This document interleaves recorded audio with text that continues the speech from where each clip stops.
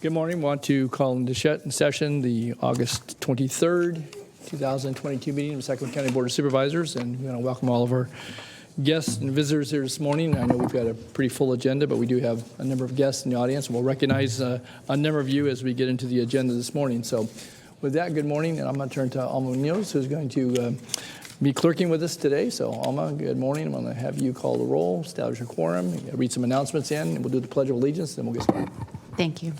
Good morning, Member Cerna. Here. Member Kennedy. Here. Desmond. Here. Frost. Here. And Natoli. Here. And you have a quorum. This meeting of the Sacramento County Board of Supervisors is cablecast live on Metro Cable 14, the local government affairs channel, on the Comcast Consolidated Communications and AT&T Uverse cable systems. The meeting is closed caption and is webcast at Metro 14 Live saccounty.gov. Today's meeting will be repeated Friday, August 26th at 6 p.m. on Channel 14. The Board of Supervisors fosters public engagement during the meeting and encourages public participation, civility, and use of courteous language. The Board does not condone the use of profanity, vulgar language, gestures, or other inappropriate behavior, including personal attacks or threats directed towards any meeting participant. In compliance with the directives of the County, State, and Centers for Disease Control and Prevention, the meeting will be live streamed and open to public attendance pursuant to health and safety guidelines. The practice of social distancing and wearing a face coverings, mask, or shield is recommended for the health and safety of all persons participating in person during the meeting, although it is not required. Seating is limited and available on the first-come, first-served basis. Members of the public will be given 3 minutes to make a comment and are limited to making one public comment per agenda item or off-agenda matter. Please be mindful of the public comment procedures to avoid being interrupted or disconnected while making your comment. To make a comment in person, please fill out a speaker request form and hand it to clerk staff. The chairperson will open public comments for each agenda item or call for off-agenda matters. When the chairperson calls your name, go to the podium and make your comment. To make a public comment by phone, dial 916-875-2500 and follow the prompts to be placed in queue for a specific agenda item or off-agenda matter. Please refer to the agenda and/or watch the meeting to follow along to determine when is the best time to call to be placed in queue to make your public comment. Clerk staff will transfer calls into the meeting accordingly. Each agenda item queue will remain open until the public comment period is closed for that specific item. You may be on hold for up to an extended period of time, and your patience is appreciated. You may send written comments by email to boardclerk@saccounty.net. Your comment will be routed to the board and filed in the record. Bless you. If you need an accommodation pursuant to the Americans with Disabilities Act or for medical or other reasons, please see clerk staff for assistance or contact the clerk's office at 916-874-5451 or by email at boardclerk@saccounty.net. Thank you in advance for your courtesy and understanding of the meeting procedures. Thank you, Alma. Would you lead us in the Pledge of Allegiance this morning, please? I pledge allegiance to the flag of the United States of America and to the republic for which it stands, one nation, under God, indivisible, with liberty and justice for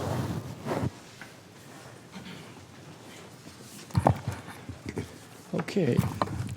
With that, then, I know we have a number of folks signed up. I wanted to say for those that have signed up for items 68 and 69, those items are not slated to be heard until this afternoon, so certainly some of you have signed up for other items in addition to those. But if you're here on items 68 and 69, those are not scheduled to be heard until the 2 o'clock session or the afternoon session. All right. With that, let me turn to the clerk to talk about any items that would be dropped, and then we'll go into our off-agenda items, our speakers. I have quite a few notes for the consent calendar today.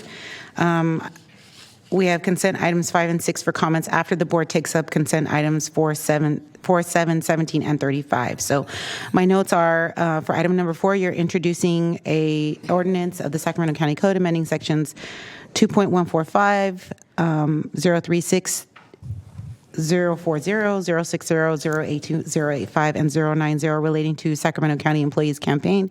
Wayful reading and continue to September 13th for adoption.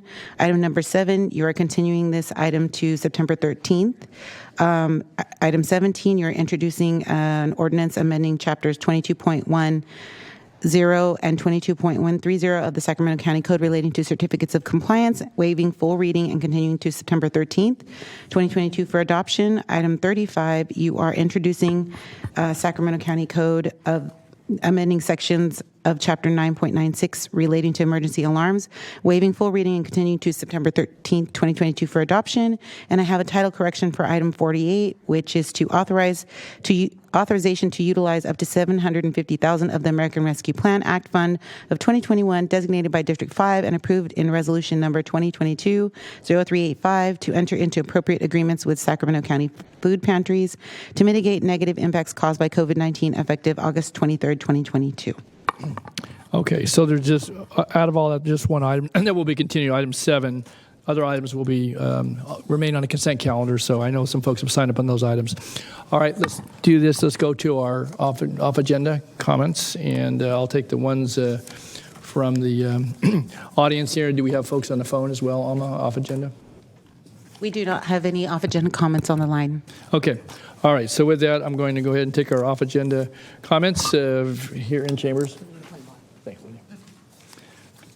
And we'll start with Dan Adderholt, followed by Claudia Adderholt, followed by Leon Korkos.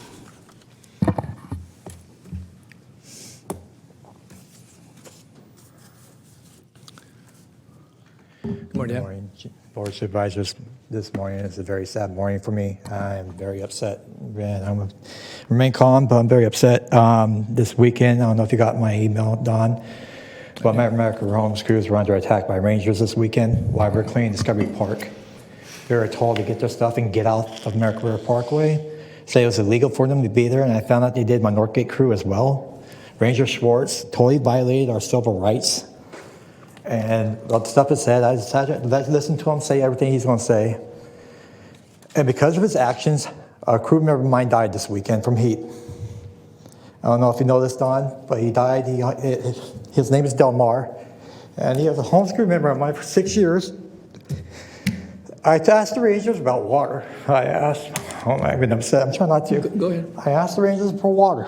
It started out harmless. I asked the Rangers for water for my crews this weekend. We're dying of heat out there, right? My crew members are parked, had their tents under the shade, okay, which they've been doing all week because of the heat. Ranger came, Schwartz came, and his buddy came and told them and me, basically, I asked the Rangers, where can we get water? The Rangers told me that there's not water in Discovery Park, and there's no law saying they have to give us water in Discovery Park, quote unquote, by the Rangers' mouth. And he told us if we don't like it, we could leave. Okay? I told him that we're under fee waiver for American River Parkway. You know, all the fees are waived. He said nobody will give us no fee waiver for, especially the homeless, for the Parkway. Okay? This is total racial and profiling by a ranger. I cannot believe a ranger that wears this uniform he's supposed to protect, and he's not. He's bullying, harassing, and attacking the homeless and lying to the homeless, saying there's a law when there's no law passed yet. Rich Desmond, I know you. I know you're being well and everything. I know you're all about keeping the community clean and safe and everything. But this is happening in your district. It's happening in Phil Cerna's district. My crew members are getting attacked, and we're over trying to clean your district up. And they're attacking my crew members this weekend. We're over cleaning Phil Cerna's district up, attacking my crew member. Don, your district as well. They're attacking all over Sacramento right now, telling the homeless that they cannot be there and that it's illegal for them to be on the American River Parkway and 100 feet away from water. What are we doing here? This is natural God resource water. We have no right to tell the homeless that they can't be anywhere near water. That's what's keeping them alive. And Desmond, please, but hear my cry, bud, because this was in your district, man. They literally handcuffed my crew members, handcuffed them, treated them like prisoners, and tell them it's for our protection. Their Miranda rights weren't read. I mean, when you put handcuffs on, you're supposed to give them the Miranda rights. Nothing was read to him. Matter of fact, my Discovery Park, same thing with my crew members on parole. You know, he gets harassed every day. This man changed his life around, and he's trying to do the best for everything, and he still gets harassed every day. He gets cuffed every day, and he gets harassed every day. They search his property every day. This is profiling and targeting on the homeless, and it needs to stop. And we need to stop this law about the water. The water, I agree that there got to be a distance between the homeless and the water, but 150 feet is insane. I think 50 feet is permanently enough distance from water. we clean it every day. And I agree. And I think that, and right now, I'm holding Park and Recreation responsible for my American Home School member's death, and we're going to be filing a lawsuit against this because this is wrongful death. She shot the water in the parkway. Liz Ballas shot the water in the parkway. And basically said there's going to be no more porta potties, no more trash cans. What the heck do you think the trash is built up on the parkway from? No trash cans. Where do you think Equalize is coming from? No porta potties on the parkway. We need these until we have rooms and shelters for the homeless. Okay. Thank you. Thank you, Dan. Okay.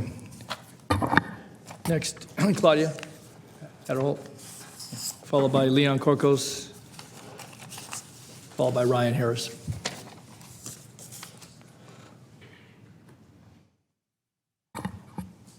Good morning, Claudia. Good morning. Thank you for having me one more time, and thank you for lowering this. As you know, my role here is to create awareness and educate the public about the homeless pets crisis, their pain and suffering as they go, and they've been going for the last 2 years with no services and no outreach coming to them.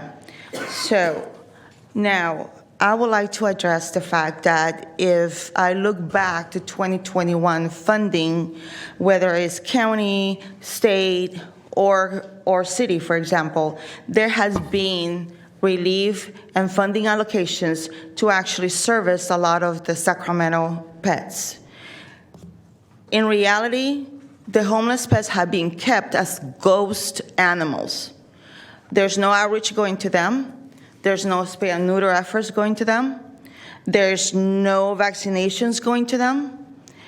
We have been doing a lot of the boots on the ground, as I have explained many times, and we have realized that in order for these animals to actually take advantage of the money allocated to help them or to service them, there has to be transportation. There's no transportation. We can talk about mobile clinics. However, mobile clinics do not service homeless camps, not even nearby, okay? So you still have the issue, or the gap, I will say, of transportation. We have offered to become and be that bridge in providing transportations to the animals that are underserved and, pretty much needed urgently at this point. We have had animals that have gone blind because of flea-infested anemia. An animal should not suffer that. That is a painful and slowly death. Now, you talk about homeless sheltering. You know, and I have brought it up to your board in many instances, placing homeless people without their animal, you're asking for trouble, you're asking for a riot, you're asking for liability issues and a big lawsuit. And I will tell you why. Because knowingly you're putting homeless into shelters, knowingly they have pets, and knowingly that these animals are being left abandoned in campsites. You're assuming that liability, and I will make sure that that happens. Because I have told you many times, 4 months, that that's happening. We have a case right now with just one case. One homeless person went into shelter. We brought in the county shelter people came, looked, and everything. We made them aware those animals were abandoned. We have navigators that you're paying under your budget that go out to those campings, and they try to facilitate the homeless and shelters, whatever, okay? So the navigator firsthand is a witness of those animals being abandoned. So you tell me why we still have this issue when I have been brought it up to you for months. It shouldn't be happening. You're giving them money to do their job. Their job is not being done. Animals should not be killed. Animals should not be put at risk. People should not be put at risk because you are failing to actually wrap up the assistance they need. That's all I got to say. Okay. Thank you, Claudia. Okay, next, Mr. Corcos, Leon Corcos, and then followed by Mr. Harris. Good morning, sir. Good morning. Thank you for letting me speak. Thank you for being here. I didn't print out my speech, and I have it on email, which I can't find either. We did get a handout. I think it was Right, on the okay, list, so yeah. I'm here to talk about parking issues in the Ferrix Village. This is really towards Rich. Ferrix Village is starting to make a comeback after decades of going nowhere, and suddenly parking is quite a commodity. We also now have a big project on with the Park District that's going to take for 2 years, and that's taking away about 50% of the parking in the village. So I want to address the other parking issues that we really need to get on, and trying to get through to Rich is not so easy. So I'm here because the buck stops here, so to speak. So first of all, there's 2-hour parking throughout the village. Or, well, there used to be, because there hasn't been low parking enforcement. In the 30 years I've been there, I've never seen a parking enforcement. So what's happened is the limited spaces that we do have, employees or store owners park all day in the 2-hour parking, leaving no space for anybody else. In fact, some of the business owners have gotten bold enough to actually take down the 2-hour parking signs because they were never, ever, ever enforced. So that has to change, and that needs to change quickly, or we're going to lose more businesses. Secondly, if you look at the photograph, another dire problem in the village is that over decades of time, property owners, me being one, falsely told possibly, that the parking spots in front of our property belong to us, not the county. So now shops are putting up reserve, reserve, reserve. The picture you have probably represents 3/4 of a block, and the village is only 6 blocks long, so that's a big chunk, right? And they're everywhere. So I have talked to DOT, I've talked to planning, I've talked to Public Works, and they're just telling me, call Public Works. No, call DOT. It's like a death loop, and I've put 20 hours in. DOT says, well, then the property owner should have a survey to see who owns the property, and I'm saying hogwash. Who's going to spend $10,000 to cut off their nose? The reality is, when the Oak Cafe came in and wanted to do one of those outside parklets in the street, he had to get a permit from DOT.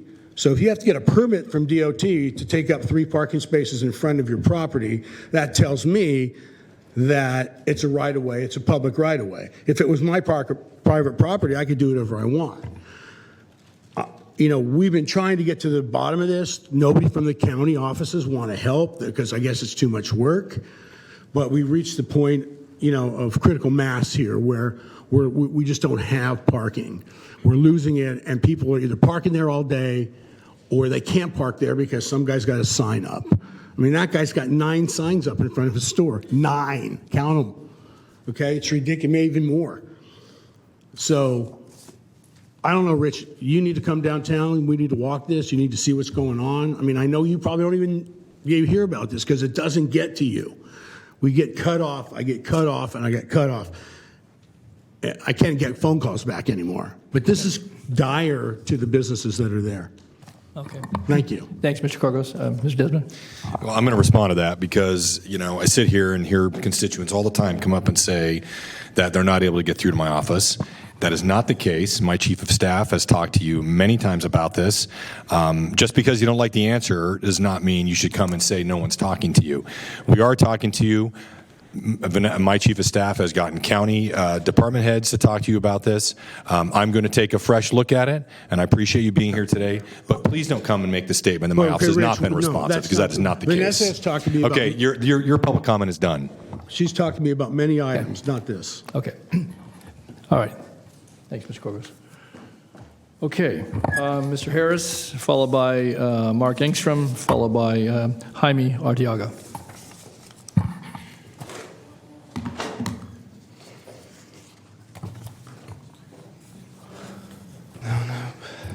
Good morning. Hey, good morning. Doing good. Thanks, Ryan. So I was going to do my usual, where I come in here, pull up some examples about the discipline that was done wrong, and try to get some answers, because HR can't answer it, but you guys still allow it to uphold. But this morning, I heard that Gavin Newsom might be running for office over in Florida. So I didn't have too much time. I wanted to change it up and take my time up here to tell Florida, no, don't let him do it. Stop. Run, run, run, Florida, run. Reason being is that I've asked for Gavin's help here, and California has about 6.5% African Americans, whereas Florida has 16% African Americans. So I couldn't imagine someone that doesn't care about this little 6% over here to go over there to where it's 16%, almost triple, and expect to care over there. So to Florida, run far, run fast, run as much as you can, because he's not going to help, just as, you know, I can sit up here and ask you guys, but you guys have yet to help.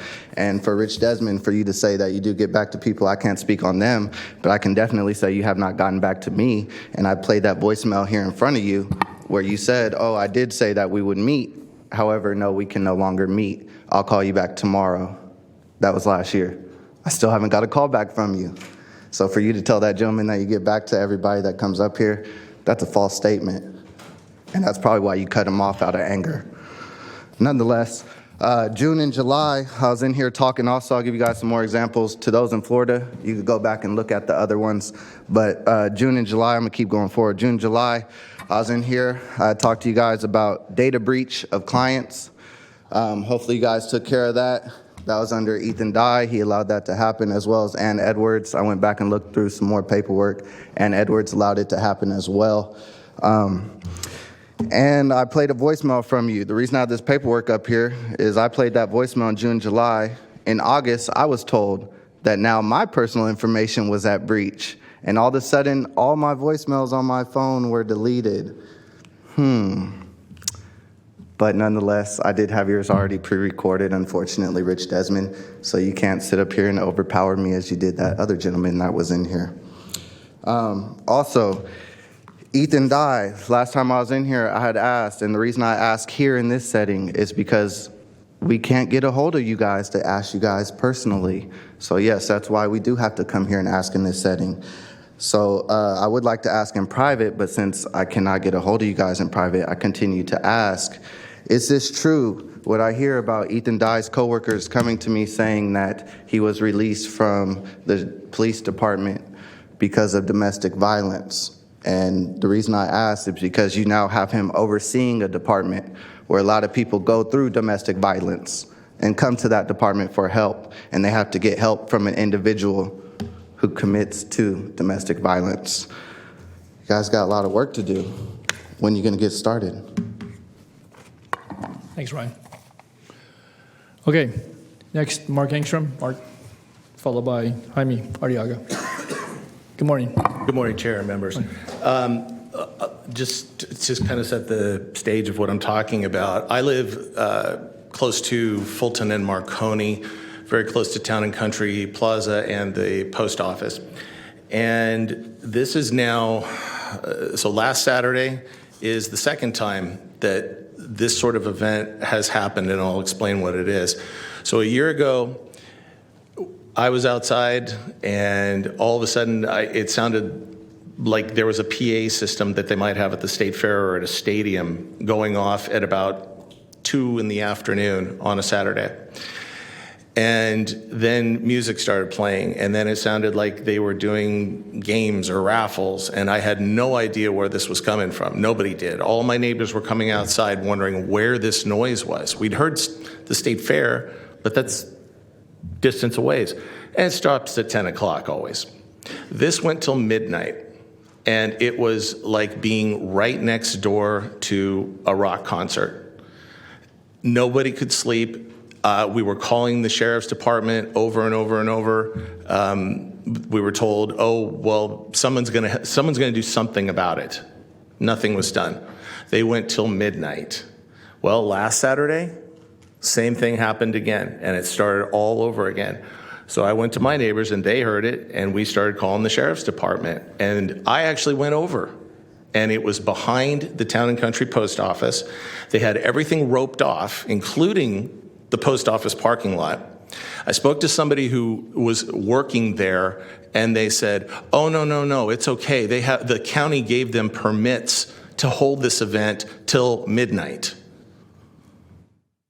And that was the line, that, oh yeah, no, this is perfectly fine because the county gave them permission to do this. Mark, what kind of event was it, though? It was, I don't know exactly what the event was called, but like I say, it was all roped off, and they were guiding people to park, like almost like valet parking, and that parking also spilled over into our neighborhood, and so we kept calling and calling and calling. And I want to publicly say also, and thank Supervisor Desmond, because he and his office did respond. And I think only because of that was the event told to shut down at 10 o'clock, which they didn't, by the way. It still went on until about 10:30, and then they finally shut things down. But we can't have this happen. We're a residential area. I get that there is a commercial around there, but we are an older established neighborhood, and it's all around that area, not just on the north side, west side, it's all over. But this was just completely unacceptable and inappropriate. And again, told, yes, we have permits issued by the county, and I know that's untrue. So I wanted to bring that to the board's attention. Okay. Thank you. Thanks, Mark. Supervisor Desmond?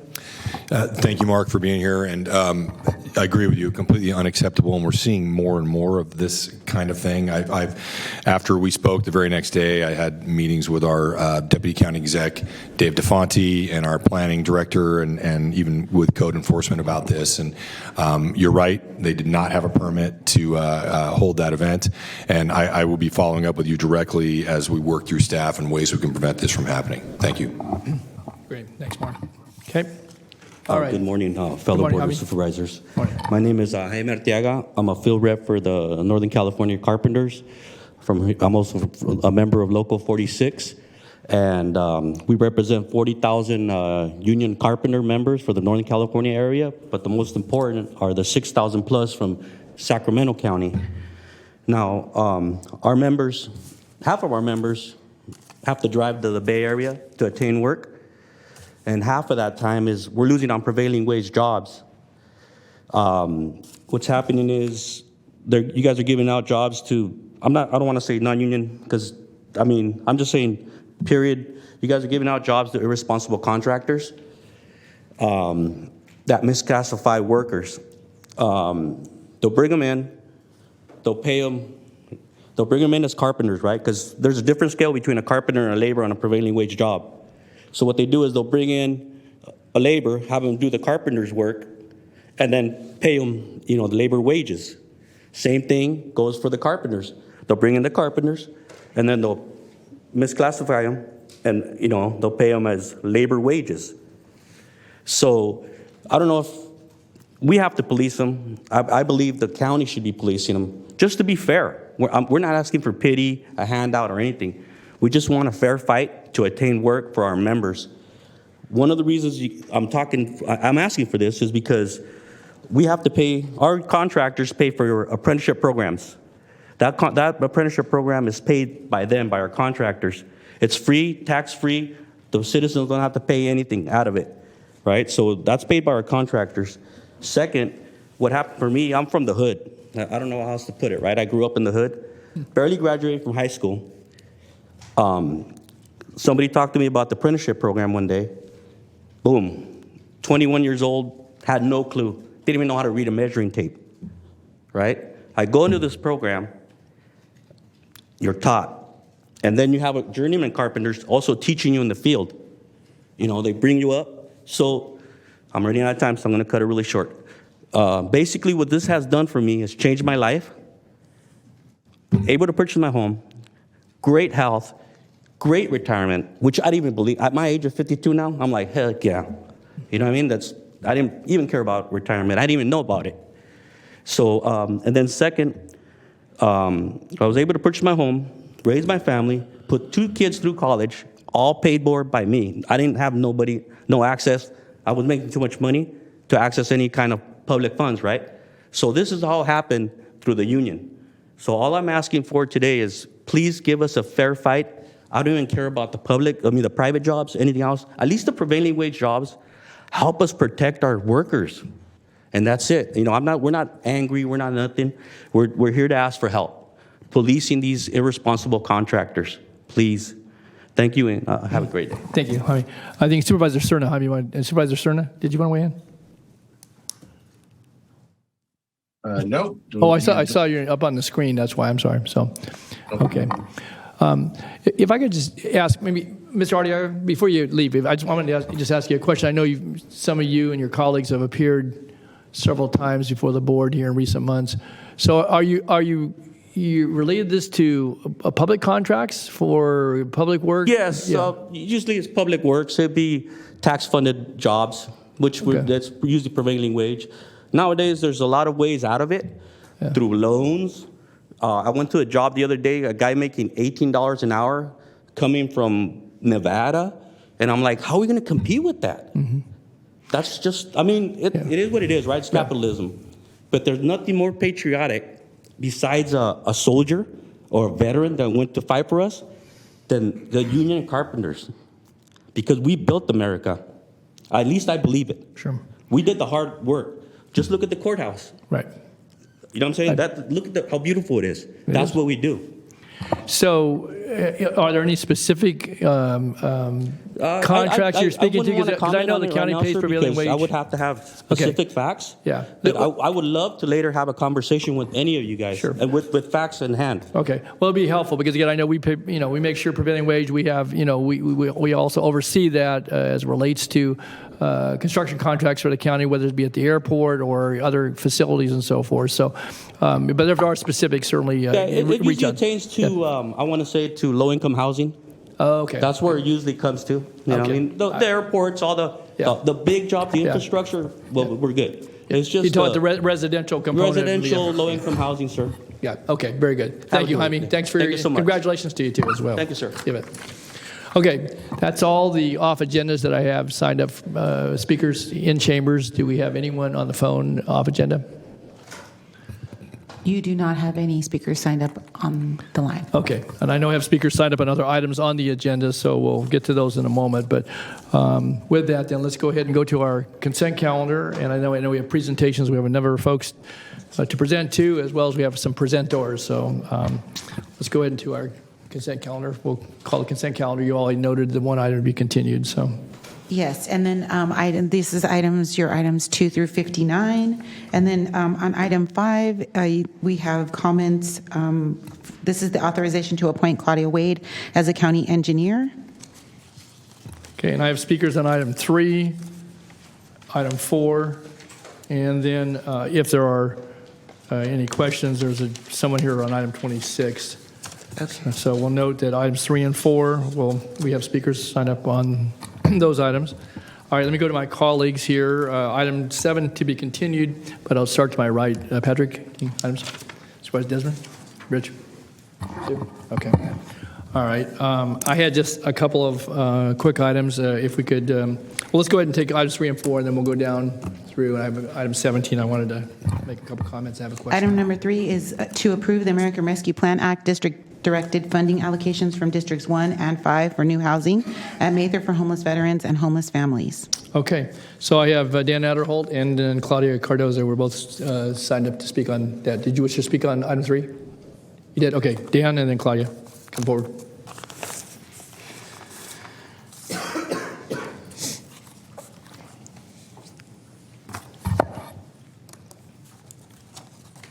Good morning once again, Dan. Good morning again.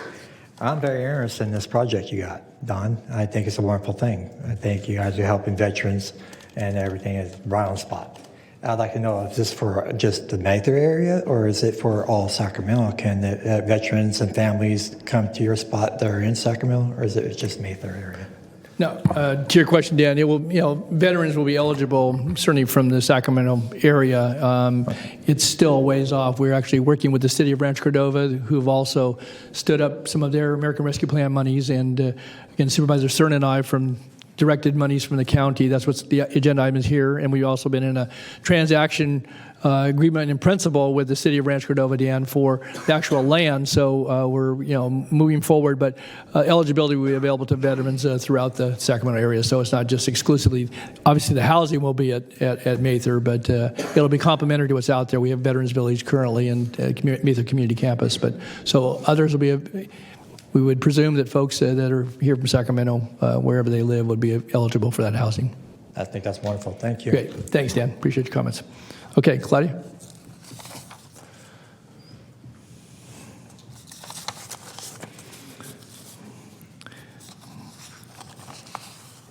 And you signed up for items 3 and 4, Claudia, so we'll take both of those. You can comments on, take 3, and then when you're done, we'll call 4 and have you stay right up, so.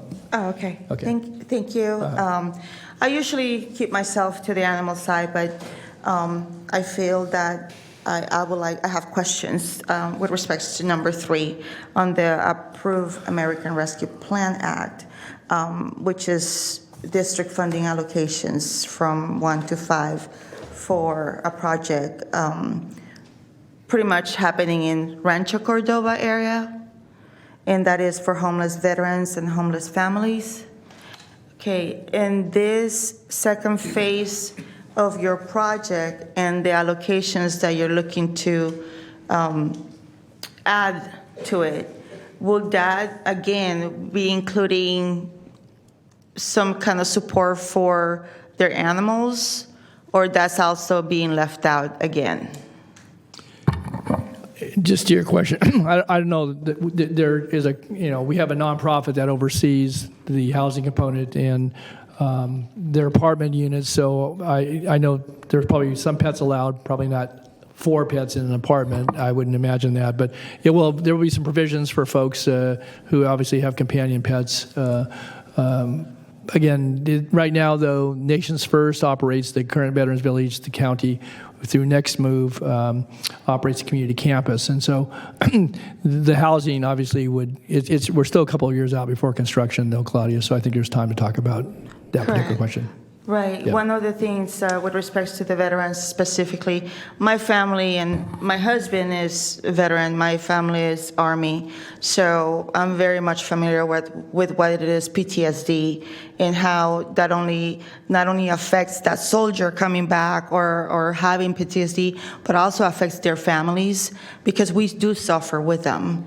We have to be their support system, and we have to pretty much try to give them a sense of safety in something that is different for them. It's a different environment, and it's a different reality to them. So I'm very much aware of that, and I'm part of that military family. With that said, the animals serve as an emotional support to many of our servicemen and many of our men that actually have suffered disabilities, besides mental. I'm talking about the physical disabilities.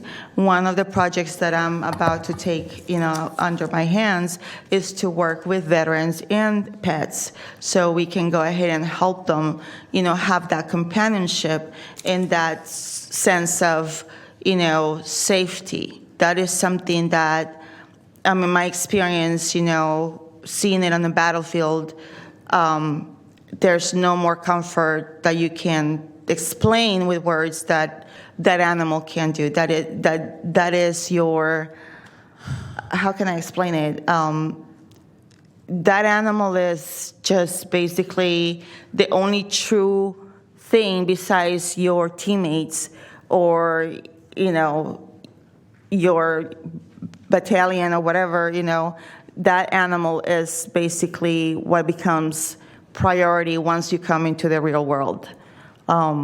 So I just would like to, since you're going to allocate extra fundings, to please take that in consideration. And also, at the end, will be a win-win situation, because we will be helping a lot of these animals that right now are homeless, being able to, have a second chance. Good. Thank you. Thanks, Claudia. Okay, you can stay, Claudia, you can stay there, because I think you also signed up for item number 4. So That's we'll call item number 4 if you could. I forgot. That's okay. Thank Item you. number 4 is to introduce an ordinance of the Sacramento County Code amending sections 2.145, 036, 040, 060, 085, and 090 relating to Sacramento County Employees Campaign Wayful reading continues to September 13, 2022 for adoption. Okay. Right, and on that campaign, it also, I believe, included the ordinance that is being discussed for the last few meetings, to make it illegal on camping.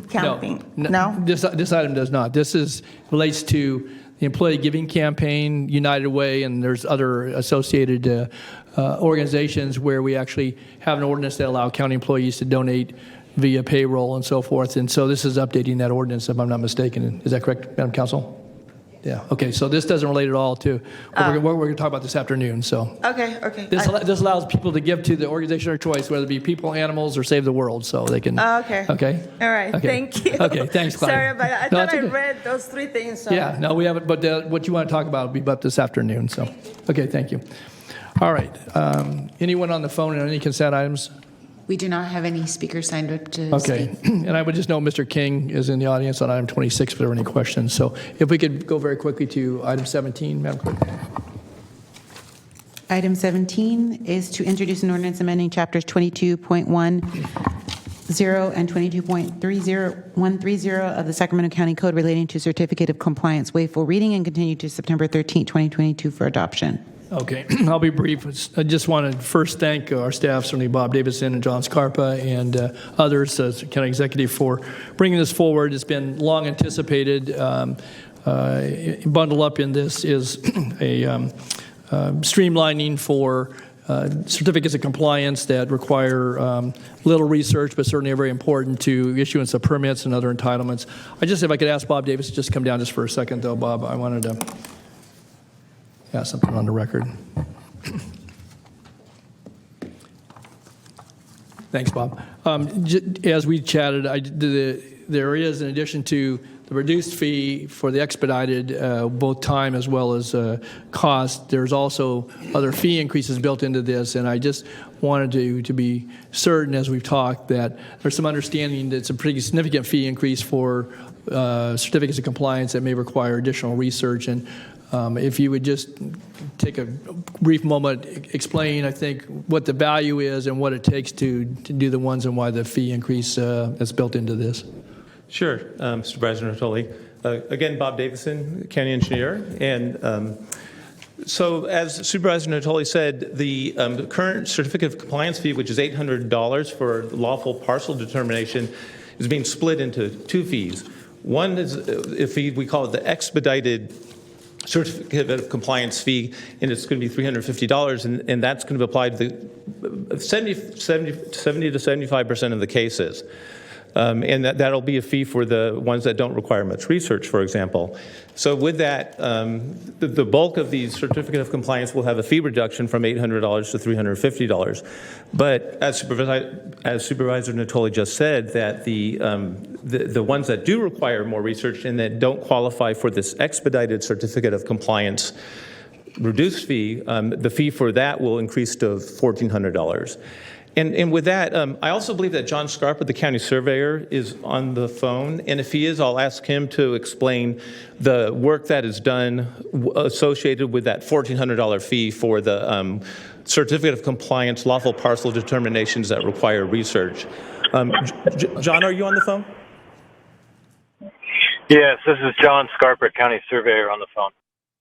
Hi, John. Maybe you just take a brief moment and explain kind of the difference. I think Bob talked to it, but because of some of the work that's required for title certification and so forth, if you could just briefly explain kind of what the difference is here. We're reducing on one hand, but we're also raising a fee on the other hand. So.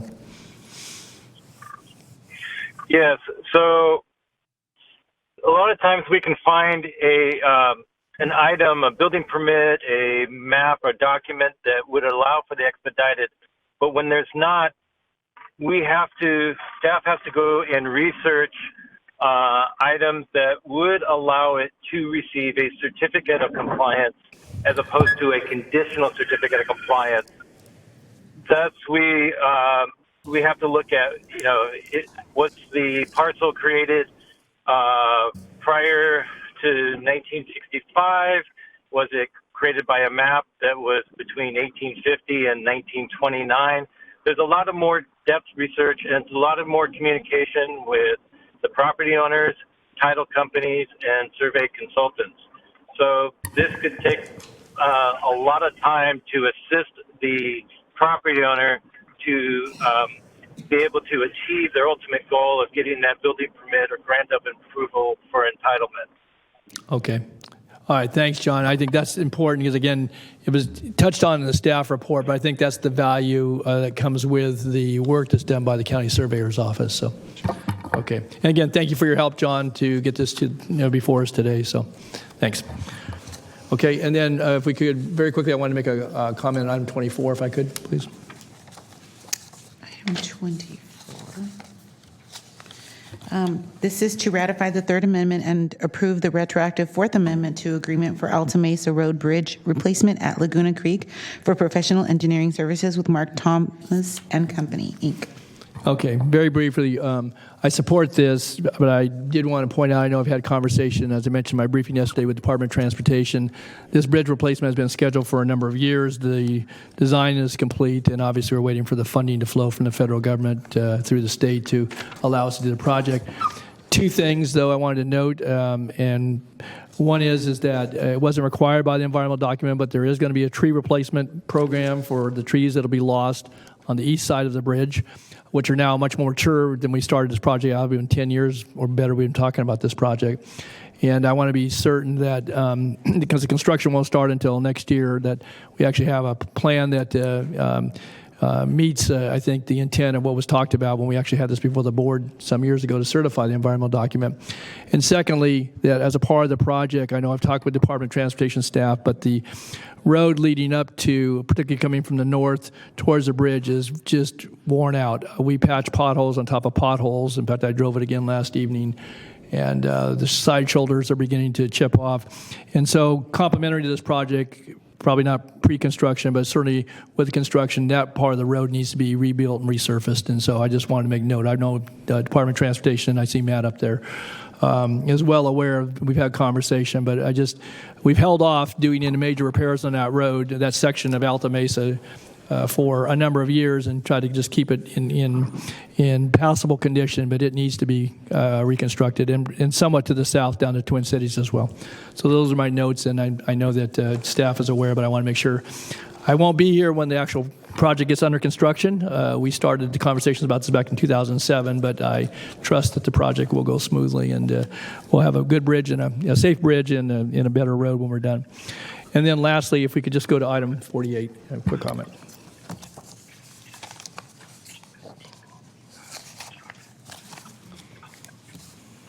Item 48 is authorization to utilize the $750,000 of the American, this is the item I read into the record earlier, Right, you did, with the title correction. Right, and so this relates to ARPA monies to support our food pantries and food closets in portions of the county. I want to just thank our staff for their work on this. I know it's been taking quite a bit of effort to figure out how we could best assist and certainly stay within the guidelines of the American Rescue Plan money, but this is, much needed by some of our local food banks, and we've also assisted, I know, some of our larger organizations in the past with both CARES money as well as with ARPA money.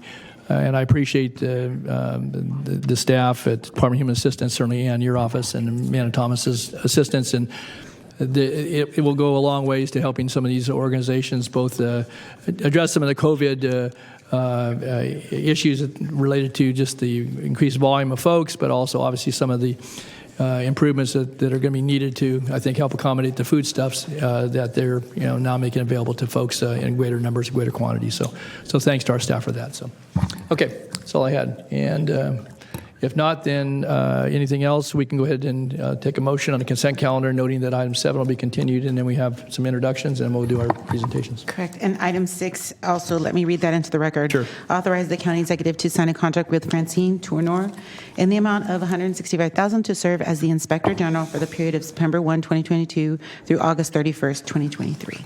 Okay. All right. Do we have a motion on consent calendar? With the exception of item 7, I move the consent calendar. Okay.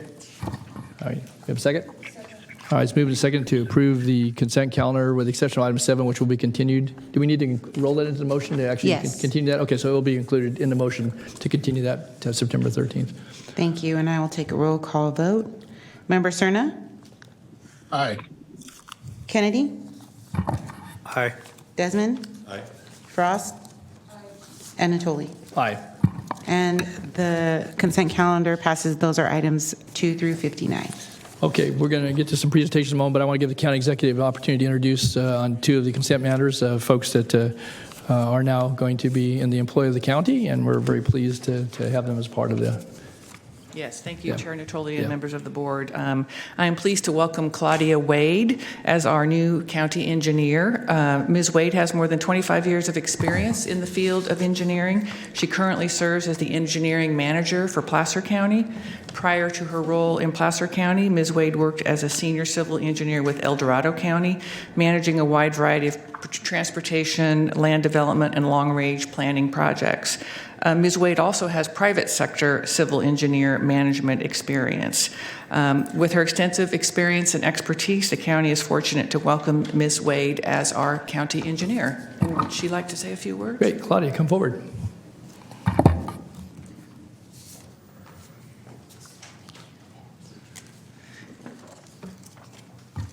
Good morning.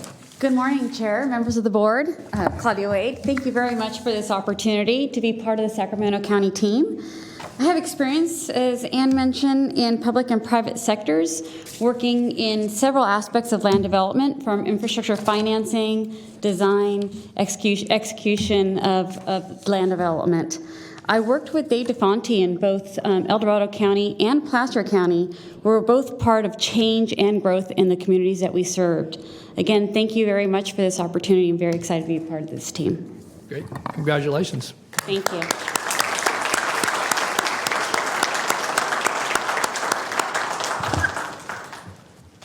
Okay. Okay, thank you. Next, I am pleased to welcome Francine Tourneur, her appointment to the county's new Inspector General position. This is a critically important position, as all of you well know, and I'm pleased to say that this appointment has unanimous support from the groups that were on a panel, certainly Chair Natoli, Sheriff Scott Jones, the community, a subset of the Community Review Commission, the Deputy Sheriff's Association, and the Law Enforcement Management Association. So we are pleased she received unanimous support. Ms. Tourneur began her career in law enforcement as a deputy sheriff in Contra Costa County, where she quickly gained an appreciation for the complex field of law enforcement.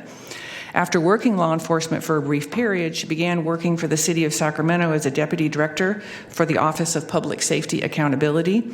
And then in 2008, she was promoted to the director role of that office, where she was responsible for conducting all complex and sensitive investigations.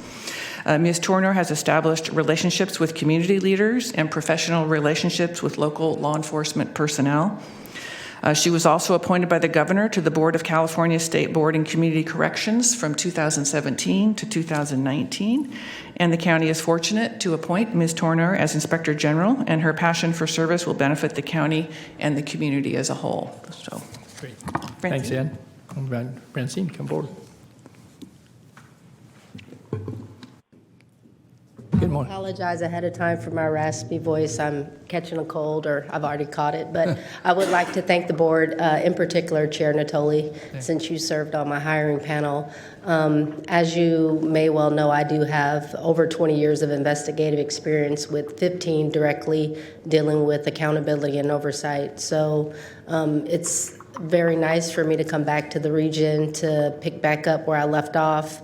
And I'm looking forward to working directly with the community, listening to them, hearing and understanding their concerns, and then working collaboratively to address those as needed. So thanks again for your confidence in me in this position. Congratulations, Francine. We're welcome aboard.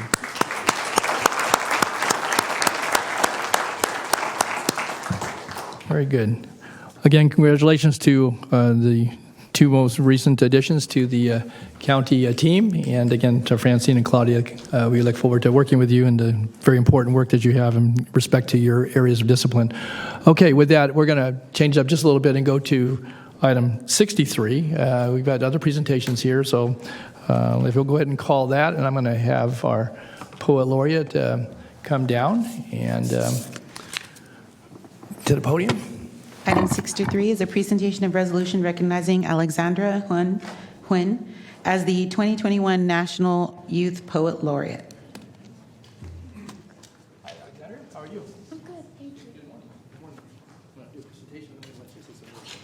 you. Well, we're very, I think, not just pleased, but excited and privileged this morning to have our National Poet Laureate here with us, who's a Sacramento resident, and she's here with her family, and I'll let her introduce her mother and father here in a moment, and she also has the director of the Sacramento Youth Speaks. But this is a very prestigious honor. She's only the fifth, I think, ever in our country to have earned this title, and she's a very talented, very passionate communicator, a poet, and writer. And I think she's going to take the opportunity this morning to share a little bit with us. But we're just very pleased, and I know that you have a very busy schedule because even though your home is here in Sacramento, I know you're traveling throughout the country and representing certainly young adults, but people from all ages in this community and throughout. And I think your message is obviously a very strong one. And you're a graduate of Mariloma High School, Matadors, is that right? Yes.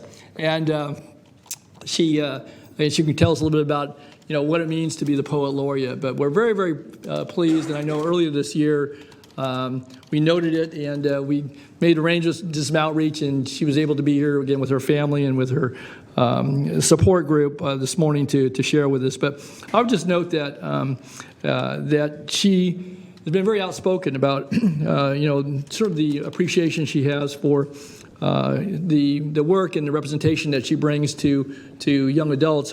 And I'm just going to quote one of the, I think, quotes that is attributable to her, but really speaks to, I think, her advocacy and her passion, that she's very pleased that Sacramento is a home to such a diverse community of people of all races and ethnicities and backgrounds, which allowed her, she said me, but her to move through the world with a greater appreciation for people and their stories. And even at her young age, she's become quite the storyteller as well, and communicating, I think, a message certainly of diversity, but of inclusion, and the importance of not only young people, but certainly building a strong foundation within the family network, within the community network, to share the human experience. And so we're very, very pleased to congratulate and to honor and to recognize you and to have you here with us this morning, Alexandra, to receive recognition by the board. And so this is for you to add, I'm sure, to your growing list of awards that you get as you travel the country. But we were proud to call you a native daughter here in Sacramento, and very pleased you're with us. And congratulations. And I'm going to allow you to say some words and maybe share some poetry with us and introduce your family if you'd like. So, okay. Well, good morning, everyone. I'd really like to extend a huge thank you to the Sacramento County Board of Supervisors for granting me with this honor. I have lived in Sacramento my entire life, and I never would have thought that I would have this sort of platform to share my story, and that I'd be able to stand here today in the board chambers and introduce my family, and just thank all of the community members that have poured into me, that have contributed to my success. So firstly, I'd like to thank my parents who are here, Thao Nguyen and Yum Huyen. Without their sacrifices and coming to this country, immigrating from Vietnam, I would not be where I am today. I think one of the beautiful things about Sacramento is that it is home to a diverse population of immigrants and refugees, and each of those individuals brings stories and resilience that contribute to Sacramento's beauty. And my parents and the Vietnamese community have taught me that the greatest thing that you can do is to be in service to those you love and to have that reciprocal relationship, because the most important things that we can build are things that we build for each other and that we can take part of together. And secondly, I'd like to thank Patrice. Patrice Hill is the director of Sacramento Area Youth Speaks. Without organizations like these in Sacramento, I would have never had an opportunity to find my voice. When we give youth the opportunity to identify things that matter to them and to formulate language around communicating the importance of such things, we build advocates that will be able to create change far beyond the limits of Sacramento. So sitting here in this room today, I've noticed a little bit of tension, which I think is completely natural, right? Everyone here in this room has certain interests that they really care about, and that's an important thing. And when we're in conversation with each other, tension will naturally build. But I would like to encourage you all to continue turning to curiosity instead of anger when those sorts of feelings arise, because when we ask questions, that's how we continue the conversation and continue to make positive change. So poetry for me is a way to continue asking questions and share the stories of the people that I love most. With that, I would like to share a poem today that is honoring my Vietnamese heritage, particularly the sacrifices of Vietnamese nail workers. And yeah, I hope you enjoy. Welcome to the nail shop. The service never fails. Bring your business and we promise to leave you with fine nails. Allow me to take you around. I may not work at the nail shop, but I have witnessed it. Seen how my auntie's fingerprints have worn away in acetone in exchange for your pristine hands that look like they've never done a day's work, but that's how you like it. Leave the dirty work to the cleaning ladies. They already fling around broken china with their tongues. Ought to learn how to pick up after themselves. Con gái này có mũi giống heo.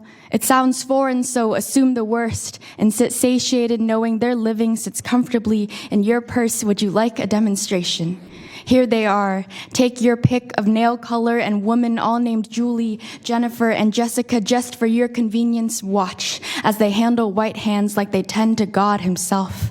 Construct entire temples out of rhinestone, plastic, stardust, and whatever else is selected from those colossal shelves that span across entire walls of the salon and say, here, for you. Pick color, I make happen. Pick color, I make beautiful. It still amazes me how they manage to maintain such brilliant enthusiasm even in fractional English, even as the greeting bell's incessant whine and the heat of bodies fills the room, and the soaked cotton balls and waste bins taint everything with lacquered fumes, and the patrons get more vicious as day bleeds into afternoon and the head begins to hammer and hurt amidst the hurricane of noise with their inflatable feet and soggy hands as warning signs of natural disaster, but the only statement they manage to issue is, cash please, thank you, come again. I once asked my mother why so many Vietnamese women became nail technicians, and she told me, it's because we are a hardworking people, a people who know how to make things beautiful. And I wanted to tell her, yes, but we are sometimes a soft-spoken people, a shipwrecked people who learn to take shelter and weather the storm even after the sun had come out. I can never forget that instinct, plastered firmly onto my soul and sealed in by the kind of glue that holds entire generations together. My hands, too, will become calloused, veins branching along my skin like the waterways of my motherland. I, too, will learn to build temples, but only to my own God. Thank you.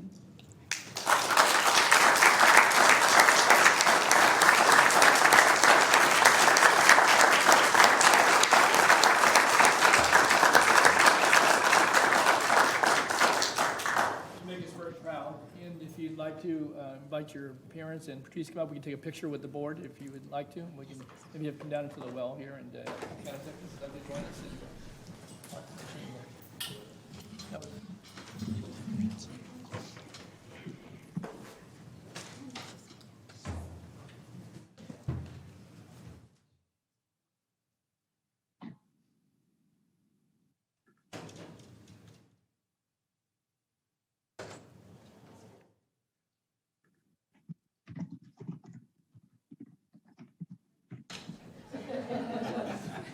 Say cheese.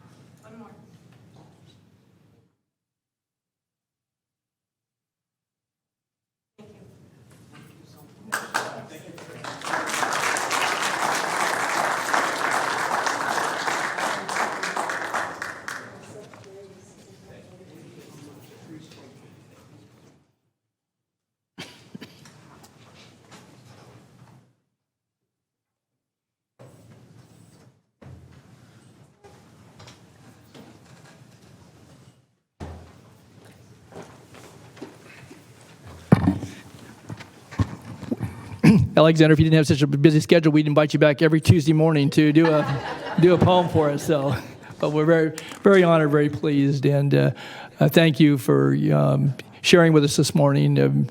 A lot of insight and a lot for food for thought in what you recited this morning. So we're very pleased. So one more round of applause for our National Poet Laureate.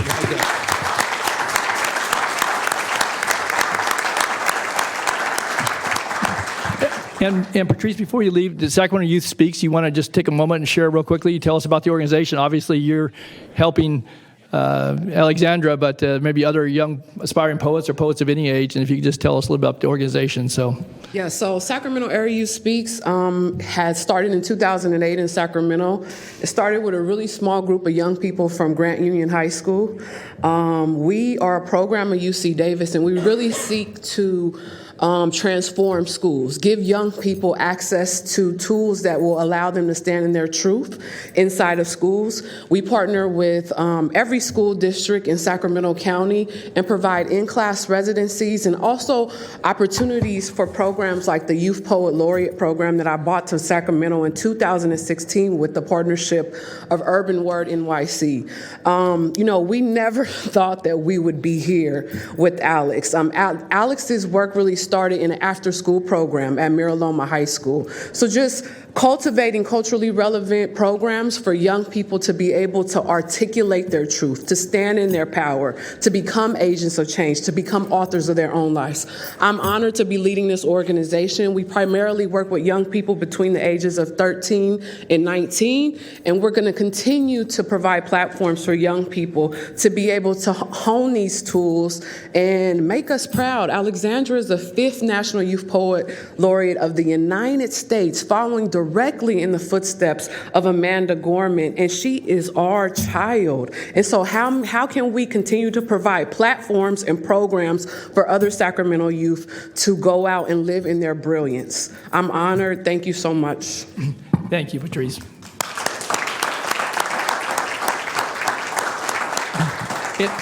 And if someone wanted to learn more about your organization, you have a website, Sacramento Youth Speaks. Yes, it's says.ucdavis.edu. Okay. Says.ucdavis.edu, and I'm sure we'll be in touch. Okay, very good. We'll invite all our young poets here. Like I say, we would love to have you a regular here to share with us. But again, thank you so very much for being with us. And you picked up on the tension in the room. You stay around for the rest of the day. So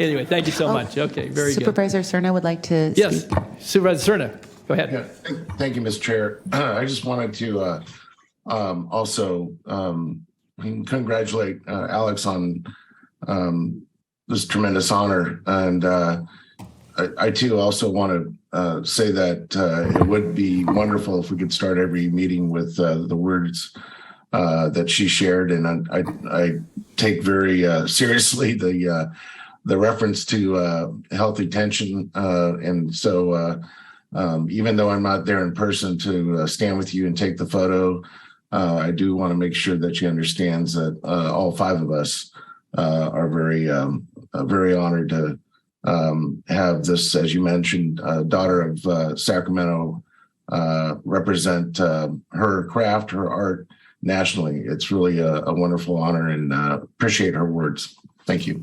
Thank you, Phil. Any other member of the board? Any comments? Okay. Well, again, we wish you all the best in your travels throughout the country, and again, you're welcome back here anytime. So, very good. Thank you so very much. Okay. All right. With that, we're going to move back to the regular presentations, and if you call the next item, we actually have several. So. Item number 60 is the presentation of resolution congratulating Doug Sloan upon the occasion of his retirement. Okay. Dave, you're going to kick this off, and then I'll join you down there. And if I could get Doug to come up here as well. So Dave DeFonte, Deputy County Exec of Community Services, trying to find a way to follow up after such a powerful act. Oh boy, hope to not disappoint here. I'm here with a bittersweet item to congratulate Doug upon his retirement. He's had a very long and distinguished career, first in the private sector, and he began his career in the county in 2010 as a superintendent with the Department of Waste Management and Recycling, and then promoted to division chief. In 2017, he became our director and has been very aptly leading the department since then. During his tenure, Doug has been a very key leader implementing a number of programs in the ever-changing world of waste management and recycling, as I know you're very well aware, not least of which is changes recently related to 1383, which is obviously no small feat, all the while providing outstanding customer service and some of the lowest costs in the region relative to his operations. Doug has built an outstanding team of department staff and leaders who are the best in the industry, frankly. He's known for building a positive culture, well loved by his staff and county leadership, and known as a person of commitment and compassion, which I love about him. Doug retired earlier this month. Hopefully he's enjoying a lot of time with his family and on the golf course, as represented by his tie there. So the resolution being presented to Doug today, I think, captures well his contributions to the county. But I wanted to personally thank Doug for a couple of things. Over the last couple of months where we had just a brief overlap, he took a ton of time out of his schedule to get me up to speed on all things waste management and recycling, which I very much appreciate. And for building, again, such a positive and knowledgeable and productive team. And I can say firsthand, after having traveled to many sites over the last couple of months to witness his operations firsthand and to meet a number of his staff, that they're absolutely second to none. And I say that with full conviction. I truly believe it. I peppered them with questions, and that's just sort of my natural curiosity coming out. And their knowledge is just absolutely amazing, and they're good people, which I really love about them. So, although we'll miss Doug very much, he leaves us in good hands, including not the least of which with Mr. Keith Goodrich, our interim director, who I've known since my first tour of duty with the county, and love working with him. So I do have a level of comfort that we're in excellent hands moving forward. So with that, Doug, just wanted to thank you. Thank you for leaving a very positive legacy at the county, which you've definitely done.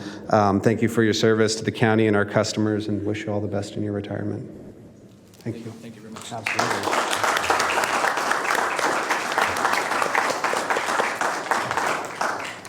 Good morning.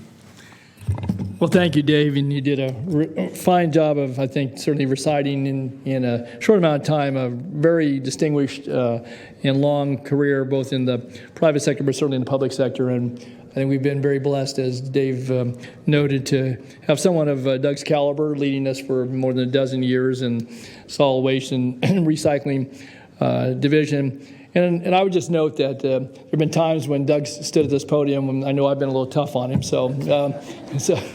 But today I will just make up for some of that and say that, as tough as it may be up there, and for you to be here to field those questions, you always stood with a tremendous amount of, I think, respect to the issue at hand. And again, when we're talking about fee increases or, work at the landfill or instituting programs that wouldn't necessarily be well received, at least initially, by members of the public, you knew your stuff, and you were always good about getting back, and I think worked really, really hard to not only address questions from board members and the folks that we represent, and obviously customers that you serve, but I think to help people understand, the importance of recycling, of certainly the complexities of disposing of waste properly, and and maintaining a large team of folks that go out there each and every day, at least during the week, collecting at the curbside. And I would just note, too, it wasn't in the resolution, but I think we're aware, because we've seen some of the community surveys, that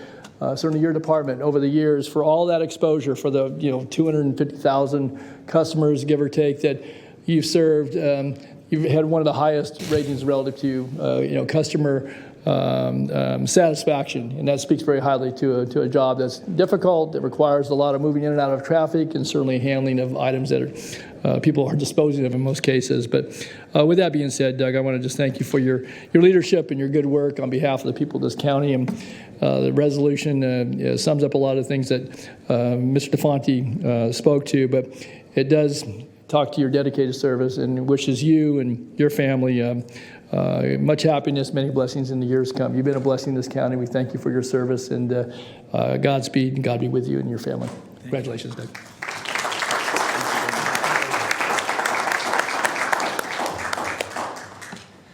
Wow. Having to follow Alexandra and, the tension in the room it was more on Dave and I to come up after her. What a true credit to Sacramento County and the citizens here. It's been an honor and a privilege to be the director. And I could go on for hours, which sometimes we have talked for hours about waste and recycling and talking trash. For me, it's. I'll be honest with you, it's been a fairly difficult transition for me. As ready as I was, it's all about the people, and it's all about the relationships I built. I'd first like to thank the board. I'm very humble and grateful for the board appointment back in August of 2017. You gave me a chance to do something that I've frankly dreamed about my entire career. You gave me a chance to lead, as I told the board at the time, I think the best waste management organization in California, certainly one of the most talented organizations with the staff that we have.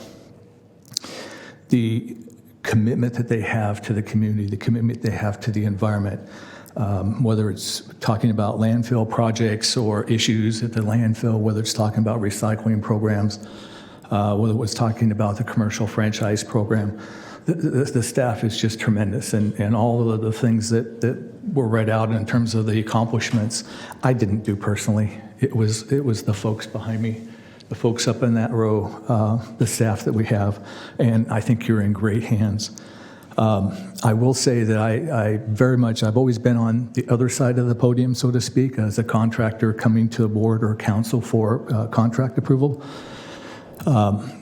One of the things that I've truly appreciated over the years is the commitment and the dedication that each one of the five of you have towards your positions and towards the operations of the county. It's not easy to stand or sit there and listen to some of the things that are thrown around.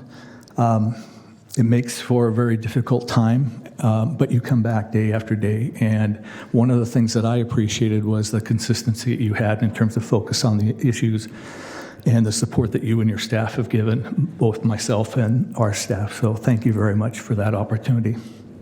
I'd also like to thank senior staff. I wish I had another 20 years to work for Ann. She, in a short period of time, has really galvanized some of the cultural things that we've been trying to do in our department, and you're going to see that within all the directors. The directors themselves, I've worked for a number of different corporations, including a Fortune 500. I've never worked with a group like the directors that have been more committed and more sharing of information and support. A lot of times, if I had a site in Marysville, my focus was on that site. It wasn't necessarily on one of the other sites, the cities or counties. But I truly can say that I could pick up the phone and call any director that we have here, and most division chiefs, and the response would be tremendous. And again, that's a testament to Ann and the people that she's been hiring. And it's a testament to Cindy's not here, but folks like Cindy Nickel. She's been very, very helpful all through the time, and I have to express a lot of appreciation to the directors. And last but not least, I'd like to thank the staff. Sitting in that row are probably 2 or 3 candidates for both the division chief and the director over time. There's a tremendous amount of depth in the department. They're very committed. My job a lot of times was start the dialogue and let the discussion happen, because they came up with great ideas. And I love nothing better in diversity world of putting engineers and accountants, planning people, operations people in a room together with a difficult problem and having them come up with the solutions for that problem. Again, I think you're in tremendous hands with the group. I mentioned earlier it's the relationships, and I'm struggling because I've worked with a number of these people for over 12 years, and I've gotten to know them really well. We have done a lot of things together. We hung together as a group through COVID. None of the services that we provided were stopped at all. During COVID, we're probably one of the few in this area that didn't shut down or modify hours for transfer station or landfill or collection or anything. And that's a testament to the employees and them, and they're wanting to fulfill their mission. You're in great hands, as I said. I will leave you with one last thought. I know it's on item 62 is proclamation for Prostate Cancer Awareness Month. When you talk about teamwork and when you talk about people that support one another, this group behind me helped me through in November, December of 2019 through prostate cancer. It was not something I talked about, not something, this is the first time I've really publicly talked about it. It's a very important subject for men, but again, the folks that you see right back here are the ones that got me through that. And we didn't miss a beat. We kept on. We do have a curbside organic recycling program going. We didn't stop anything because of what was going on with me. And again, it's all about the folks. So thank you very much. I'm very honored. It's been the best job I've ever had. And it really is, I hope you can tell it's not a job. It's the relationship that I built with everybody here. So thank you very much. Thanks, Doug. Doug, don't go too far, Doug. You got some folks that I'm gonna go to Ann Edwards, and we have Sue Frost and Rich Desmond and probably others too. So you get to stand a little longer there. Thanks, Doug. Ann. Thank you. Doug, I just want to direct my comments directly to you because you have been just a breath of fresh air for me.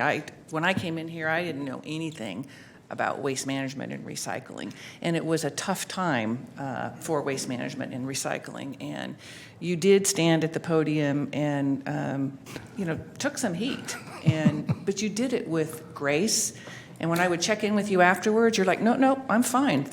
That's what they're supposed to do, is ask me these hard questions, and we'll go back and we'll come back. And you did that time and time again. And you always did it with a smile and professionalism and grace. And I really greatly appreciate that. And the other thing I really greatly appreciate about you is who you are. You talk a lot about relationships. Anyone who knows me knows that that's what's really, really important to me. And I truly believe that's how we get our work done, is by having relationships. And you've created in your department, as you mentioned, what I'm trying to create throughout the county. And so you were a step ahead of us. And I just really appreciate you and all you've done, and for leaving us in such good hands. That's a testament to your leadership, because succession planning is really, really important, and you clearly have a bench in your department. So I appreciate that as well. And I know this is hard for you, and I hope that you go have a wonderful time with your lovely wife, whom I met this morning, and play some golf and do the other things that you enjoy. So thank you for everything. Thank you. Great. Thanks, Ann. Supervisor Frost. Hi, Doug. Hi. I just want you to know that from the very first moment I got here, I think in 2017, you were one of those people who I was talking to frequently, and I had no idea that solid waste and recycling was so complex. Not only, how clean is your garbage, how well did you sort it, what world market are you going to sell it to, and what are you going to do if you can't sell it, and what contract will that impact, and what social issues arise around the recycling, and the science around all the new organics and everything you folks do, you and your staff do. It's complex, right down to mattresses. What are we going to do with those mattresses, which became a major problem at one point. And in at every turn, with every challenge or every person that came to me with a problem, you were so respectful and you cared, and it wasn't always easy. Some of those issues took time to work through, and because it was like we were in the middle of a hurricane for a while there, and you managed it incredibly well. And I just want to wish you all the best in your retirement. You deserve to go relax. You did a job well done, and I want to thank your staff also, because I know they were a big part of it, but it was your leadership, your inspirational leadership, and I wanted you to know it didn't go unnoticed. I noticed it, and I thank you for it. Thank you. Supervisor Devon. Thank you, Mr. Chair, and thank you, Doug. I want you to know when this was announced, I think it was a month or so ago, I went on for about 20 minutes, really profound things about you. But it turns out you weren't even on the phone, and I can't remember what I said. It was, but I'll go back. Did you say profane or profound? Maybe a little of both. That's a good, yeah. We did have some tense moments in the discussions about 1283 or 1383, excuse me. But I also just want to thank you for everything. I very much enjoyed talking trash with you. You spent a lot of time educating me. I'm very slow on the uptake. I realize that, so thank you for your patience. But despite all the tension, you were always there, always accessible, always very responsive. So I very much appreciate that, and wish you all the best in your retirement. Thank you. Well, Doug, I just would say, too, that you mentioned item 62, but item 64 you probably have an interest in as well, since as you stood at the podium, we talked about rate increases. So what part of it was the need to capital finance the North Area Transfer Station, and that item is here. So you get a chance to kind of celebrate, obviously, your service with family and with your fellow colleagues, but also the fact that you were a big part, because without obviously your work over the last 3 or 4 years and that of your staff, we wouldn't have that item before us today. So, thank you. Yeah. One last comment. I almost forgot to introduce my wife and thank her. We have put so many things on hold over the career to get the job done. I've spent a lot of time in Sacramento County commuting back and forth. But my wife, Shirley, wave, please. There we go. She is the reason for all of the effort.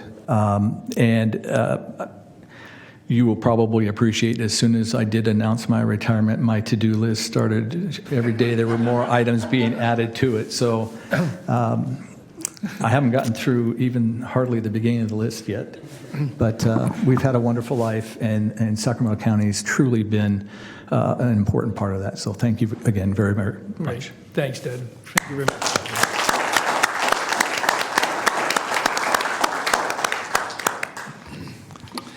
Well, Doug, you mentioned that to-do list. I don't know when you announced. I know when you announced your retirement publicly. I announced mine about 1.5 years ago, Doug, and so my to-do list is way big. My wife's had plenty of time to prepare, so surely just keep adding to it. So, anyway, thanks again, Doug, and congratulations, and certainly to Keith serving in the interim, and all the staff that obviously make things go at solid waste and recycling. So, thanks to the team. Okay, all right. Then we'll go to our next presentation. And we have some folks here. Item number 61 is a presentation of resolution proclaiming September 2022 as Alcohol and Drug Recovery Month in Sacramento County. Okay. Recovery is for everyone. Right, and I know we have Sandy and Lori Miller. So, yes. Sandy, I'll let you go ahead and introduce it, and I'll be down to present to you in just a moment. Okay, great. Good morning, everyone. Sandy Damiano, Interim Director, Health Services. Very pleased to be here today to represent our department and our division, our program. I want to thank you for declaring Sacramento County's one of its highest priorities is substance use disorders and treatment. And I want to particularly thank our board and our county executive's office for their leadership and ongoing support to help us combat substance use disorders.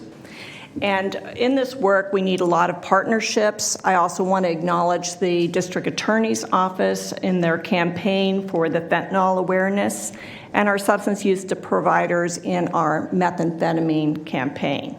Our department is passionately committed to reducing stigma and continuing to expand services to meet the needs of our clients. The clients' needs go across our system, and you're very well aware, into the homeless community and into the criminal justice system.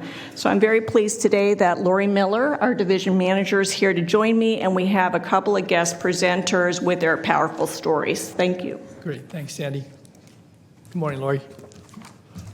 Good morning, Chair Natoli and members of the board. I'm Lori Miller, Division Manager over Substance Use Prevention and Treatment Services here in Sacramento County. I'd like to begin my presentation this morning with some acknowledgments, share a few upcoming events, then introduce 3 courageous guests who will share their personal stories. I first want to thank county leadership for their support of substance use prevention and treatment services, as drug overdose was the leading cause of death in 2021 for people ages 18 to 45. 70% of those were due to fentanyl poisoning. I want to next acknowledge the hard work of the substance use prevention and treatment staff and providers. We could not provide the services for people or address these important issues without them. I want to acknowledge the over 650 lives lost in the past 2 years here in Sacramento from January of 2020 to April of 2022. And this is due to fentanyl poisoning and overdose of opioids, methamphetamine, and other substances. I want to acknowledge the families who have lost loved ones due to overdose or poisoning here in Sacramento. Our hearts go out to them, truly impacted by these losses. Lastly, I want to acknowledge the deep loss we have experienced due to overdose and poisoning deaths, but also acknowledge recovery, those in recovery and family members who support loved ones who are in recovery. This is why we are here this morning. I'd also like to inform the Board of Supervisors and the viewers of events occurring in the months of August and September. The first event is International Overdose Awareness Day, which is August 31st. This is a global event held every year and aims to raise awareness of overdose and reduce the stigma of a drug-related death. It is the world's largest annual campaign to end overdose. And remember, without stigma, those who have died, and acknowledge the grief of the family and friends left behind. We are asking the public to wear purple to show support of this day. Next, September is National Recovery Month. The theme this year is Recovery is for everyone, every person, every family, every community. This theme could not be more true, as it takes all of us to support recovery and end overdose deaths. Each September, National Recovery Month takes place to increase awareness and educate people around substance use, mental health, and recovery programs and how they can help people and their families to live healthier lives, and 2, to celebrate the people who do recover. Recovery Happens is an annual event we have here in Sacramento County, recognizing September as Alcohol and Drug Recovery Month, where thousands of people will gather at the state capitol on September 7th. This event is organized by the California Consortium of Addiction Programs and Professionals and will include a pancake breakfast, a recovery walk, entertainment, presentations by local officials and legislators, resource tables, and free Narcan, which is an overdose reversal drug that anyone can administer. For the final part of this presentation, I want to welcome a few courageous guest speakers sharing their personal testimonies pertaining to methamphetamine addiction and fentanyl poisoning. I'd like to first introduce Alicia Palomo, who lost her brother, Michael, at the age of 23. He passed away September 7th of 2020 of fentanyl poisoning, counterfeit Percocet. Following Alicia, I'd like Cynthia Giddings to come up. Her drug of choice was methamphetamine. She certainly is a success story, and I look forward to have you all hear about it. She participated in Prop 36 services and residential treatment services here in Sacramento. And lastly, Merica Cole, who lost her son Merrick at the age of 25 from carfentanil poisoning. So I'd like to invite Alicia up to the podium.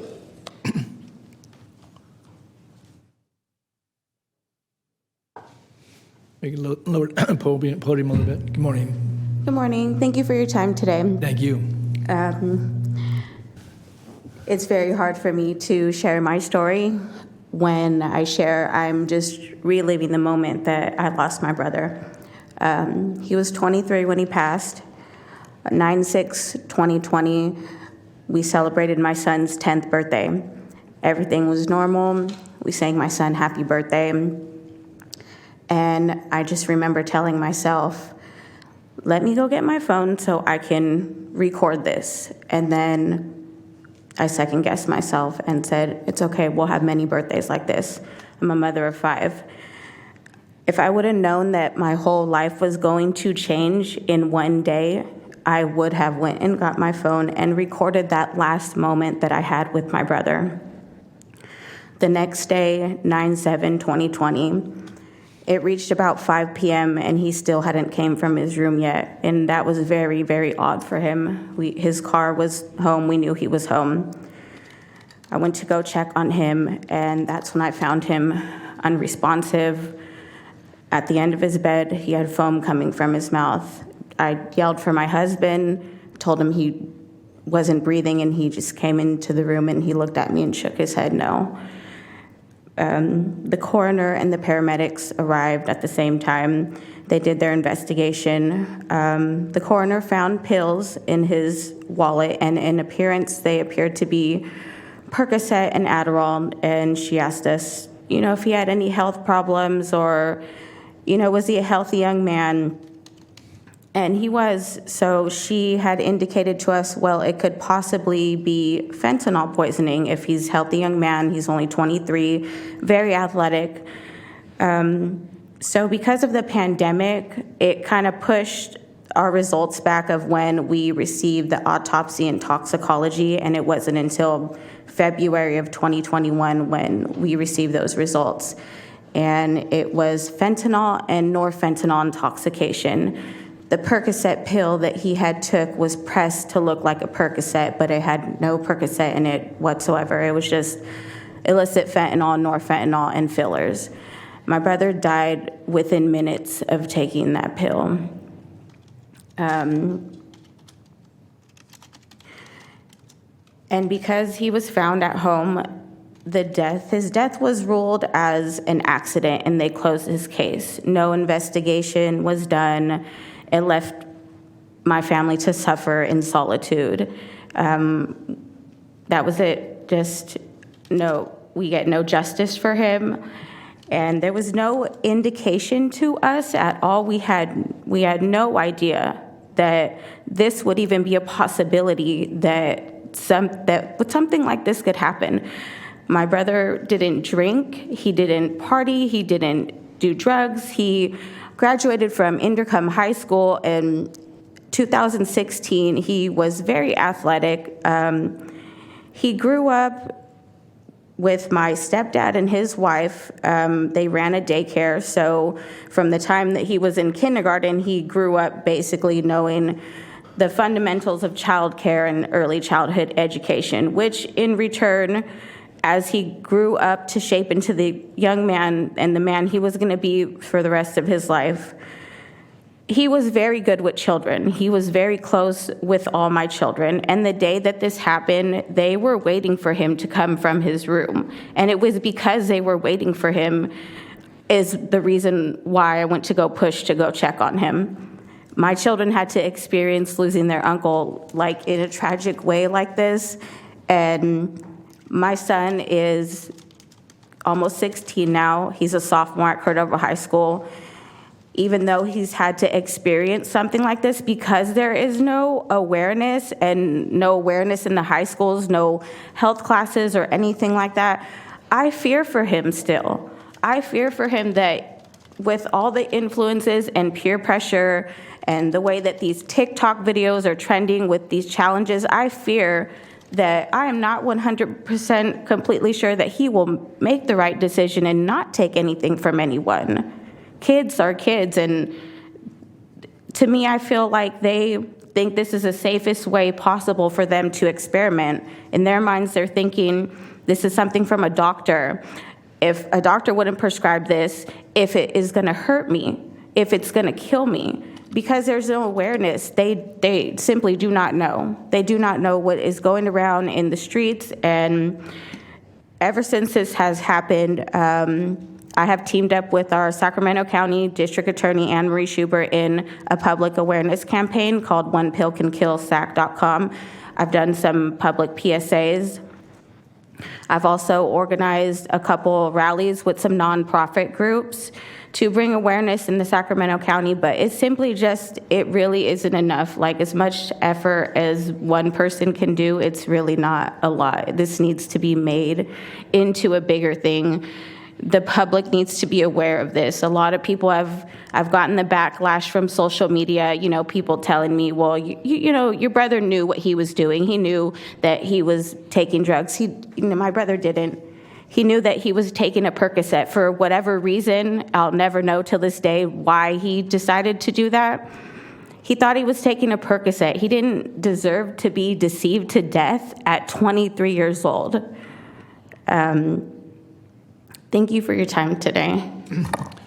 Alicia, thank you for a very powerful message, and none of us can know certainly the heartbreak or the grief and certainly the loss that you suffer, and obviously sharing the story very publicly is, I think it helps us to better understand, but I'm sure it just, it tears at you as well because you really relive those moments. But I do think, your work as a spokesperson, one of who has experienced such a tragic loss, that message resounds, and hopefully, to your point, though, if we can get it through to folks who are at greatest risk because of their situation, their peer group, and I think you said social media obviously plays a role in all of this, but I think social media can be a very powerful tool. Even though you've gotten backlash, it can also be a way to reach young folks. And I know that the One Pill Kills campaign, we had a presentation here last year, last fall on that, and I think those efforts, along with what you're doing and others,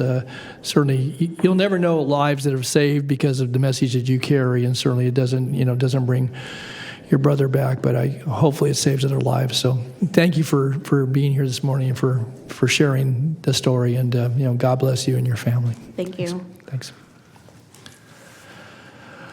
Okay, Cynthia.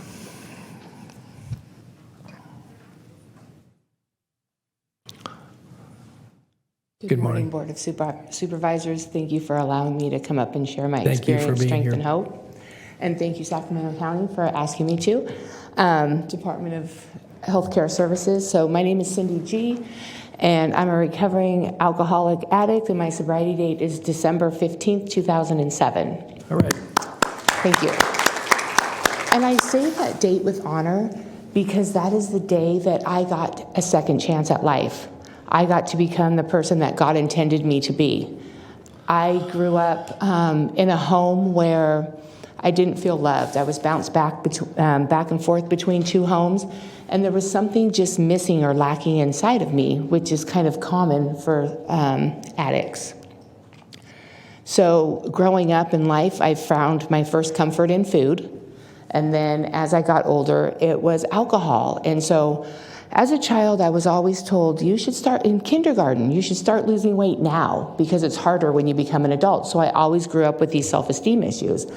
Then I found alcohol, and wow, right? That turned me into Barbie. You might not have seen it, but that's how I felt, and so that was amazing. And that started my journey of not feeling like I belonged, feeling different, and needing something to take me outside of me. And it escalated into other things. I'm a 9th grade dropout. I was going to school only to party. And I was raised in predominantly white upper-class neighborhoods. I knew drugs were bad when I was little. What I wasn't informed is, you try it once, you get addicted. They're bad, but no one said the euphoria you get from it. That's where it started. That was something that I continued to crave. And addiction is a generational medical disease. It's generational. So I grew up I'm an adult child of an alcoholic. And I progressed that. So 9th grade, dropout, couch surfer, just lived wherever, dysfunctional relationships. I started using meth at 13, and I used meth for 26 years.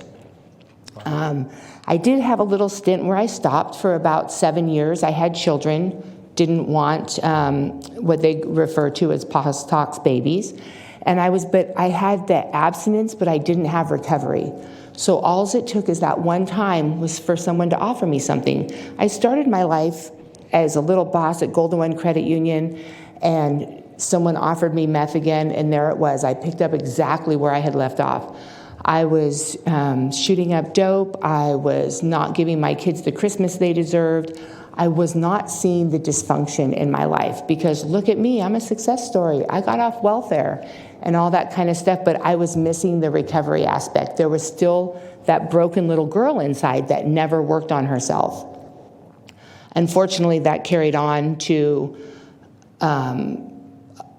another 7 years of straight addiction, losing my kids to CPS, not seeing the dysfunction, right? Not being able to stop to get my kids back from CPS. And I was homeless, living in bushes, digging out of dumpsters, and that's how I lived for 7 years. In and out of jail. I had never been to jail before, like 38 years old going to jail for the first time. It was a little scary, and but it started becoming natural. It was becoming normal, and each visit that was longer and longer wasn't so hard. And so that was just, and I couldn't see that happening. I mean, I was okay with living in bushes and eating out of dumpsters.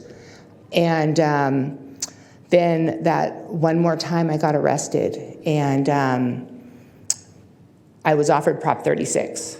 And the first time I was offered Prop 36, I didn't want to take it because it was a 1.5-year program. I had no intentions of getting clean, and I only had to do 60 days. Remember, I got used to going to jail. But then I got in trouble again, and I was looking at 18 months in prison.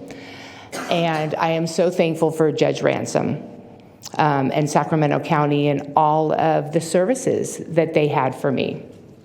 So I went into I did my time in jail, went into a residential program, and keep in mind, I was just going to fake Judge Ransom into thinking I made it. I had no intentions to make it. What I realized at the end is I didn't fake him into thinking I made it. I faked myself into making it. I had no intentions. And I remember when I spoke to my kids for the first time in like 7 years, and I knew that I was right where I was supposed to be.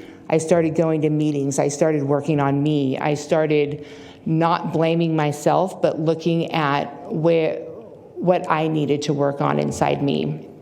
I was able to spend 100 days in residential treatment. I was then offered a transitional program. I was doing outpatient. I went to an amazing program called Quinn Cottages, where I got to live for a 1.5 years. You could live 2, but I got my life together, and I only needed a 1.5 years. And with the support of all the counselors, the substance use providers in Sacramento County, this 9th grade dropout, went back to school.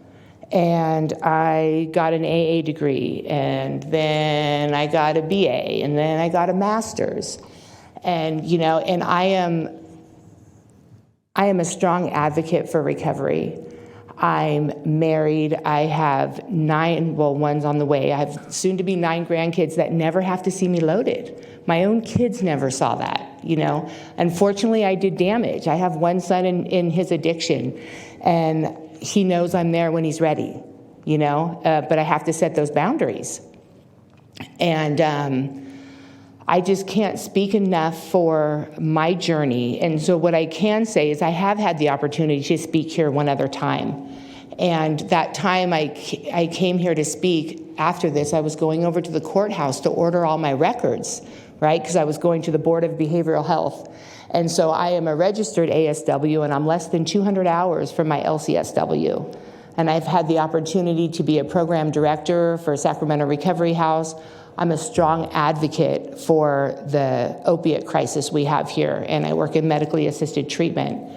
And I am so thankful that you guys continue to expand services and see the need for continued treatment and that continuum of care from the very first all the way to sober living. So thank you. My name is Cindy, and I'm an alcoholic.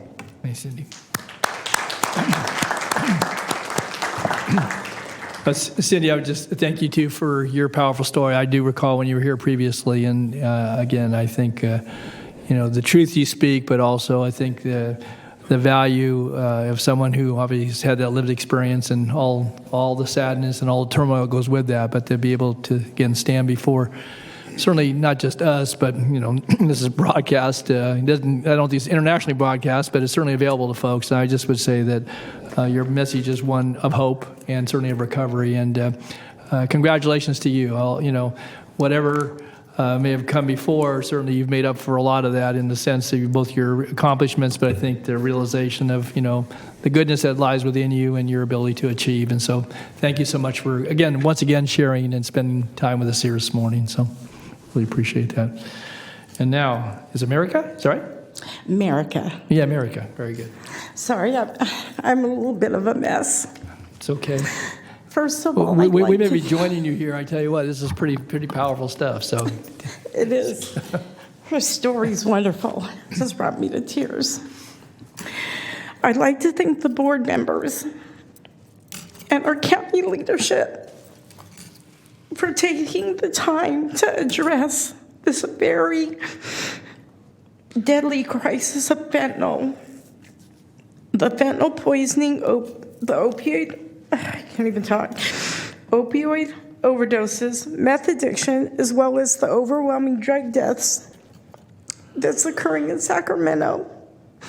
It's occurring in astronomical numbers. And astonishingly, addiction and a lot of these tragic deaths include very young people, some under the age of 13. My story is devastating, just like the others. My son Merrick tragically passed away this past Thanksgiving, the day after, in 2021. His day was normal. He died of carfentanil and fentanyl poisoning. His photo, along with Alicia's brother and other teens, was the first campaign for One Pill Can Kill that is supported by RDA and Marie Schubert. Carfentanil is on the horizon, and it's being sold in the Bay Area, according to my research. And his death, which included carfentanil, was the first in the Sacramento region. Carfentanil is 100 times more deadlier than fentanyl. But all of these deadly drugs, including opioids and meth, are plaguing Sacramento. The epidemic needs to be tackled quickly so that more young and some older lives won't be lost. Okay? My son was autistic. My husband and I was his conservator. He was on the spectrum. He was socially awkward, and all he wanted to do in life was to be accepted and have friends. So there's nothing wrong with sharing. He loved to share, and he wanted to please people, and there's nothing wrong with that. But the problem is some people can be influenced and taken advantage of very easily. He was what's called a polyglot, meaning that he could speak several languages very easily. I went to behavioral therapy with him every single session. Although I was shocked at what I was hearing, I stayed strong so he could get the help that he needed. I learned a lot about drugs, also learned about the influence of people that serve these drugs, also known as drug dealers, and this is where I also learned about his linguistic skills. I had no idea he could speak multiple languages until he did it in therapy. Had no idea. In his therapy, I also learned that dealers will take advantage whenever they can to make some money. So being his conservator was tough. There is no textbook when it comes to raising children and when it comes to the unknown. He shared a lot of his stories, and he shared that someone told him that meth was the devil's drug, and he got scared. So he said, I'll never do meth because it's the devil's drug. The therapist reasoned that maybe he tried it and got scared. We didn't know. because sometimes he'll just blurt things out and we don't know if he, what he means by it, but we just want him to be open. I believe that there are some people that do drugs and they'll start out by trying to please peers or to fit in. And her story about recovery, she said in part of her story that she wanted to feel normal. There's something about pleasing people that is natural for human beings. Some might buy anti-anxiety medication such as Xanax from their friends, not knowing it's the last time they would see their family after ingesting one pill. Let's face it, kids and some young adults do experiment. Snapchat and social media has made kids and young adults very vulnerable to a different kind of drug dealer. Some of these drugs are disguised as candy now. When the DEA makes a bust and they're surprised at what they're finding, things that look like candy. My son said he felt awkward, and early on he believed drugs would help him ease up and be what he thought was normal. Behavioral therapy, ABA, psychiatry, and mental health services are harder to find after a person reaches 18.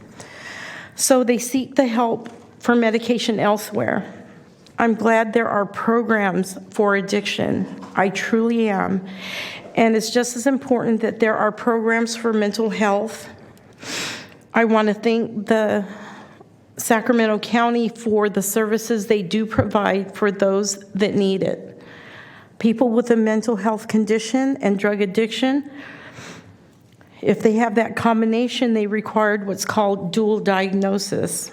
It's the first time I've ever heard of dual diagnosis. And it's performed by a psychiatrist and licensed therapist to address both behavioral health and drug recovery help. There is only one dual diagnosis assistant program that I know of, and there could be more, which is Heritage Oaks. And they released my son because his autism was way too overwhelming. He would just talk and blurt and just say things. And I found that autism and other mental health issues is very much mistaken for bad behavior, which might even get a person arrested. More training needs to be done, there's no doubt.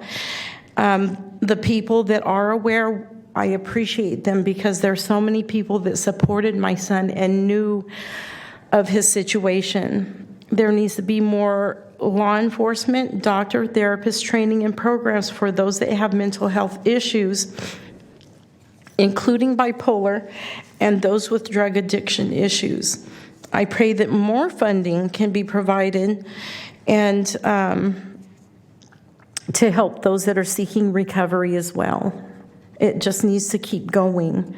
By addressing addiction and mental health issues, I believe it will cut down drastically the drug-induced homicides and or deaths that no parent or family member should have to go through. It's important to know that I'm with Alicia and that I feel that every death, whether it's a car accident, suicide, shooting, stabbing, or whatever it is, should be gone through with an investigation. I learned that some of the homeless are also battling the same things that people that have regular jobs and their children are battling. And it's easy to be afraid because the homeless know that sometimes they run across people that have died from fentanyl poisoning. And it wasn't an overdose, it was actually a death that needed to be investigated. So, the Sacramento County sheriffs have a big job on their hands, and it is overwhelming because it's happening every day.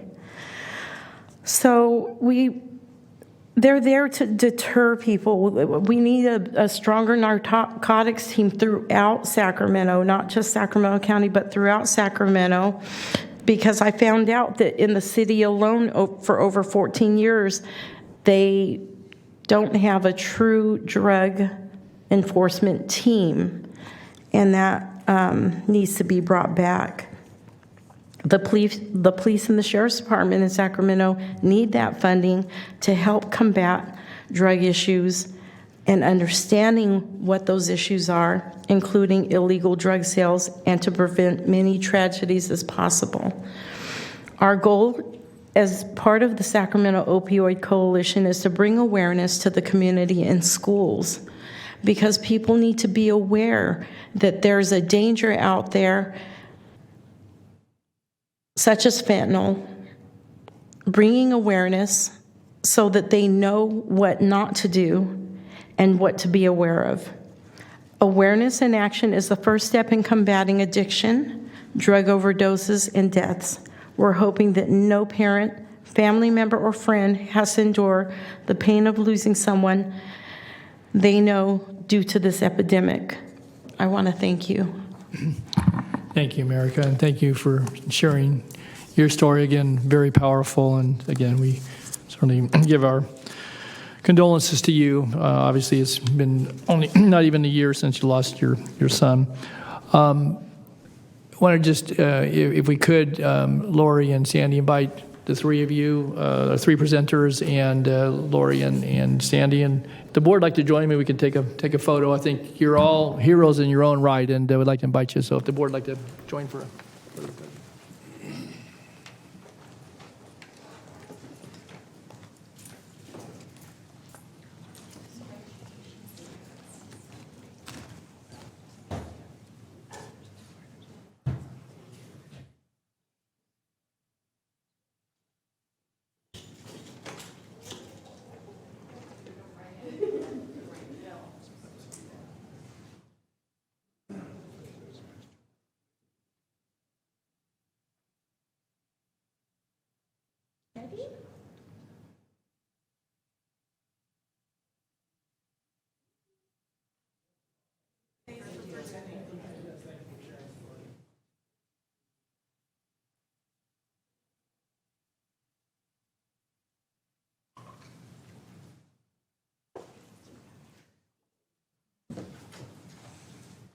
If someone saw this and the messages, if they wanted to help others, is there a website they could go to, maybe give a phone number or a website so that folks that are watching this and they have their own stories to share that want to help? So Certainly resources at onepillcankillsac.com. If you want to seek substance use services, you can reach out to the Alcohol and Drug office at dhs-supt@saccounty.net. The phone number is 916-874-9754. Thank you, Lori.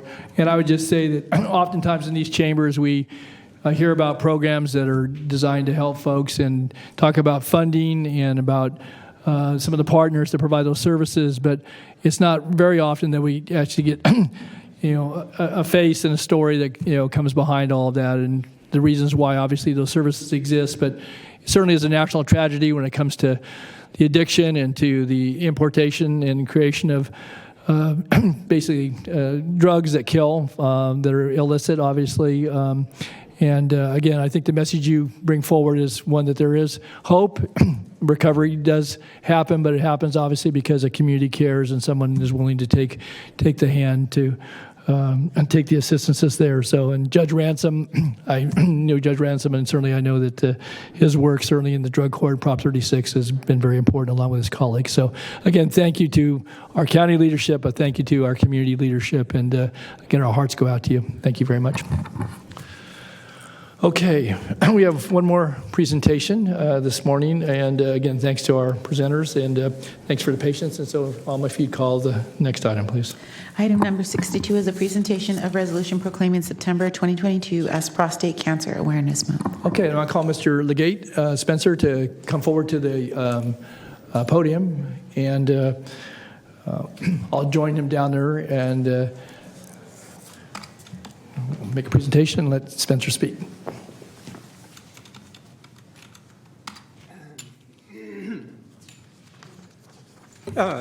Yes. Oh. Yes, I'm just going to introduce myself. Sure, go ahead. Yeah. I'm Spencer Legate, and I represent the Greater Sacramento Prostate Cancer Group. I want to extend my thanks and appreciation to the Board of Supervisors for recognizing by this resolution September as Prostate Cancer Awareness Month. And I also should thank Gus for giving us a little plug at his speaking about his own. Doug Sloan. Excuse me, yeah, Doug, yeah. I'm a little hard of hearing. Okay. Okay. And I was just going to say a few words. Go ahead, yeah. No, I'll wait. Go ahead. Prostate cancer is the second leading cause of death among men. This year we expect to lose about 34,000 people. By the end of the year, there'll be as many as 250,000 new diagnoses of prostate cancer.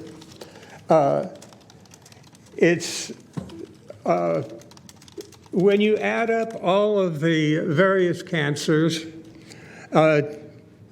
10% of all the cancers across the board are prostate cancer. It's a disease that touches just about every aspect of a man's life. His physical, mental, his emotional, and not to forget his vie sentimentale. The problems, the challenges, rather, that can endure for many years. A man who may get prostate cancer in his 60s, who is not felled by it, can go the rest of his life, as many as 20 to 30 years, with those challenges. But we do have some good news on that front, especially here in the 21st century. There has been a lot of progress in treating prostate cancer, to the extent that we have cut the mortality rate considerably. When I was diagnosed for prostate cancer back in 2009, we had already made a number of advances, and our doctors and those of us with prostate cancer would always refer to toolboxes, that there were, if one thing didn't work, you reach into the toolbox and get another. Well, a dozen years later, I think we can refer now to that toolbox rather as a cargo van. We have a cargo van of treatments, of new drugs. We have second-tier, third-tier drugs. We have combination modalities. We have really made a great deal of progress, and it's not slowing down. It is really remarkable, the efforts that are being put in research and treatment and finding solutions and making those of us with prostate cancer our lives a little easier. I'm in my commitments rather are in the group support area. I'm a co-facilitator for the Sacramento group, and I am involved in several others, local groups, and some of those that are on Zoom that are nationwide groups. And I got to say, most of my life, I've been a pretty sociable person, but kind of the lone wolf variety. I joke, rather, that I, like Groucho Marx, would never consider joining a club that would invite me into membership. But after I was diagnosed with cancer, I discovered a support group. And I found out that they are, they're magical enterprises. You take any number of people of all different varieties and all different temperaments, you give them prostate cancer, and you put them in a room together, and something remarkable prevails. The understanding, the comforting, the desire to help, to exchange information, to give others experiences. I give you an example of such a transformation. We lost recently one of our local members who 3 or 4 years ago came into our group, and he was despairing. His situation was awful. He had an advanced form of the cancer. He was in a lot of pain. He didn't know what, he had not the best understanding of what was available to him. And within 3 or 4 months, that same man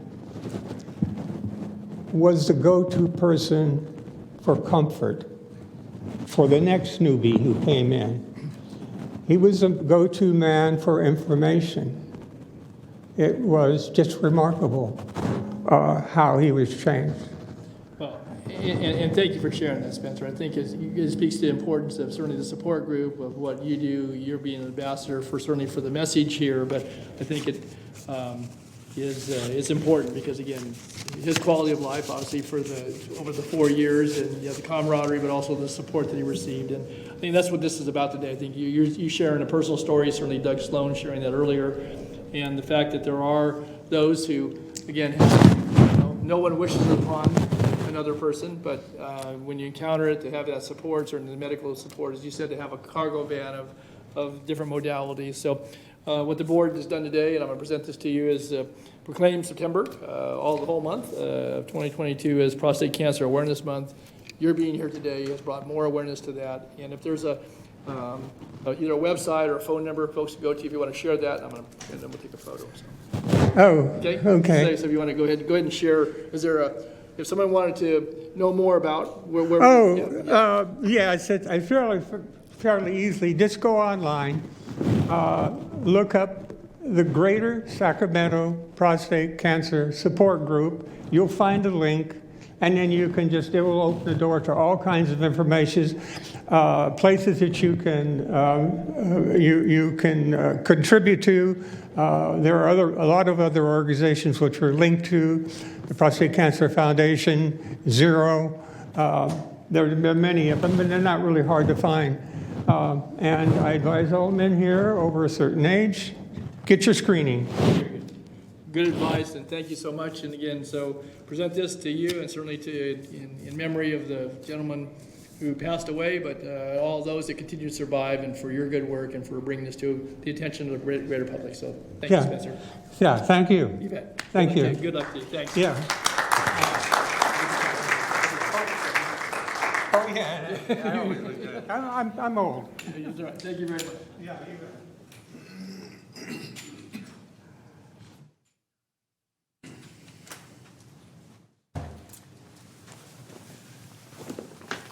Okay. Again, we thank all of our presenters, and Mr. Legate, thank you for being here this morning. So, okay, that takes us down to we have a couple items still on the morning agenda, if we can get to those. Okay, item number 64, I'm so sorry. Yes. At 10:30 is to approve a resolution authorizing the submission of an application to the California Infrastructure and Economic Development Bank for financing a capital improvement project, authorizing the incurring of an obligation payable to iBank for the financing of a capital improvement project. If iBank approves said application, declaration of official intent to reimburse certain expenditures from the proceeds of an obligation, and approving certain other matters in connection therewith. And Colin Bettis is online, who will be giving the presentation, and I will be assisting him with that presentation. Okay, Colin, good morning. Good morning. Thank you, Chair Natoli and Supervisors. I'm Colin Bettis, the County Debt Officer. The item before you now is the approval to apply for, negotiate, and execute a loan with the California Infrastructure and Economic Development Bank, or iBank, for financing the North Area Recovery Station Commercial Waste Transfer Building in an amount not to exceed $35 million. In 2016, Governor Brown signed Senate Bill 1383 into law, which added several new sections concerning methane emissions to the Health and Safety Code and the Public Resources Code. Subsequently, the final implementing regulations from the California Department of Resources, Recycling and Recovery, or CalRecycle, were released in November of 2020. These recent mandates require, among other things, that food waste be collected and diverted from landfills. Beginning July 2022, the county now requires households to place food waste in their green waste carts, now called organics carts. The addition of the food waste to the green waste will necessitate the construction of a new fully enclosed transfer building for long-term management of the waste in a manner which best contains the material and mitigates odor, fire hazard, and environmental contamination. These necessary improvements will be constructed at the County North Area Recovery Station, or NARS facility. The current organic wastes are tipped and loaded outdoors at the NARS and are actively managed to minimize environmental impacts. Due to the large capital cost of the project, the Department of Waste Management and Recycling is seeking debt financing and has identified the iBank loan as an option that may potentially reduce the cost of the financing. The iBank loan would be proceeds from a bond issuance by the iBank, which is rated AAA. Due to the iBank's rating, the cost of borrowing is lower than what the county would be able to achieve when accessing the public markets.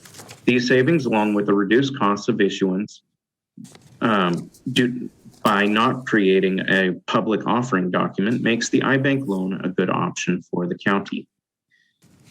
Most recent issuances were provided a rate of approximately 3.7% plus an annual administrative payment of 30 basis points or 0.3% of the remaining principal for a comparable rate of 4%. At this point, I'd like to point your attention to the presentation slides.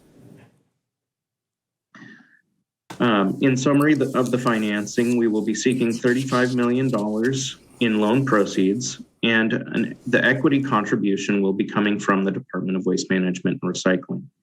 The equity contribution will pay for direct costs of issuance, such as the county's financial advisor and bond counsel, which are not eligible to be wrapped into the financing itself.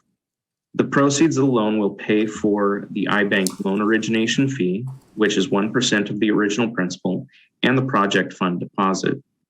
At this time, I'd like to hand the presentation over to Brian Liebich, the principal civil engineer, to discuss some highlights of the NARS facility project.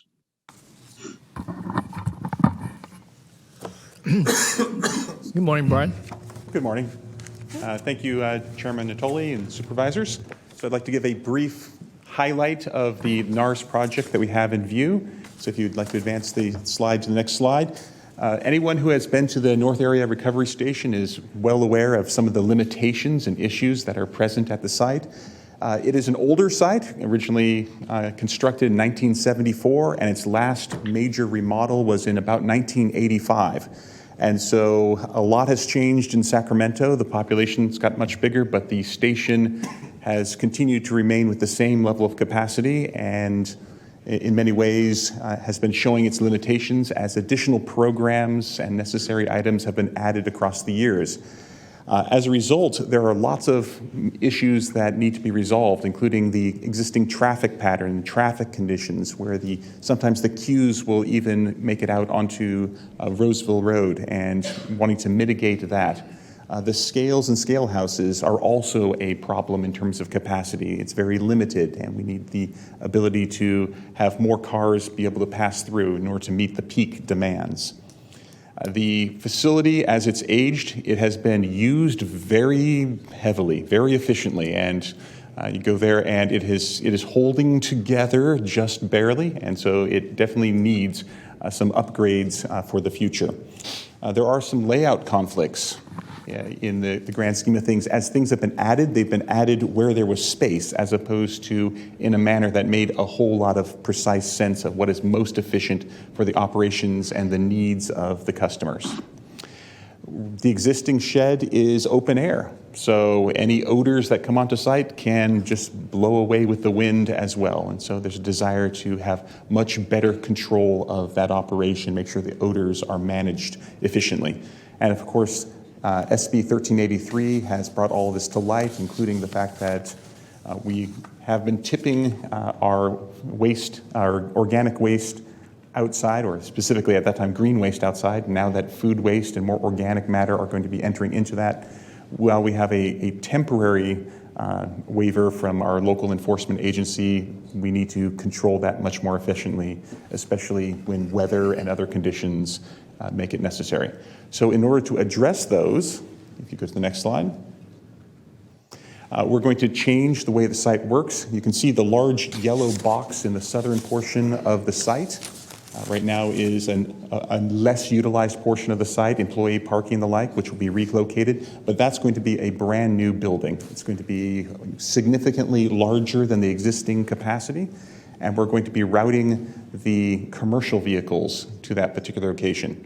We're going to be separating the traffic types. So the professional drivers, the commercial drivers with the automated unloading, like the automated side loader machines, will be able to go to the new building, while the people who need to spend a little bit more time hand unloading and have less volume coming through will go to the existing shed. As a result, there will be much greater safety because you don't have the big heavy equipment that is necessary to deal with the large tonnage right next to the person who is hand unloading. There will be a greater safety as well, that there isn't as much pressure on the site. The site right now is probably being used as much as it possibly can be used at times. Much greater queuing will be offered, so that way we will not spill out onto Roseville Road. We'll be able to store the entirety of the queue on site. And if you can see the traffic pattern of the various lines, if you spend time to follow that around, you'll see that they don't cross each other. So you won't have as many conflicts as we have currently of various large vehicles trying to cross through the path of small vehicles just because that's what's necessary. So in many ways, it's a massive improvement over what we previously have had. And then if you go to the next slide. So the new building is a gigantic, by comparison to what we have, 62,000 square feet of additional capacity. It has a main tipping floor of about 49,000 square feet, and then a lower floor as well. And it's designed for those commercial customers for their transfer operations. Go to the next slide. There are the two levels, the main tipping floor. So this is where all the customers will come in, tip their waste, and it'll be pushed into piles, and then routed to top load ports, which are in some ways just big holes in the ground that lead to the lower floor, where we're going to be able to back up trailers in there and load those trailers very effectively. And there'll be scales and the like down below in order to get precise loads for very efficient operations. There's 4 load ports because it provides much greater flexibility. If we need to we're moving through both the municipal solid waste as well as the organic waste. We have the flexibility if we need to load recycling in there, or if we need to take down one of the bays because of maintenance or the like. So that way we have a lot of redundancy built into the system.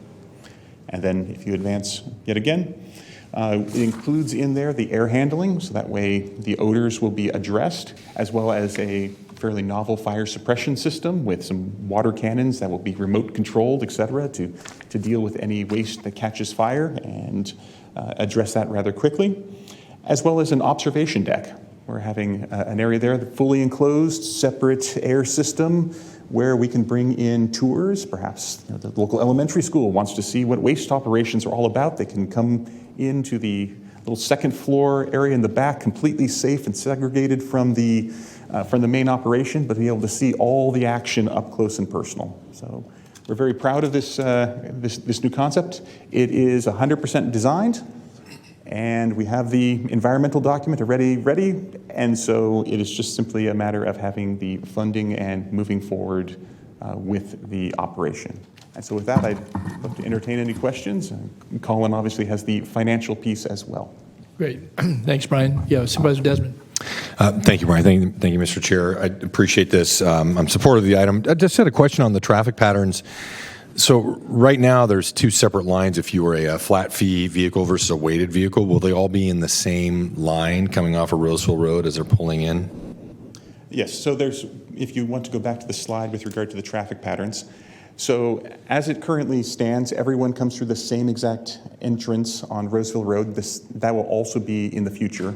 However, back there, the commercial customers who obviously have accounts where they already have the tear weight, and so we just need to wait. I'm talking about residential customers, non-commercial customers. Yes. Yeah. So they'll be peeled off. Everyone else will follow that blue line up to the scales. We're going to have 3 scales up there, and so how that will be set up, whether there'll be flat fee dedicated scale or all one, will depend upon how much need there is at a current moment.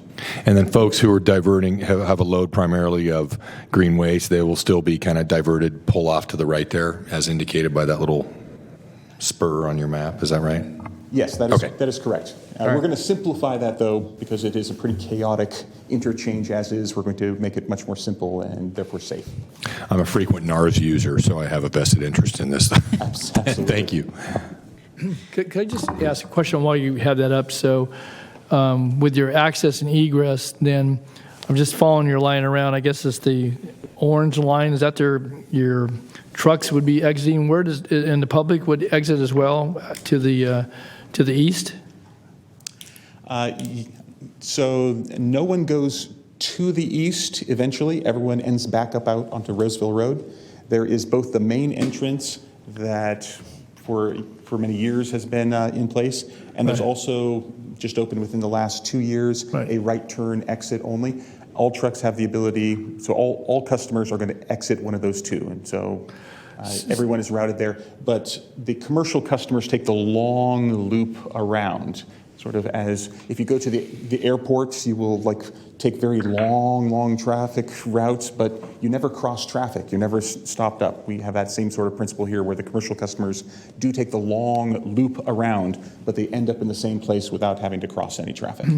My question is that so to the east or to the north, I know you get the secondary access to main gate, but you don't necessarily need to go out to the main gate to leave. So with your light blue or your blue color there, your self-haul traffic, you've got the inbound coming in purple, but you also have them going out the main gate again. So why wouldn't you have everybody exit out the secondary access? So the secondary access, if you take that, it's right turn only. Yes, I heard that. So if you need to go north on Roseville Road, we've actually found that most of our customers are now taking that secondary access. But if you want to go south on Roseville Road, you go to the signal and make a then left. you do have to go down to the signal at the main entrance.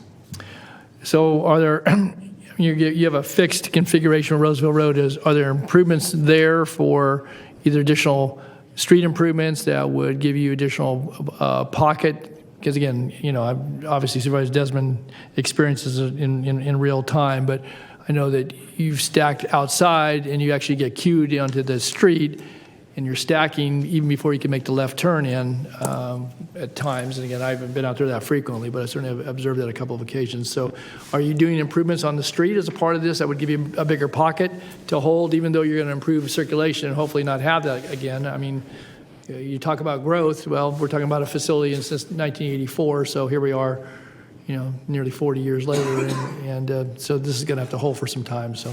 Yes, no, absolutely so. Yeah. In terms of the improvements out on Roseville Road, we're not making any improvements because of our conversations with Department of Transportation across the years.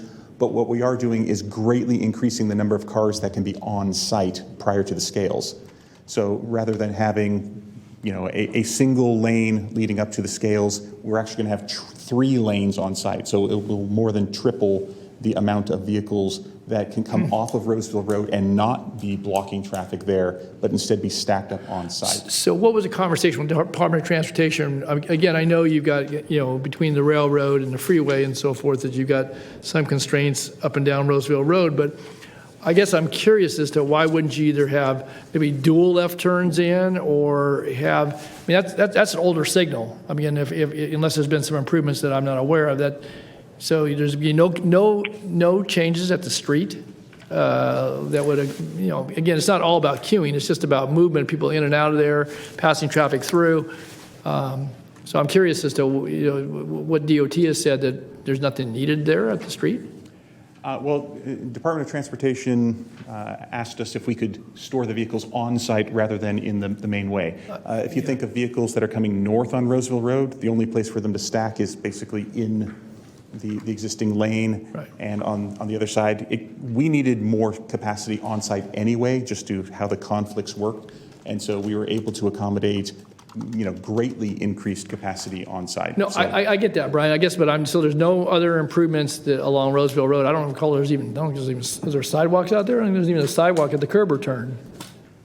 I do know that there's sidewalks there because we just put our ADA accessible sidewalk right to an existing sidewalk. At the curb returns at the Yes. But DOT said there's nothing necessary for additional right-hand capacity turning if people are going north to make a right-hand turn in.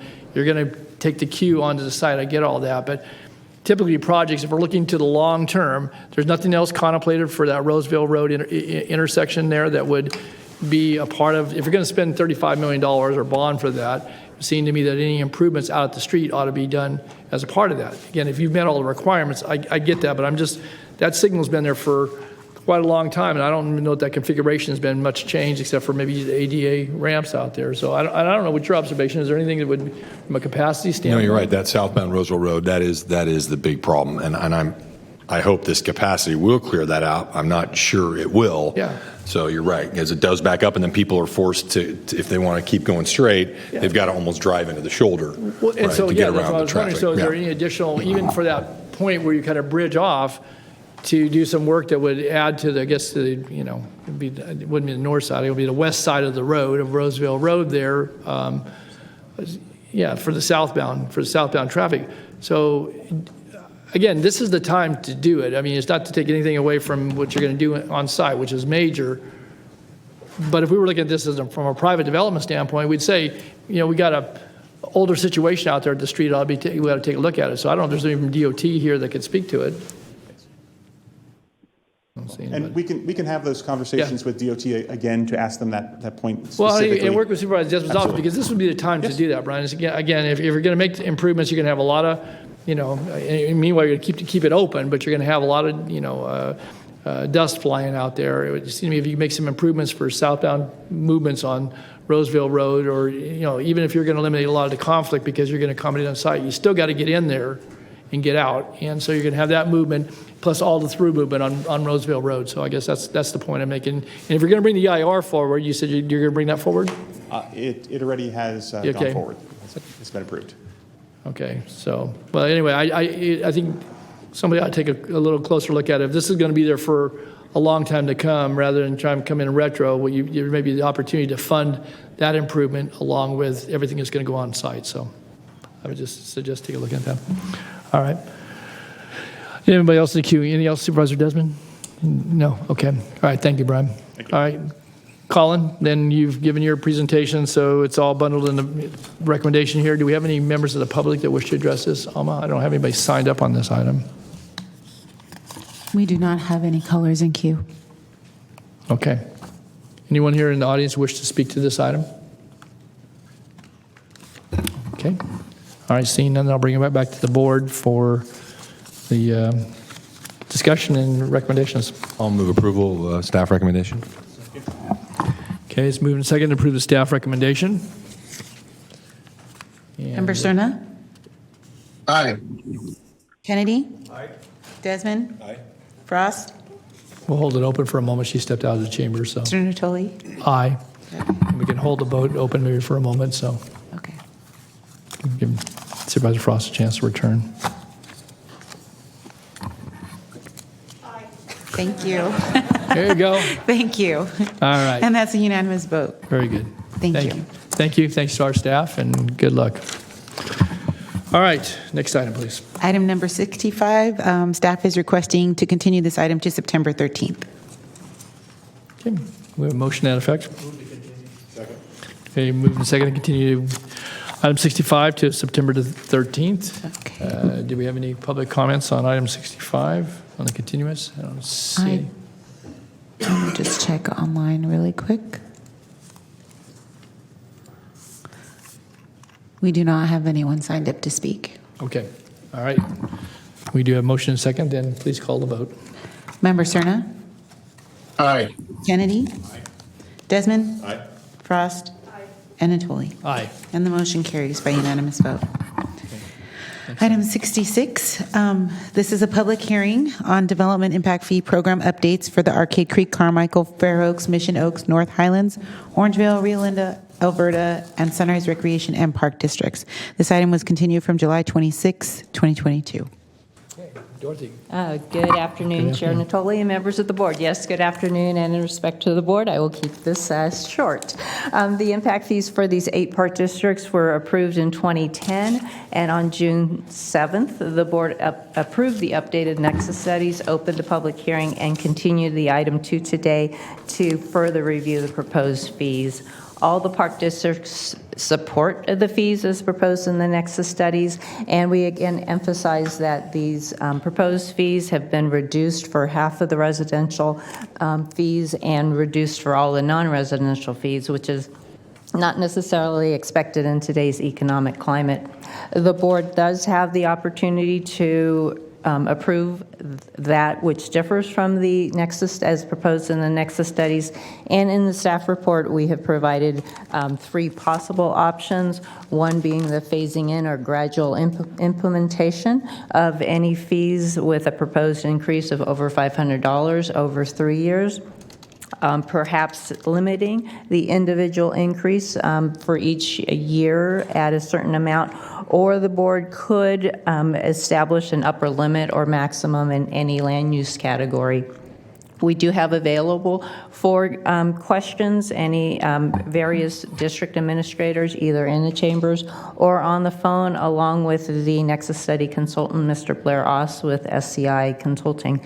With that concludes our staff presentation. We're happy to answer any questions, or that we would ask that the board move forward with the recommendations as proposed. Okay, thank you, Dorothy, for the presentation. Do we have members of the board have any questions at this juncture? I do not see Mr. Cerna's hand raised, and we do not have any public comments on this item either. Yes, we do. Oh, not on the phone, but we do have some folks in chambers. So, Supervisor Frost? Okay, sure. Okay, all right. I just had one follow-on question, though. So you've laid out some different alternatives, but the staff recommendation is still the recommendation you made to us some time ago when this last was before the board in June. Is that correct? Correct, yes, to approve the fees as proposed in the Nexus studies. Okay, very good. Thanks, Dorothy. Okay, so I do have 2 people signed up to speak on this. I have Barry Ross, followed by Vance Gerard.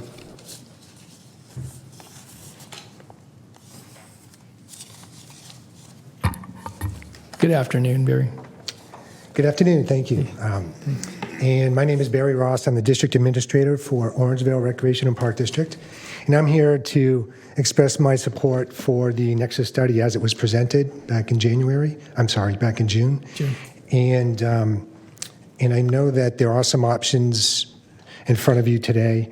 The fact that the Nexus study, in my opinion, is done very fairly. And in this year, it actually reduced the amount of park impact fees for Orangevale District. It is done fairly, and to compromise by any of those options, I think could hurt us in the long run. Even though it won't impact Orangevale this year, it could impact us in the long term. And though I do appreciate and respect the BIA's interest in having some compromise, they're going to bat for their customers. I feel the same is true for me. I'm going to bat for my residents and our, my board and my staff. We are very good stewards of our parks, our public funds, and we take these funds very seriously. And we feel that these park impact fees alone can help us build certain projects that are in our master plan. But typically, what happens is we bundle those fees along with our district fees to create larger projects within our master plan. In fact, right now we're working on a roadway. We're using park impact fees along with grant funding through Prop 68, the per capita grant, to construct a roadway and trails that connect an existing park with an adjacent property that we purchased in 2019. And so using the leverage of these park impact fees makes a greater impact for our district. And that's pretty much all I want to say is I'm in support of the current Nexus study. Thank you. Barry, and just to be clear, and it's in our staff report, but in the case of Orangeville, the fees in all the categories are actually being reduced. Is that correct? That's correct. Yes. Okay, very good. Thanks, Barry. Appreciate you being here. Thanks for your comments. Okay, then I have Vance Gerard. Vance.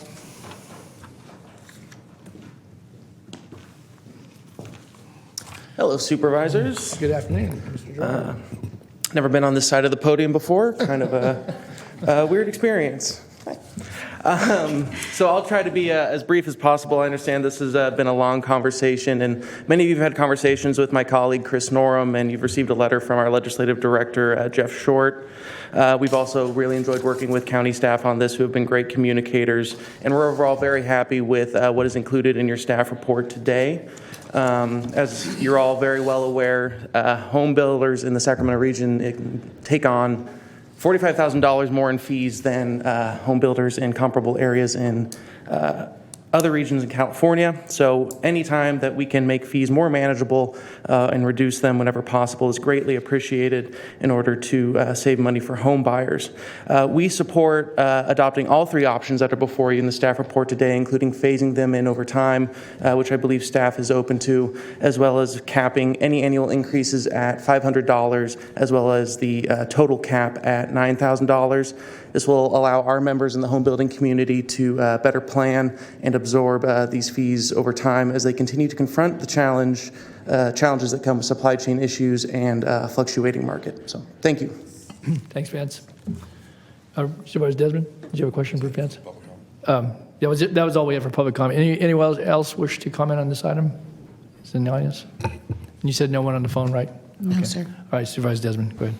And then Supervisor Thank you, Mr. Chair. And I just want to first start out thanking staff. Spent a lot of time, me, Bob and Dave and Dorothy. Appreciate the discussions we've had about this. A lot of those discussions I had with my colleague, Supervisor Frost, because most of these districts, I think, are in our supervisory districts. And also just really appreciate the conversations we've had with some of the park directors. I know we have two of them here today. And thank you for the work you do. It really strikes me as all these park districts we're talking about, these are not necessarily the Taj Mahal of parks in a lot of these communities. These communities are communities that have some of these communities are communities that have struggled for a long time, and we're desperately trying to find the sweet spot between, setting a fee that's fair and reasonable and attracting more development, more investment in these places, while also ensuring that the park districts have the funds they need to provide the services and amenities that the folks so desperately need in these areas. So just appreciate your work. Just a shout out to you and all the other park districts that are maybe not represented here today. And thank you for this. And thank you for I think it is a very reasonable approach. I'm interested to hear what Supervisor Frost thinks, but I do think the phase in and BIA appreciate the conversations we've had with you as well. I think option one for a phase in for increases more than $500 over 3 years, I think is reasonable. So I appreciate staff including that as one of the options. And that's where I stand. I'm curious what my colleagues think about it. Okay, good. Thanks, Supervisor Desmond. Supervisor Frost. Thank you, Chair Natoli, and thank you, Supervisor Desmond.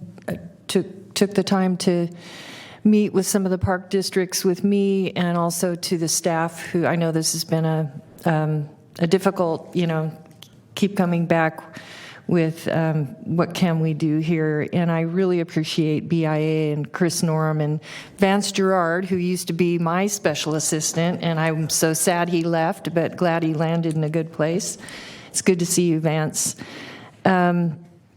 We met with multiple people, and it was a little bit enlightening for me because I learned that every park district is not the same. There are some park districts who have more development going on, and others, they don't have as much going on, so they don't get those impact fees as often.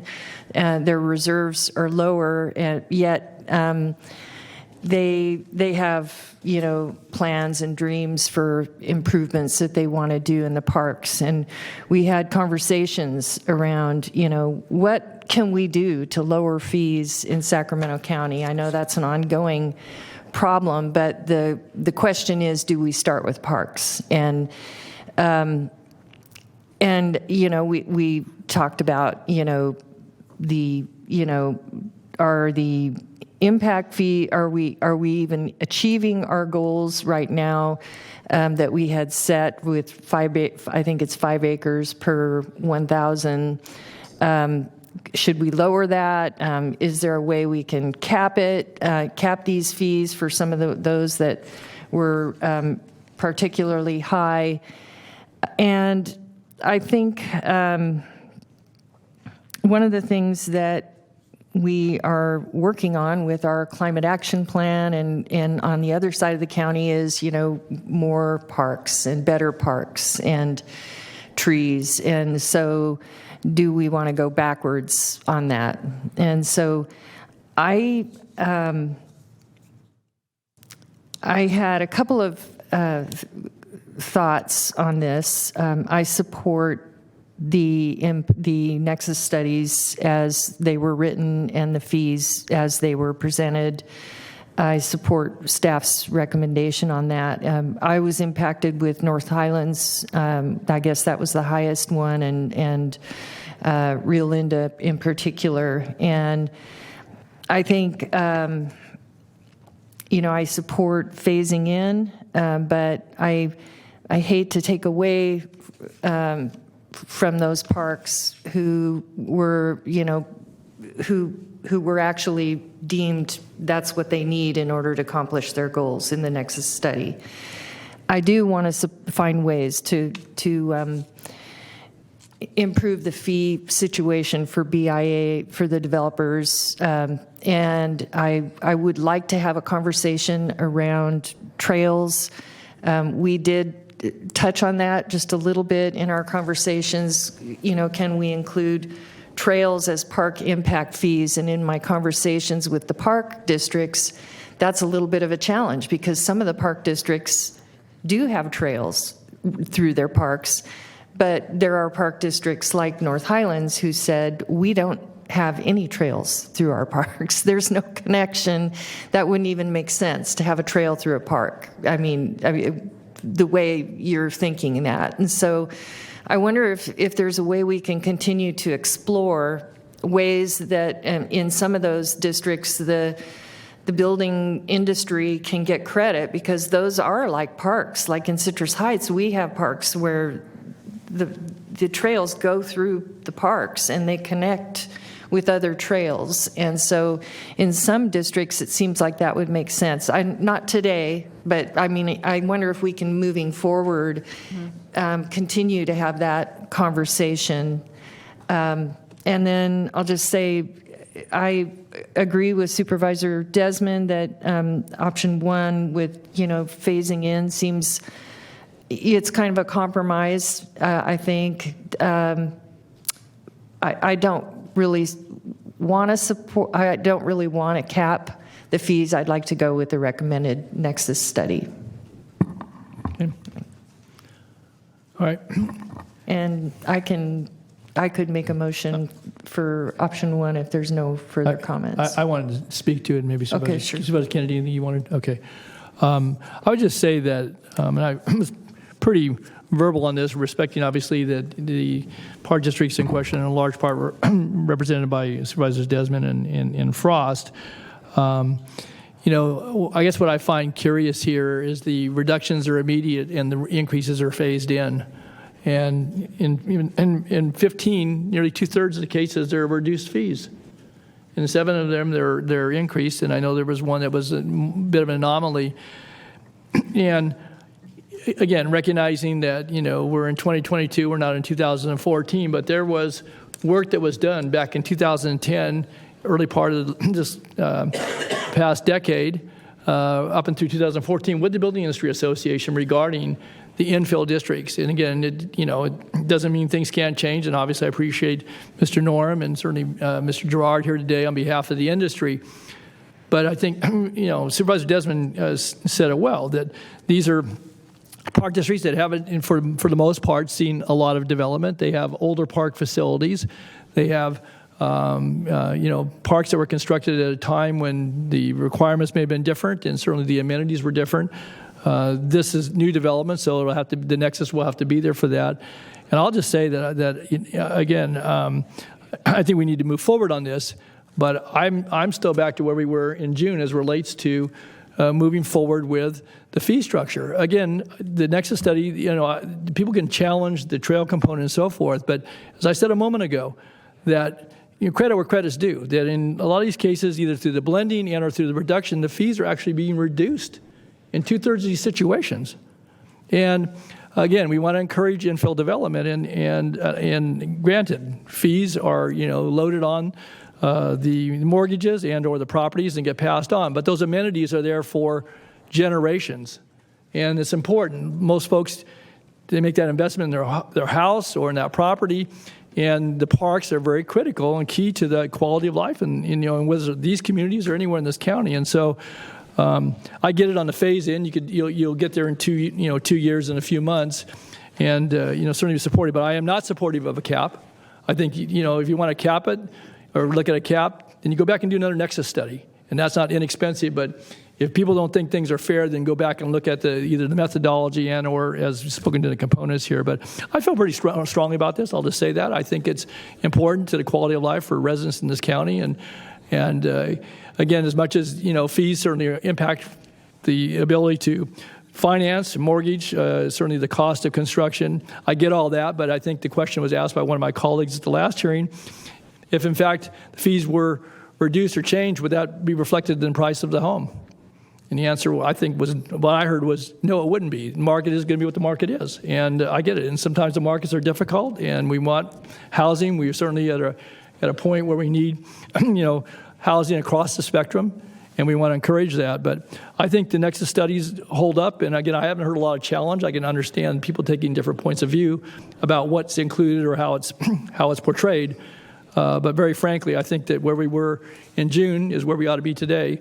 Again, I think we also need to move forward. So again, I'm respectful of my colleagues on the phase-in, but I don't support a cap. I'll be very clear about that. And I think the nexus studies speak for themselves.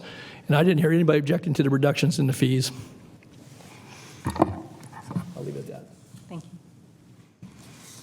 you. Just a quick follow-up on the trails. We did research as far as the master plans for all of the 8 districts. Trails are included. As you said, it could be for logistics and such, whether or not the actual trails are actually constructed. However, as you know, we do work with all of the park districts annually on their annual reports, and we can definitely coordinate with them as far as intentions and highlight that to you with our presentation regarding the park districts and their intention for trails or use of their funds.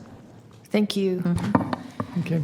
I'm curious, it seemed like we were talking about phasing in. How did you come up with the phase in with more than 500 over 3 years? I'm sensitive to the idea that you had stated it's more administrative work for every one of these that you're phasing in. And so I'm wondering how we came up with the proposed phase in any of those that are over 500 increase.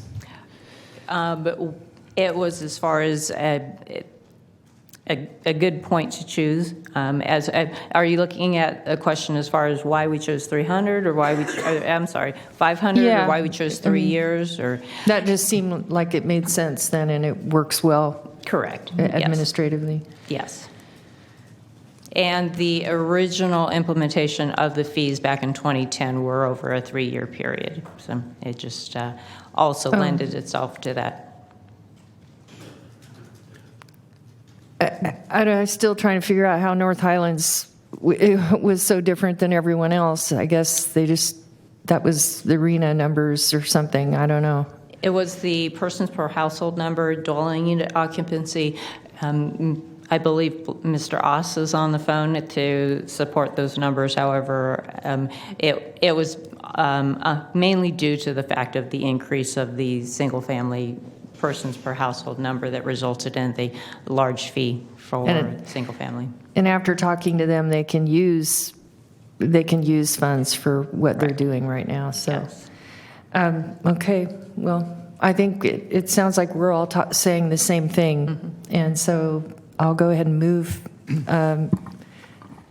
the existing, accepting the existing Nexus study with a phase in and with option 1.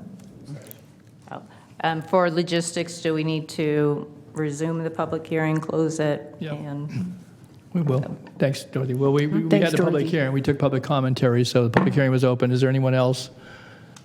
No late No one in the arrivals, queue. so we'll close the public hearing. We do have a motion and a second, which, to be clear, is to select option 1, which would phase it in over 3 years. And the first increase would be effective October 24th of this year. Is that correct, Dorothy? correct, yes. And then, as shown in the table in the board letter, March 1st is the annual adjustment, and at that time, another increase would And occur. the reductions are immediate. Yes, we'll work. And again, as you pointed out, October 24th would be the date applicable for the reductions. Okay. And so therefore, we'll work with council as far as the revisions that are required to the resolutions in order to implement this option.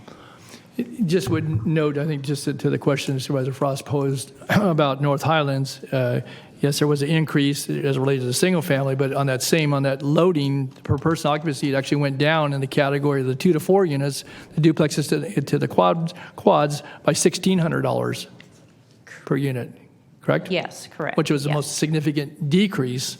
Correct. And actually that decrease was more than the increase that's shown in the table there. Exactly, yes. Important points. Okay. All right, if there's nothing further by board members, we have a motion and a second to adopt option 1. And please call roll. Okay. Supervisor Cerna? Aye. Kennedy? Aye. Desmond? Aye. Frost? Aye. And Natoli. Aye. Thank you, and the motion carries. Oh, thank you. Thank you, Dorothy. Okay, next item. Item number 67 is the Metro Air Park 2021 SPA Ordinance Update, zoning ordinance amendment to amend the Metro Air Park Special Planning Area and an addendum to the 1992 Metro Air Park Transportation Systems Management Plan for properties located east of Powerline Road, west of Lone Tree Road, south of West Alberta Road, and north of Interstate 5 in the Natomas community. Hello, Chris. Good afternoon, Chair Natoli, board members, Chris Pahuli, Principal Planner with the Division of Planning and Environmental Review. Pleased to be presenting this item for the board's consideration this afternoon. I'll apologize in advance for the rather lengthy presentation. Before I launch into the presentation, however, I do want to take a few moments to provide a bit of context for the item before you. Over the past 6 or so years, development at Metro Air Park has been occurring at a frantic pace, fueled by the demand for large warehouse distribution facilities and the unique locational advantages of being proximate to both the airport and Interstate 5. Currently, the Metro Air Park Special Planning Area, or SPA, has development caps on the amount of acreage devoted to warehouse distribution facilities in the plan area's commercial districts.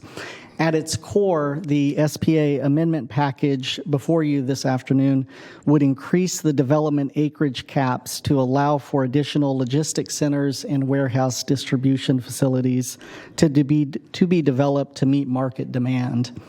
If not approved, the county staff anticipates the acreage cap would be exhausted in a matter of months. The package before you today includes a number of other minor amendments to the SPA and a complementary Transportation Systems Management Plan, or TSMP, that I will discuss in greater detail later.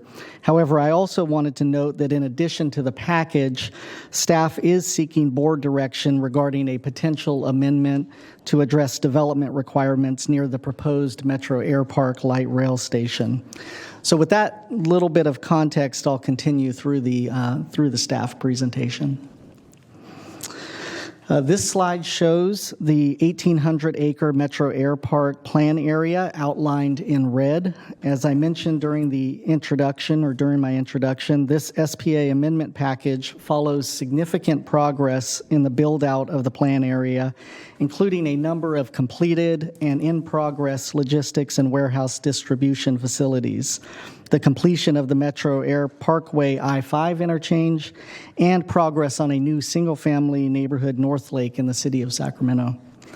All of the land inside the red border on this aerial map is subject to the Metro Air Park SPA ordinance, and each parcel is zoned SPA. The SPA is broken up into 9 land use districts that guide industrial, commercial, and open space development. The SPA's land use table provides for prohibited and permitted uses, and certain permitted uses are subject to a maximum acreage allowance or cap in certain land use districts. Although there have been plans to develop Metro Air Park for nearly 60 years, the current SPA was adopted by the board in 1993 and has been revised numerous times since, with major updates occurring in 1998 and in 2018. Importantly, the 2018 update streamlined and clarified development regulations by establishing base zoning for the land use districts, relaxing development standards, and specifying review processes to meet market demand. The update also included significant changes to the design guidelines, including a master signage program to brand Metro Air Park as a unique industrial and business park. The first project developed in Metro Air Park was the 855,000 square foot Amazon warehouse and distribution center in 2016, which served as a catalyst for further development. Since completion of that project, 6 additional warehouse and distribution facilities totaling over 3.6 million square feet have been constructed. 2.3 million square feet of warehouse facilities are currently under construction, with completion expected this year. The graphic on this slide shows completed, under construction, and entitlement projects at the air park. County staff estimates that based on current demand projections, build-out of the park could exceed 50% by the end of next year. It's within this market context that last year the Metro Air Park Owners Association, or MAPOA, filed an application to amend the SPA. At the time the application was filed, MAPOA requested to only adjust the industrial and manufacturing acreage cap in the commercial land use districts from 69 to 300 acres to provide flexibility and meet development demand to build additional logistics centers and warehouse distribution facilities.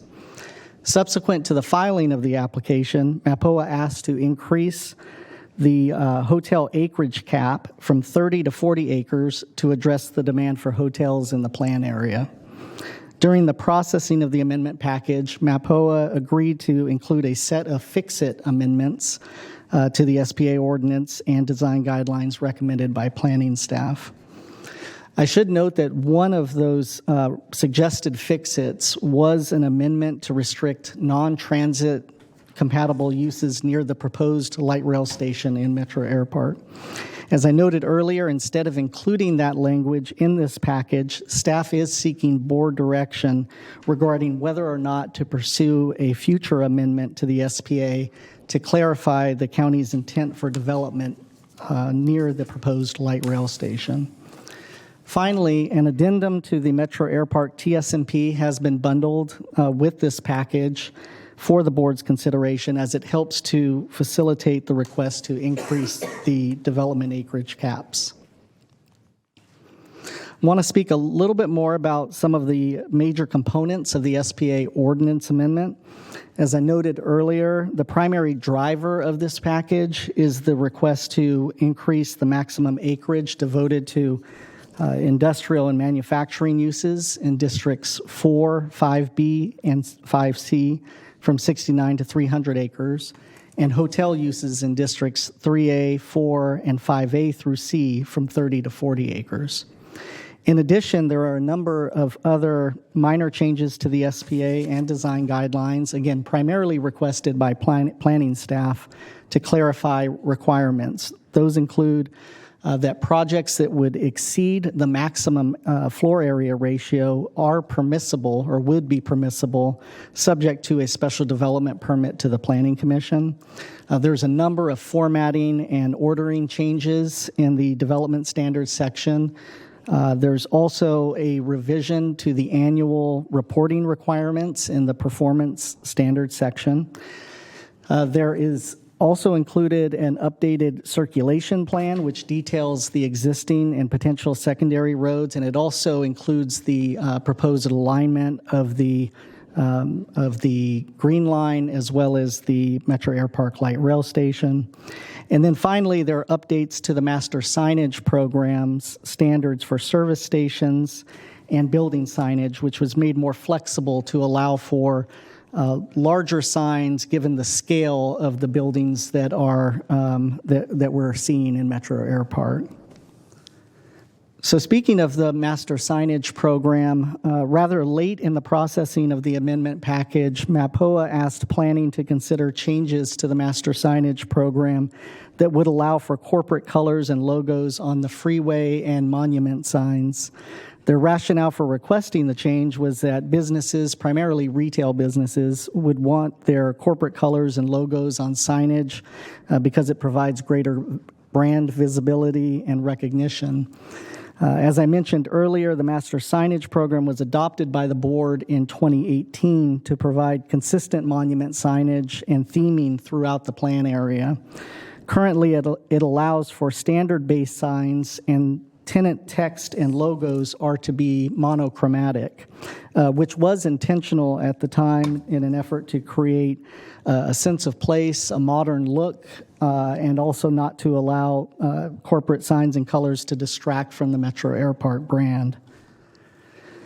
This slide shows a side-by-side graphic of the freeway sign. On the left is the graphic from the board-adopted 2018 master signage program, which shows differentiation of font and text, but the color scheme is a monochromatic scheme. On the right is the graphic that MAPOA prepared and is included in your report package as an alternative, and that shows the freeway sign with multiple logos and corporate colors. MAPOA's proposal was presented to the Design Review Advisory Committee, and while the DRAC members were supportive of the overall package that was presented to them, they were not in support of the changes to the master signage program. The statements made by DRAC members included that there was a limited need for advertising signage for most of the Metro Air Park tenants, and the changes undermined the work done to develop a comprehensive and consistent signage program.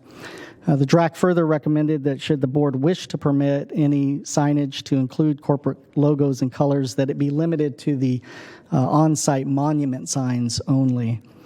The Planning Commission reviewed MAPOA's proposal, and the majority of the Planning Commission members agreed that the master signage program should be updated to allow for the corporate colors and logos on the freeway and monument signs. As noted in the report package, planning staff is not supportive of MAPOA's proposed changes to the master signage program. However, as I noted, the changes are included with the report package, and the appropriate pages can be changed based on the board's direction today. Mr. Chair? Yes, sir. Mr. Cerna. Yeah, sorry, I did have my hand raised. I couldn't see. Yeah, they had my screen. I saw was seeing the exhibit. So go ahead, Phil. Sorry. Oh, okay, no worries. A question for Chris. Chris, if you can go back to the slide with the images of the two concept freeway signs. Yes, I've pulled that up.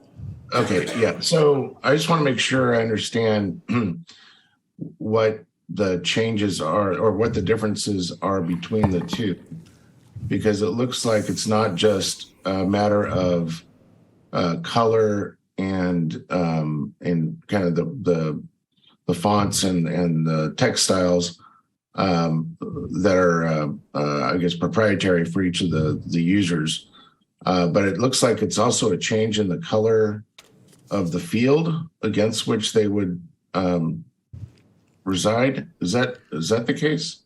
I do not believe that is the case. I think the only other change in addition to the signs is just a movement of the Metro Air Park logo, if you will, to be closer to the Metro Air Park text. But Okay. other than other than that change, it's just a change allowing for the corporate colors and logos on the panels. Did MAPOA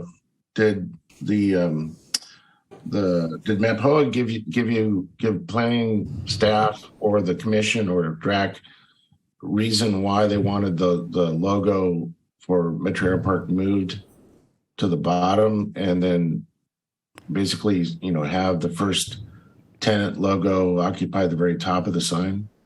They did not. Okay. Well, the reason I asked the first question about the color of the field, where in each of the rectangles where the tenant name would be, is it looks like in the drawing there that it looks like it's more of a silverish background versus a taupe background. But you're telling me that they would be the same. They are the same color, right? Correct. Okay. All right. Thank you. Thanks, Phil. Okay, so earlier in the presentation, I noted that staff initially included language in the SPA amendment package to restrict non-transit compatible uses proximate to the proposed Metro Air Park light rail station. However, that language was removed, and instead we are seeking board direction regarding whether a future amendment should be pursued. Just to be clear, this direction is separate from the prepared SPA amendment package, and any modifications that are suggested would need to be drafted by staff and then brought back to the board for future consideration. The reason staff is bringing this item to the board's attention is that with the opening of Metro Air Parkway, the Metro Air Parkway interchange, there has been increased interest in the retail portion of the plan area. There have been multiple applications filed for gas stations, retail development, hotels, and industrial projects in the commercial districts. The parcels nearest to the proposed light rail station are located in those commercial districts, which do not currently include any special restrictions or requirements for potential projects. As most of those uses, including ones that could be considered non-transit supportive, are allowed by right with only a staff-level design review, planning staff wanted the board to be aware of the permitting requirements and seek board direction to determine if a future amendment sponsored by the county was necessary to ensure desired use and development proximate to the proposed light rail station. To that end, planning staff has prepared 3 options for the board to consider. I'll go into those options in greater detail on the upcoming slides, but they are: 1, a no change option, 2, an option to amend the land use table to prohibit or conditionally permit non-transit supportive uses. And 3, an option to develop specific floor area ratio requirements for the area near the proposed light rail station. The graphic on this slide shows the proposed light rail station in a red crosshatch on the southwest corner of Metro Air Parkway and Meister Way. It further shows the 1/8 of a mile radius in yellow, a 1/4 mile radius in green, and a 1/2 mile radius from the future light rail station in turquoise. This graphic on this slide is from a recently approved tentative parcel map. This parcel map, it's a little difficult perhaps to see, but this is on the northeast corner of Metro Air Parkway and Meister Way. The proposed light rail station is just to the south and off the map at Meister Way. I should also note that a gas station application has been filed for that hard corner that you see there at that northeast corner of Meister and Metro Air Parkway. So as I mentioned earlier, the first option would be to make no further modifications to the SPA. Certain non-transit compatible uses would continue to be permitted by right, including drive-through restaurants, car washes, commercial parking garages, and self-storage facilities. These developments would be subject to a staff-level design review to ensure compliance with Metro Air Park development standards and design guidelines. It should be noted that gas stations or automotive service stations would continue to be subject to a board conditional use permit. However, with no changes to the SPA, staff would be evaluating the request based on the project's consistency with the SPA to make all appropriate findings. The second option would be to amend the land use table in the SPA ordinance. The amended land use table could address non-transit compatible uses by listing them as either prohibited or conditionally permitted uses. A footnote table could be added to the land use table to indicate that these requirements apply to parcels of land that fall within a designated radius of the proposed light rail station. Additionally, for conditionally permitted uses, findings would need to be established to address transit supportive projects. As there is uncertainty regarding the timing of the construction of the Green Line and this proposed station, light rail station, staff would recommend that should the board decide to pursue this option, it would be limited to properties within 1/8 of a mile of that proposed light rail station. In addition, with the amount of current development interest, the board may wish to consider a mechanism to ensure that near-term development proposals are consistent with the board's intentions. A third option would be to modify the floor area ratio requirements. As noted in the report package last year, the planning director issued a determination that the general plan's floor area ratio requirements contained in land use policy 32 for transit-oriented development areas, that it would not apply to Metro Air Park. Development would only need to comply with the floor area ratios in the Metro Air Park SPA, which are maximum FARs and significantly lower than those contained in the general plan. Under option 3, a minimum floor area ratio would be applied to properties within a certain distance from the proposed light rail station. I should note also that during initial discussions with some developers, they have mentioned that they would like to exceed the floor area ratio requirements near the proposed light rail station. Deviations from those floor area ratio requirements are allowed or would be allowed with this package that's before you, subject to issuance of a special development permit from the Planning Commission. So should the board decide to pursue this option, staff would also recommend that it be limited to properties within only 1/8 of a mile from that proposed light rail station. So I should stop here to note that these options were reviewed by the Planning Commission, and the members were divided on their opinion as to whether or not a future SPA amendment should be pursued. Some members stated that there is too much uncertainty on the timing and feasibility of the light rail line and station to limit current development opportunities, and favored an approach that the board not initiate an amendment to the SPA.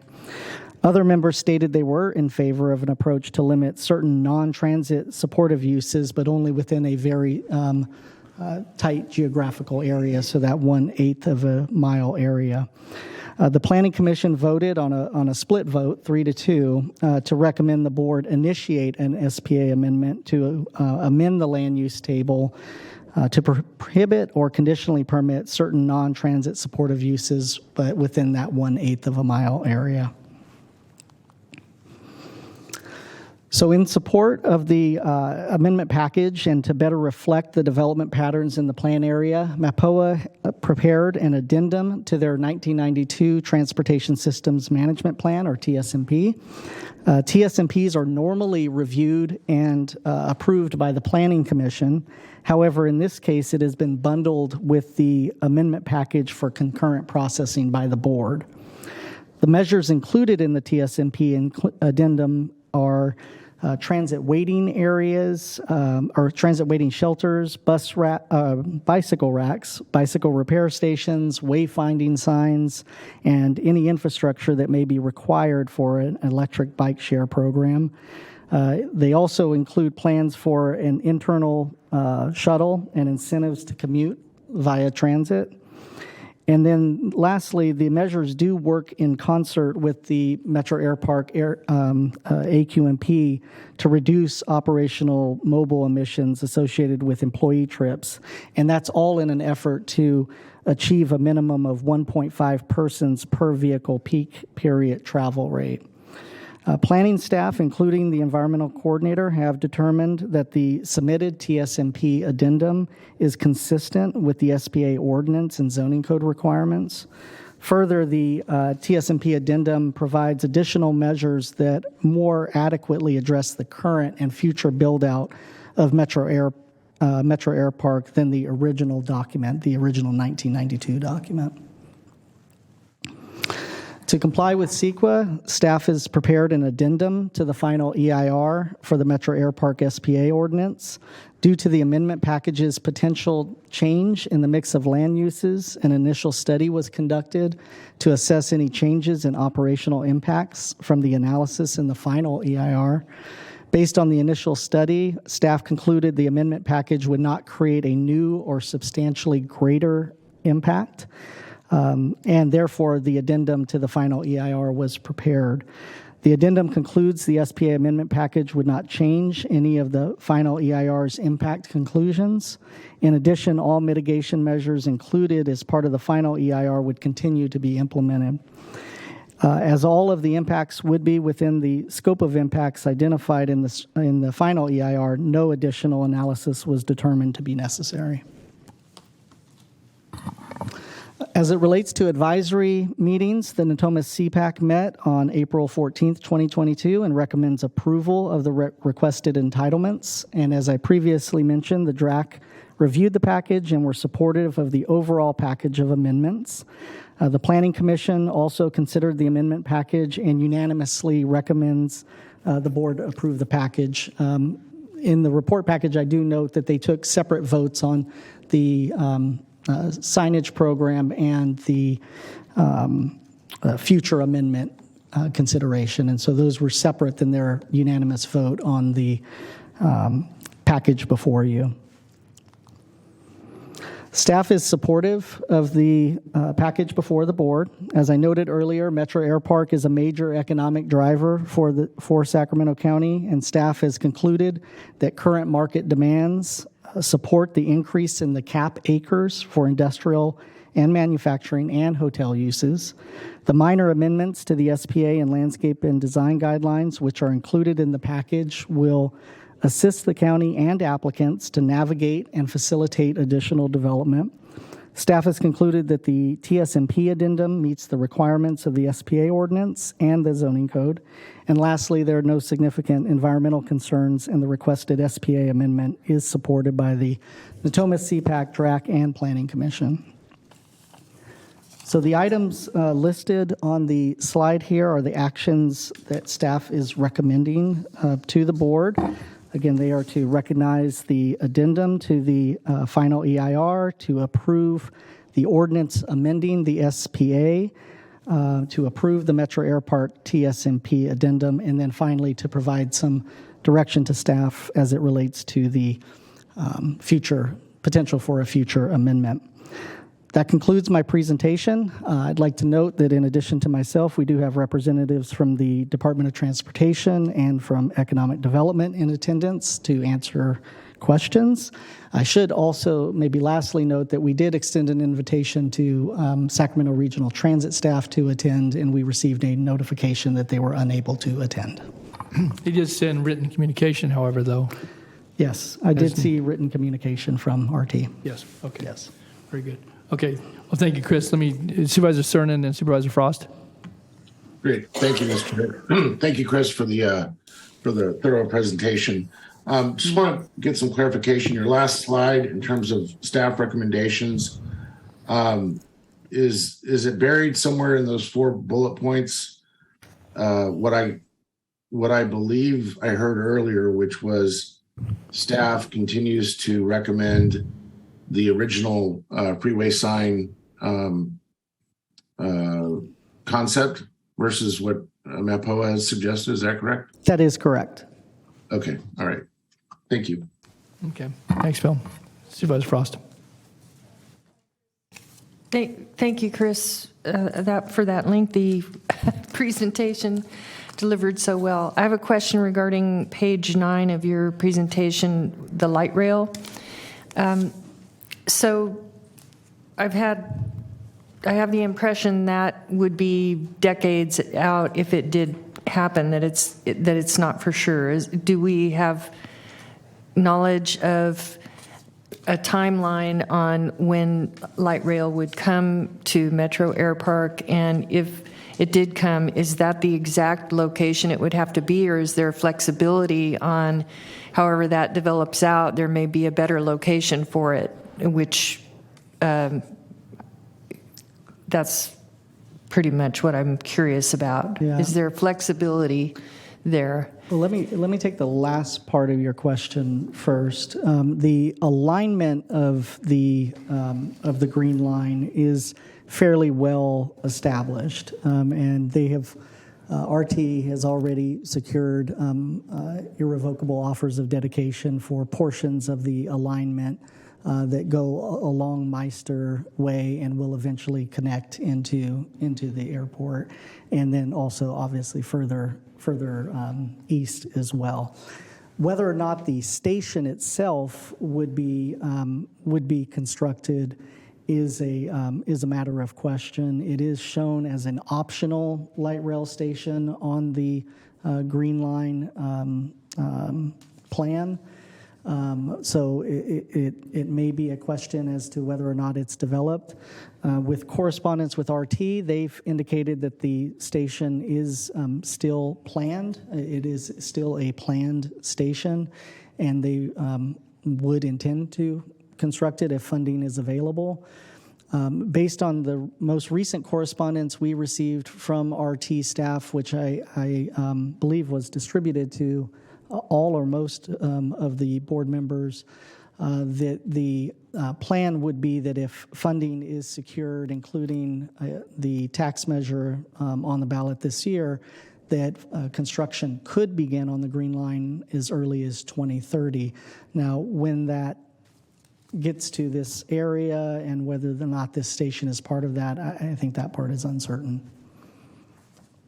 So having some flexibility in zoning there wouldn't really be a problem. That's a question. I mean, because you don't have to put the station may not be there.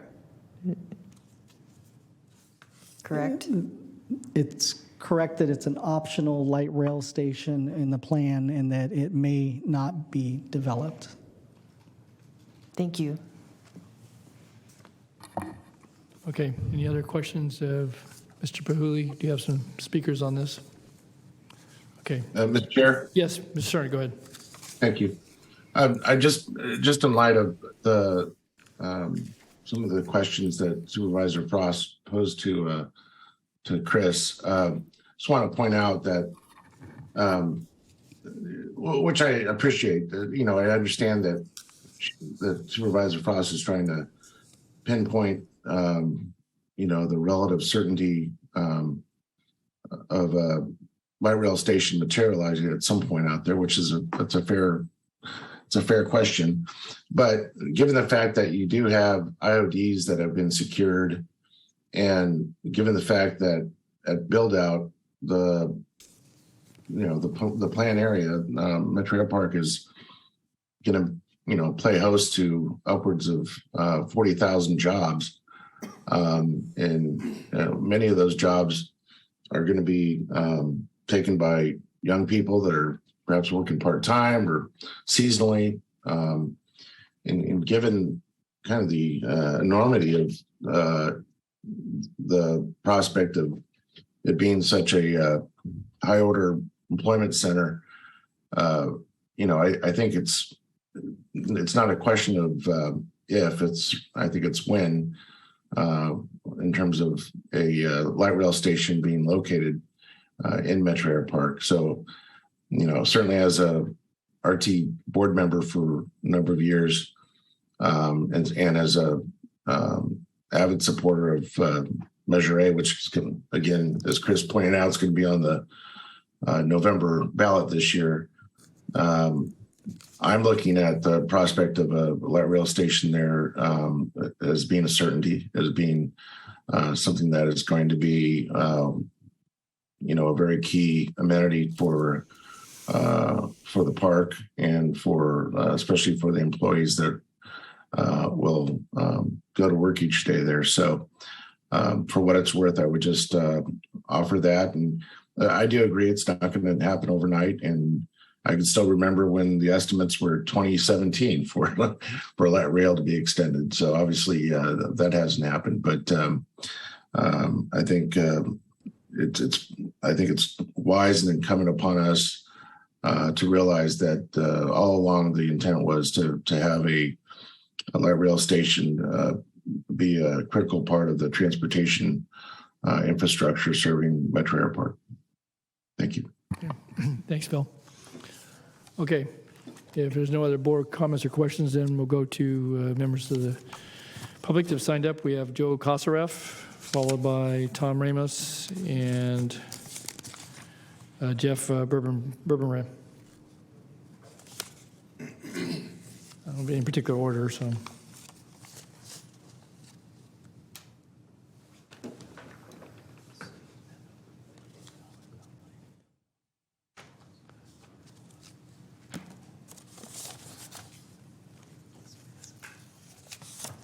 Well, good afternoon, everyone. I was going to say good morning, but good afternoon. Joe asked me to go first and be the guinea pig here, I guess. Sure. But all right, Tom. Tom Ramos, representing the Metro Airpark owners, and thank you for having us back again so soon. There's a lot of moving parts out there at MAP, and it always seems tweaking needs to be going on, so we appreciate the board's attention to our needs. So we're glad to be back here. And I'll just make a quick note. When I submitted this application back in early 2021, we had the project description that you put in the application. It was one line. It said change 69 acres to 300 acres, but it's kind of evolved from there. But it's good to have the opportunity to make adjustments. So yesterday I submitted written comments to the board. Hopefully you've had a chance to look on them. So I'll try to keep my remarks a little short. And we do have a few other speakers that will probably speak more directly on the sign issue and the light rail station issue. And then in addition, Chris mentioned the TSMP and the air quality management plan that we updated, and we have our consultants here from TDM specialists to answer any questions you may have that on it as well.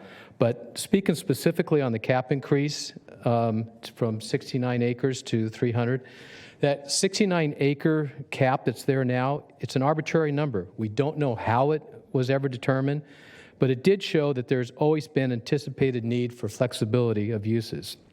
And over the last few years, it became very clear at MAP and commercial real estate markets everywhere that the need for entitled land to support ongoing e-commerce growth and modernizing traditional distribution was great. And so both the economic development folks and the MAP ownership soon realized the current cap would quickly need to be reached. After discussing and analyzing, it was agreed to increase the cap to 300 acres. That doesn't mean we'll reach that cap, but it does give flexibility that we're seeking, and it still maintains over 110 acres exclusively for office, retail, hotel, and highway commercial uses. So somewhere in the middle, we'll see a mix of uses out there, and so it'll help continue the momentum that we have going on now. On the light rail station and the issue of land use, I know staff has struggled with this, meeting the goal of the transit-oriented uses that are in the general plan and other areas around light rail stations. But the issue discussing previous SPA, this was brought up in previous SPA updates before the board. And at that time, the board kind of made it known that they kind of agreed that the SPA zoning and the FAR parameters should prevail. And with that, the planning director back in 2021 did make a determination on that LU 32 issue. So we have that in place now. But now you're being asked to look at it again, and I get the idea of having transit-oriented uses around light rail stations and other public transportation, but that's not necessarily needed at MAP.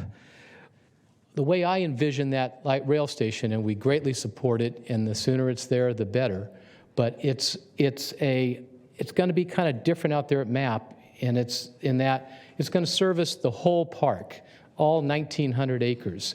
And we're required and we're planned to have an internal shuttle service out there that we'll have running as soon as it's advised, as soon as there's some place to go besides just to your work.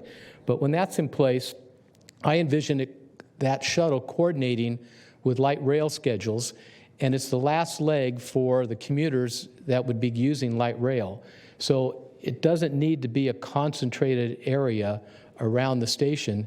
Quite frankly, more service-type uses might make more sense, as things go, because they'll be able to concentrate there, but then they would take the shuttle to their job or bikes or whatever else we have available out there in the park.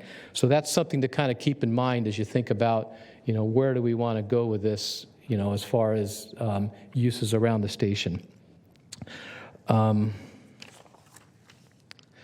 the sign program, obviously we support the alternative language. This dates back to 2018, when we first put together this master sign program. Staff was, pretty adamant about the monochromatic design, and we couldn't really agree on, the best way, but we had to move forward at the time, and we did. And we've used this opportunity to kind of bring it back to you, because we still see the need of having more flexibility and the use of color. And we'll have our designer of the sign kind of talk about it more. But the freeway sign, they bring in the logo down to the bottom where it says Metro Air Park. That was kind of deal one, to get some of the users a little higher up, but also it matches the monument signs that we'll have at the entrances more closely. So we thought that was a good way to handle it. So with that, that's all I have. If you have any questions, I'll answer now or later, but we'll move on. Okay, thanks, Tom. Any questions for Tom? Supervisor Kennedy. Thank you. I think Tom, I have a question. Yeah, Patrick, sorry. It's regarding the freeway signage. It seems like there's another option too, and that's to disallow the colors, but allow you, because I agree with you as far as splitting the logo from a branding perspective, that doesn't make a whole lot of sense. I think that makes sense to bring your logo together. But so, you could change the configuration of the sign without colors. Is that something you looked at? That's an option that could be adjusted. I mean, the real aspect of bringing up the alternatives was really for the addition of color. Yeah. And that was just a modification that was made as we were going about, adding the color in there. So we thought that made sense. Okay, thank you. Okay, thanks, Tom. No other questions? Okay, good. Thanks, Tom. Stand by. All right, Joe. Good afternoon, members of the board. Jeff Burbrick with David Hi, Bett, Jeff. Cock & Associates. We wrote the original design guidelines for the project and have also modified the guidelines that are before you today. And I'm really here to speak on the signage. I'm from the Bay Area, and this summer as I was traveling up to go camping up the Highway 99 corridor, I noticed one of the signs that's up there across from the project is a monochromatic sign. And based on the speeds that you're going, along the freeway, I had a really hard time seeing what those businesses were without the visual cues. And so what we're recommending is the allowance, and it's before you today, is to take a look at those branded color options, the corporate logos. These all provide for increased visibility for the retail businesses. It also creates opportunities for these businesses to locate in the Metro Air Park because they're using their logos and things like that, which is very important to them. And what does this mean for Metro Air Park? It increases the business growth because it will, the use of colors and things like that we feel will attract more businesses. It'll provide more retail choices, and it'll also provide goods and services and restaurants for the users at Metro Air Park, which, as Chris identified, is rapidly growing. It will also, as time goes on and these retail businesses develop, it'll also increase county revenues and taxes. As Tom spoke earlier about the monochromatic, that was something that staff recommended. We went along with that just to keep the project moving.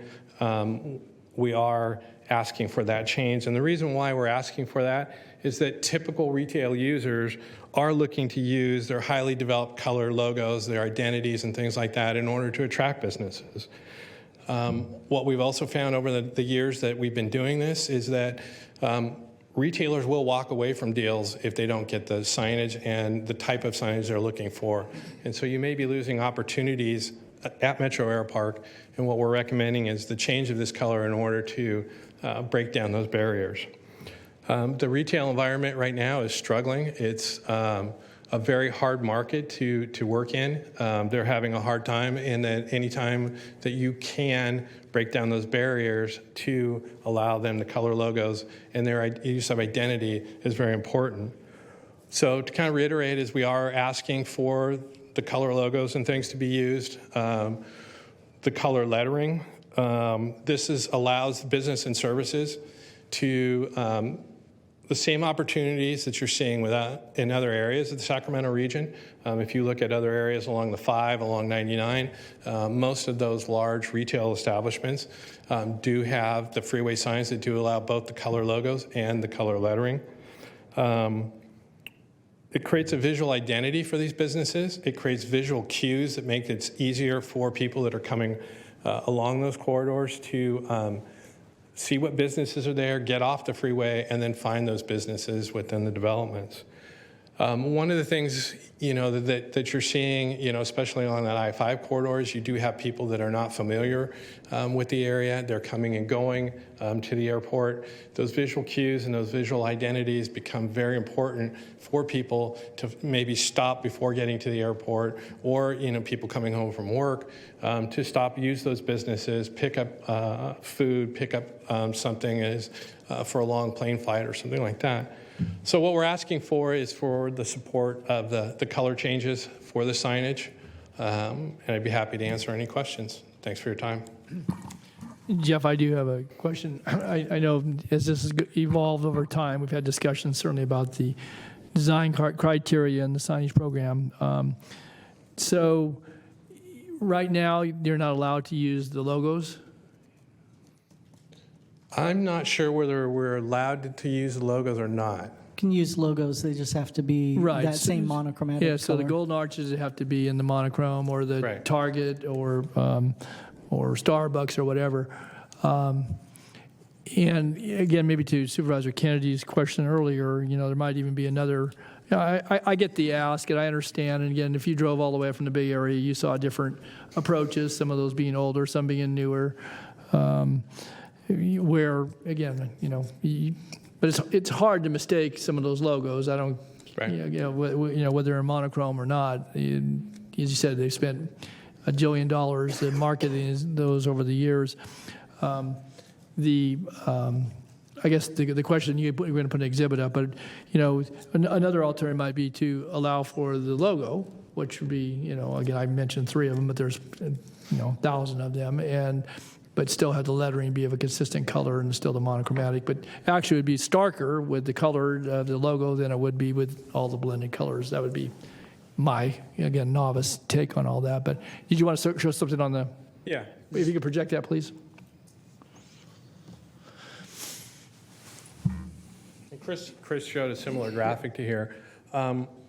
You have to use your imagination because we can't steal the actual logos off of people's stuff. Right, I get it. But what we're looking at is the ability to identify the tenants, and that's mainly what we're most focused on.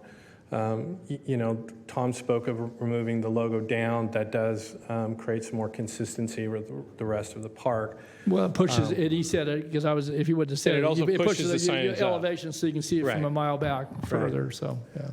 I think if we were to go to both monochromatic logos and lettering, I think you're going to run into the same thing. To be honest with you, I think you're not going to get that visibility. You're not going to because as you see something coming down the freeway, you definitely recognize the variety of different logos that are on these. I think it's a more vibrant look. It provides you the visual cues in order to identify what businesses are there, to be honest with you. But maybe my question was, I was saying monochromatic lettering, but use the colored logo. Tom? Again, I know what you're asking. You know what your ask is, so you don't have to agree with that. I'm just saying that still draws your attention. If it's the logo that got your attention, whether it says Target, McDonald's, Big Joe's, Big Al's, whatever it is, that's the branding, and it doesn't become as busy as if you look at that. I mean, again, I get it. It's all about retail and getting the customers there, knowing where to go. Right. But you're not going to, if they've done a good job of branding, which they have, we've all talked about it, and if that's in color, you don't need to know what the store is or what the commercial business is because you've got the logo. That's the whole idea behind retailers. I think you're going to find some retailers that might buy off on that. You're going to find other retailers that are going to say, no, I'm not going to go here because I want my whole identity package, which is both the logo and the color lettering, is what I think is going to happen. That idea has been talked about before as a compromise or whatever, and like you said, it depends on the business. Right. Some of them, their name is their logo, and then color is important. Others, it's not. It's the font. It's the font.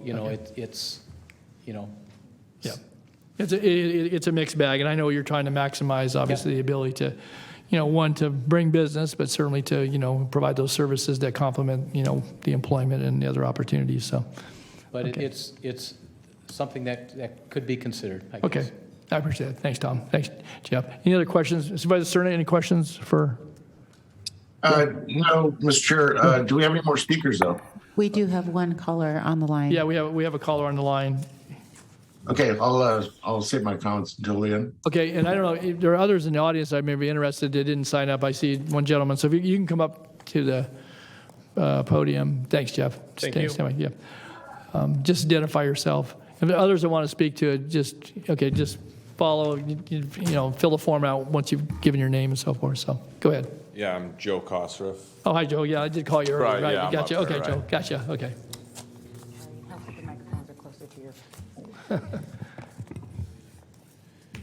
Yeah, I'm the owner of where the light rail station will be, and also the freeway sign. That'll be my sign. Being that this park will be run 24 hours, there is great importance that these colors are lit up and be able to be seen 24 hours a day.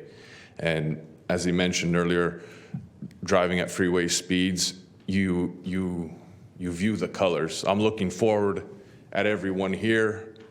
I know it says a huge Sacramento County sign. I see red, white, and blue, and I see green. And I know what red, white, and blue is.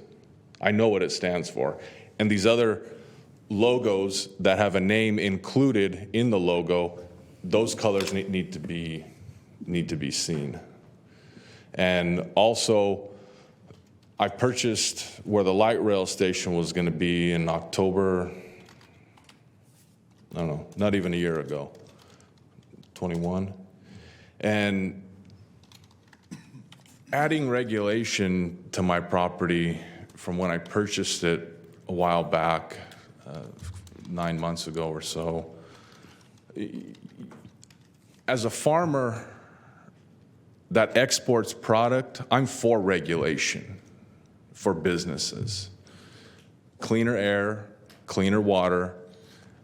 Other polluted countries value California products. There's excitement. They want the California product. Their countries are so polluted, they don't trust their own products grown. So I'm for more regulation. But regulation where I'm at now, when I purchased the property, my rights are being taken away. And my plans with that property now have to change. And it's not for the better. Value within 9 months has already dropped with this attempt to change regulation on of what can be built there. Okay. Thank you, Joe. Appreciate your comments. Okay, sir, come on up and just tell us who you are. If there's anybody else in the chambers wishes to address, follow this gentleman. And if not, we'll go to the phone.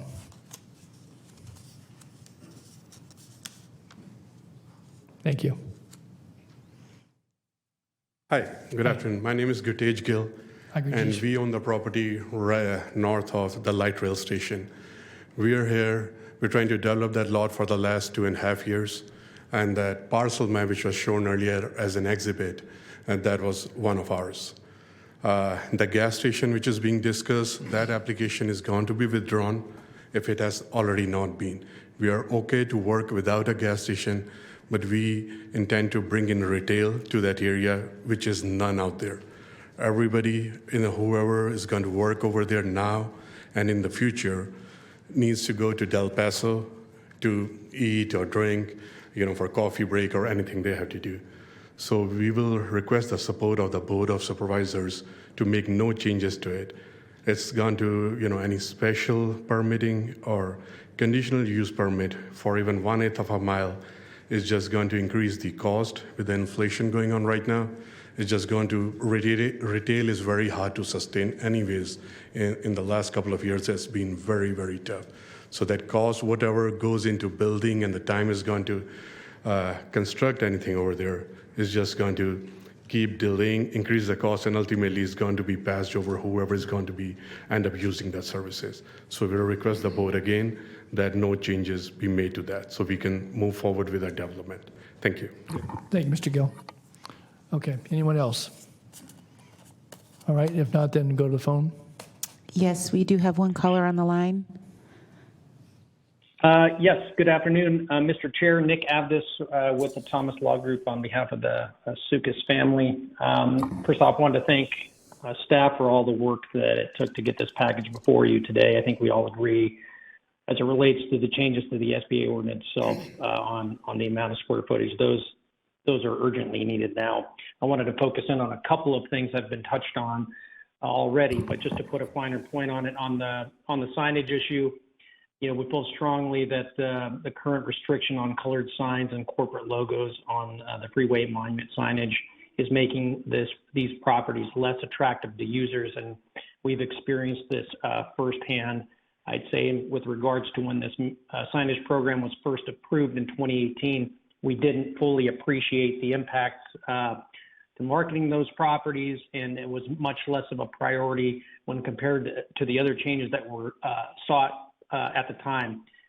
Contrary to the staff position that the monochromatic signage creates a sense of place, MAP really is an industrial park adjacent to a freeway exit. Motorists are looking for familiar brands, and MAP is not a destination location for the types of retail users that will locate in MAP. We need greater brand visibility and recognition that the corporate logos and colors add. On the professional signage side, you heard from Jeff Beveridge with Dave Babcock, so I won't get any further on that. I just say that rather than creating a sense of place, the monochromatic signage is really just that. So we would ask that you support what the Planning Commission recommended and allowed colors and logos. On the issue of limiting land uses near the optional light rail station, I think we all agree that when that is developed is at some time in the future, and certainly there are things in motion that may help accelerate that. But I think as it relates to the properties that would be potentially subject to this regulation, it puts them into a land use purgatory. MAP has accommodated the possibility of a future light rail station in its planning efforts, including the TSMP and the future internal shuttle to reduce vehicle trips. I mean, I think the bottom line here is any uncertainty of what can be developed where is going to kill projects. And the effect of limiting land uses within this 1/8 of a mile is speculative at best as what the benefits would be. Again, I think Tom touched on this, but north to south, I think the Metro Air Park area is a couple miles. 1/8 of a mile measurement does nothing to further the transit goals of Metro Air Park or the county. Furthermore, I think just again to underscore this, this plan area has been approved for a long time. There have been, as Chris mentioned, several major amendments to the ordinance itself, and people have made investment back expectations about what's going to be permitted where. And this issue of the light rail stop has been asked and answered many times, but as Tom said, it's been asked again.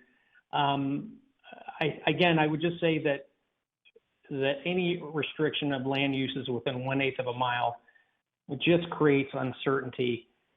Even if funding is available through the new sales tax measure, if it passes, we still got to build a bridge crossing across the American River all the way through North Natomas to get here. Again, I don't see it, but decades away. So I'm just concerned that if any direction is given to staff today to come back with an ordinance in the future, properties that fall within that measurement, in essence, won't be able to do anything. And that is concerning. So I would ask you that you consider recommending that the existing SPA remains in place and perhaps a future study, additional work is done on this to fully bake some alternative that actually will move the needle. Thank you. Thank you, Nick. Okay. Any other callers? No, sir, there are no other callers. All right, then that'll conclude the public testimony. Bring it back to the board. Any questions of staff? And Supervisor Stern, I know you'll want to weigh in, but any questions here at the dais for staff? Okay, no questions here. Bill, did you want to weigh in? Yeah, thank you, Mr. Chair. I assume Chris is still in chambers. If you can come. He is. He's smiling. He's still smiling too. Go ahead. Chris, maybe go back up to the podium. He's coming to the podium, Phil. Thank you. There you go. So first, let's talk about the sign, Chris. Can you give us a little more detail or some nuance as to why staff originally was interested in a monochromatic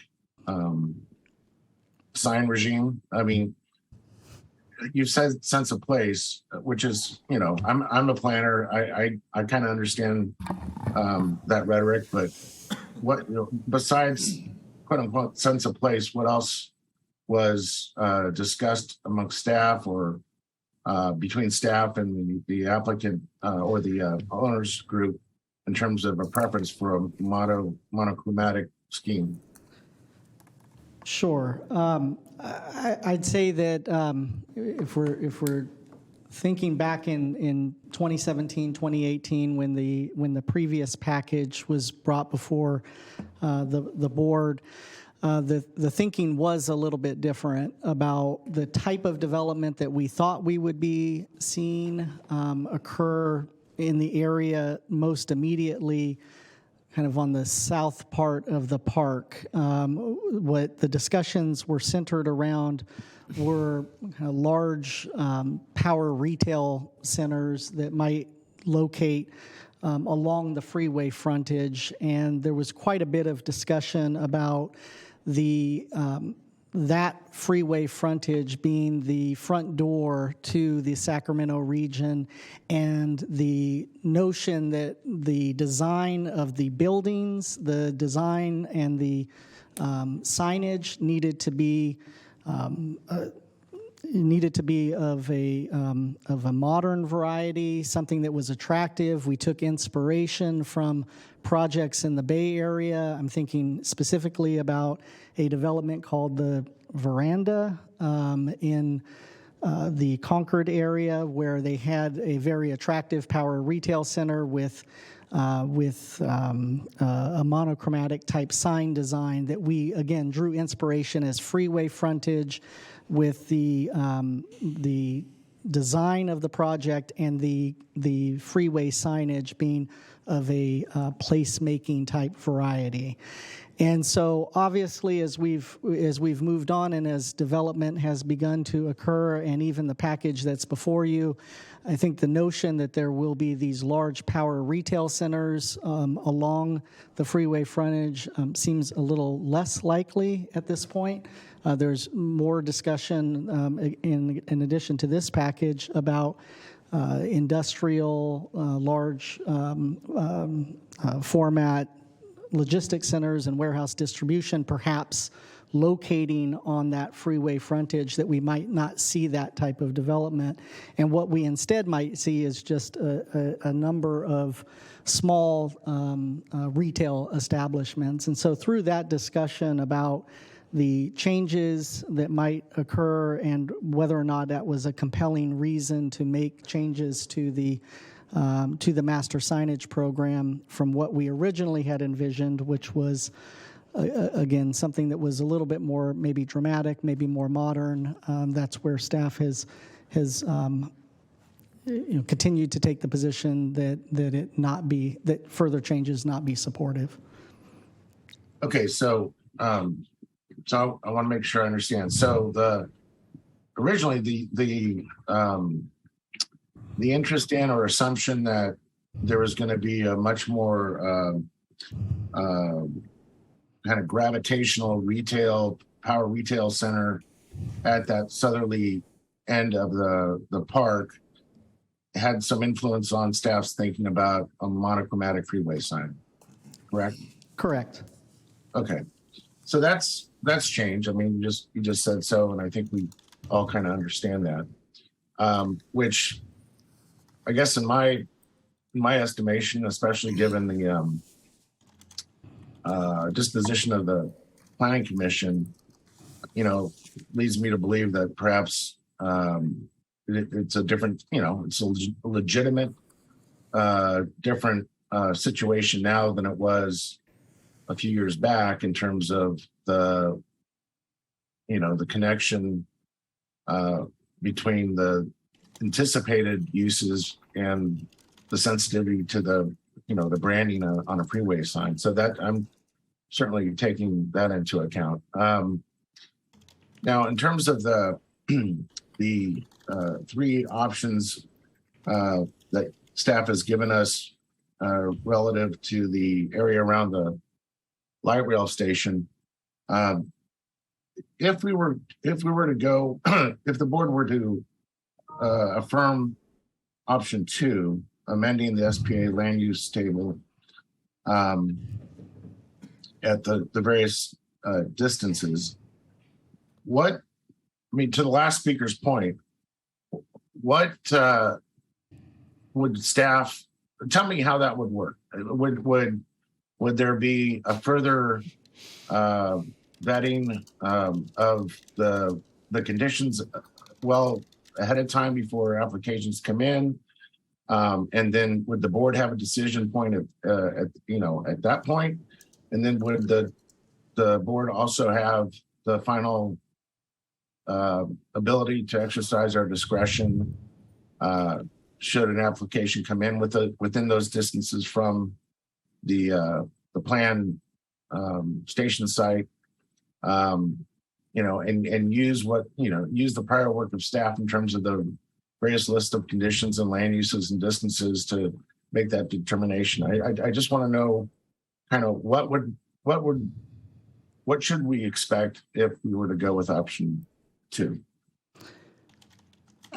I would think that if we went with option 2, staff would work to amend the land use table based on direction that we would receive. I think we laid out in the report package a couple of uses that could potentially be problematic from a transit supportive standpoint, and that we would bring that package through the standard process of getting some advisory recommendations from different bodies before bringing it onto the board for consideration.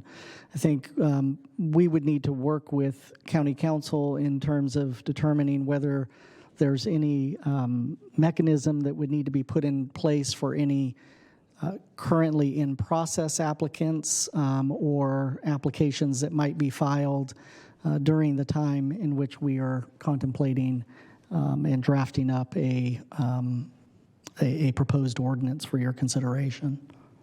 So there is the prospect of, I don't want to call it grandfathering because it's kind of real time, but there is the prospect of those that have active applications or that would or could come in with applications in the near future to not be subject to option 2 should the board adopt it. Yes, I think if the direction was to not pursue any current any mechanism to have current restrictions on applications until a new ordinance is considered, then yes, certainly applications that are in process or would be filed prior to the board taking action on a new ordinance would be able to proceed. And then at such time that the board considers a new ordinance, then those restrictions would be in place at that time. Got it. And then every expectation, I assume, would be that in the development of the ordinance, then you could have interested parties, including APOA representatives involved in that process, correct? Yes, absolutely. Okay. All right. Oh, well, Mr. Chair, I think that concludes all my general questions. I'm supportive of the increase in the cap. I think Mr. Ramos put it succinctly and appropriately during his comments that it was an arbitrary figure, and you could have really understood where the market was going to be 25 years after the project was approved. So I think we're trying to stay as flexible as the market to make sure that Metro Air Park is the success that we want it to be. So I'm very supportive of that. I do think that the circumstance has changed relative to the rationale that was originally applied, that I tended to agree with by staff in terms of the monochromatic regime of the freeway sign. So I do think consolidating the logo is a wise thing to do, and I think there's probably more rationale today to consider the colors for the prospective tenants on the freeway sign, given the fact that it's not going to be the power retail center that perhaps was previously envisioned. And then I am interested and supportive of option 2, as you can tell from my earlier questions. But I do think there's a way to do it so that it's, again, if it's the will of the board, to implement option 2 that is fair to current applications or near-term applications. Certainly having the property owners very much involved in what would be considered for conditional uses. And I feel comfortable that there's adequate discretion that's left to this board and to the Planning Commission for us to,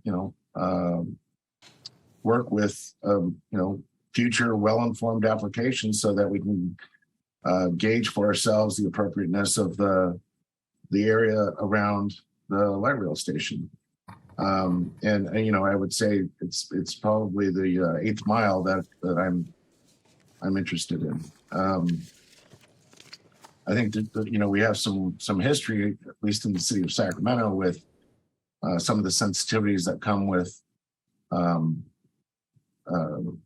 public transit uses and active transportation infrastructure, sometimes conflicting with real and perceived non-transit uses, and certainly want to avoid that and be thoughtful about how we might deal with that in the future. And again, based on my earlier comments and fully acknowledging the fact that light rail is years away, I don't think we can ignore the fact that at some point it is going to be there.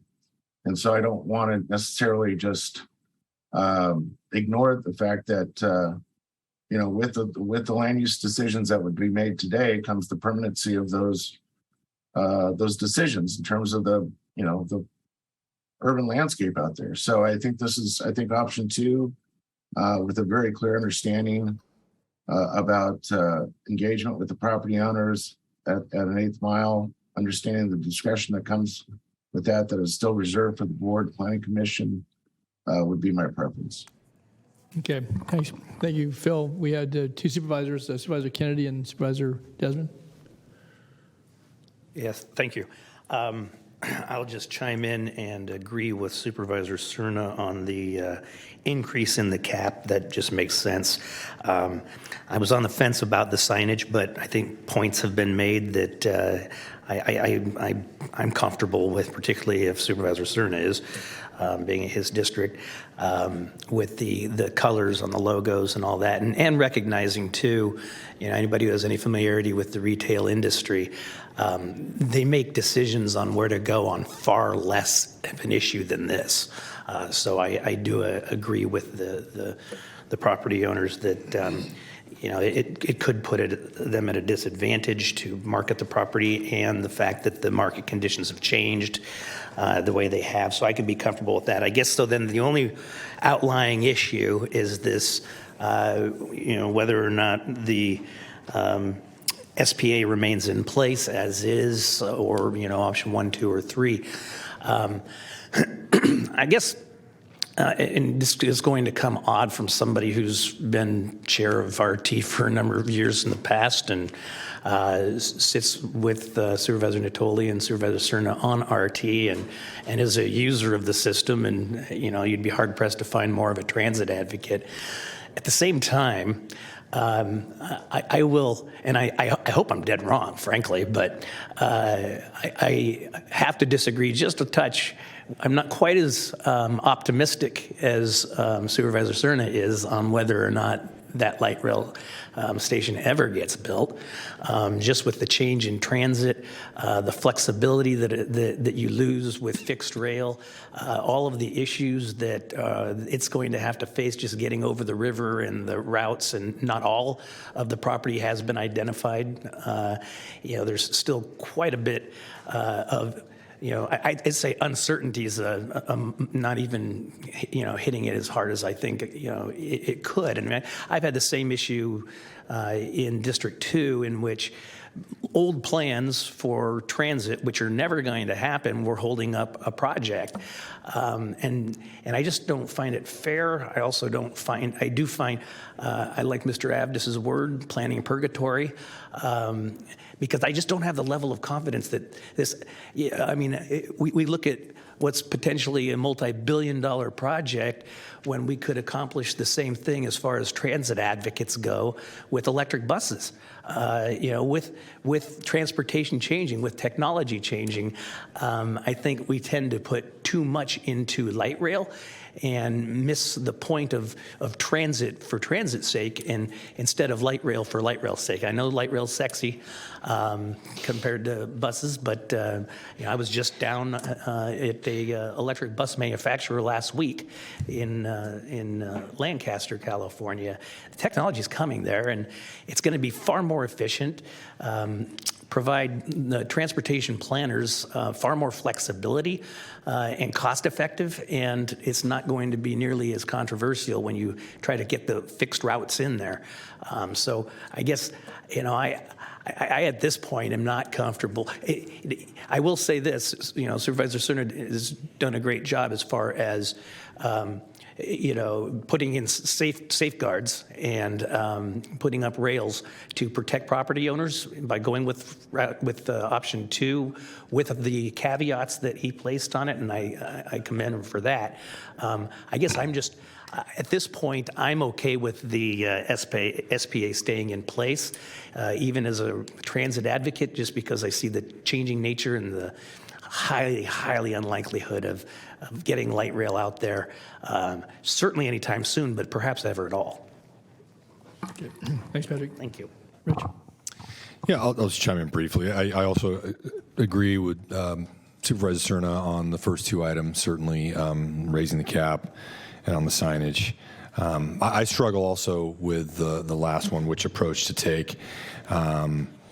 I'm persuaded by Mr. Ramos and Mr. Avdis, frankly, in their comments. And I wonder if there's a way, if we, and I also think about this location. I mean, I think restricting or encouraging transit-oriented uses in certain areas is extremely important and crucial to ensure the success of transit. But this area, I'm not quite sure it makes as much sense. And I'm wondering if we could come at it from a different direction, where if say the climate changes and we realize that light rail is going to come out there, is there a way we can then make a change at some point in the future?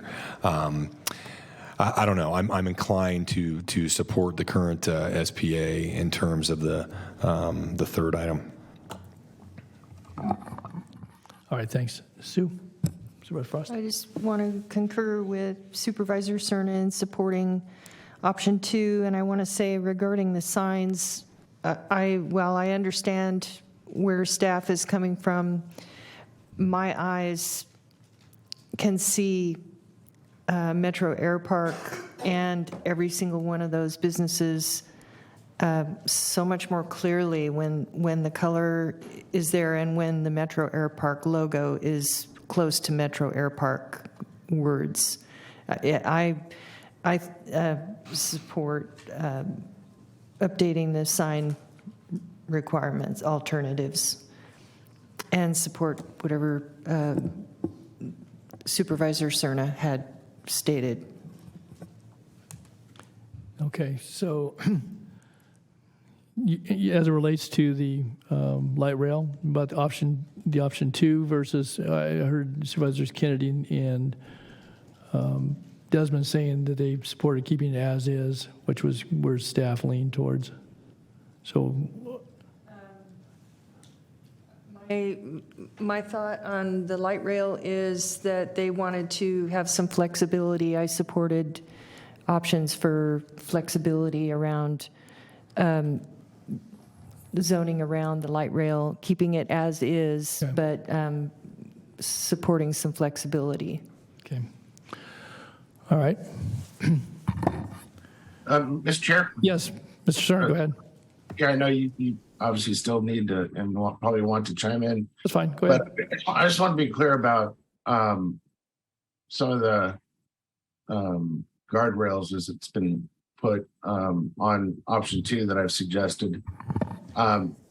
Just want to make clear, my understanding would be if we were to go that route, the current SPA governs, right? Nothing changes. So those that are in process with current applications or may come in with new applications between the time that we would act today and the time that there's a new ordinance, they would still be subject to the current SPA, correct? That's correct. Okay. Just want to make that clear. Thank you. Well, very quickly, as it relates to certainly raising the cap on the hotel allowances, I'm supportive of that. That's obviously embedded in the recommendation today.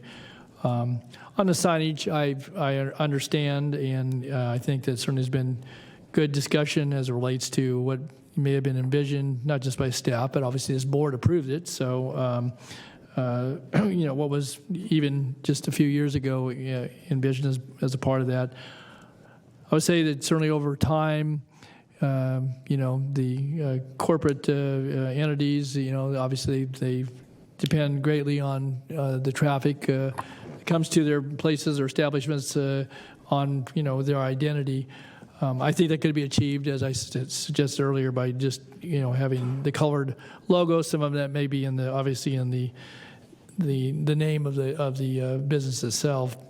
And there's a variety. I mean, you can drive up and down the freeway, and if Delta Shores is a good example of a recent center, but my God, you better slow it down if you're going to try to read what's all on that sign, all the colors that are there. So, but, which is great. It's a new shopping center and in the city of Sacramento. But again, recognizing that there's a desire in this board to move that direction, I could support going with the colors, although I think it may be a little bit overdone.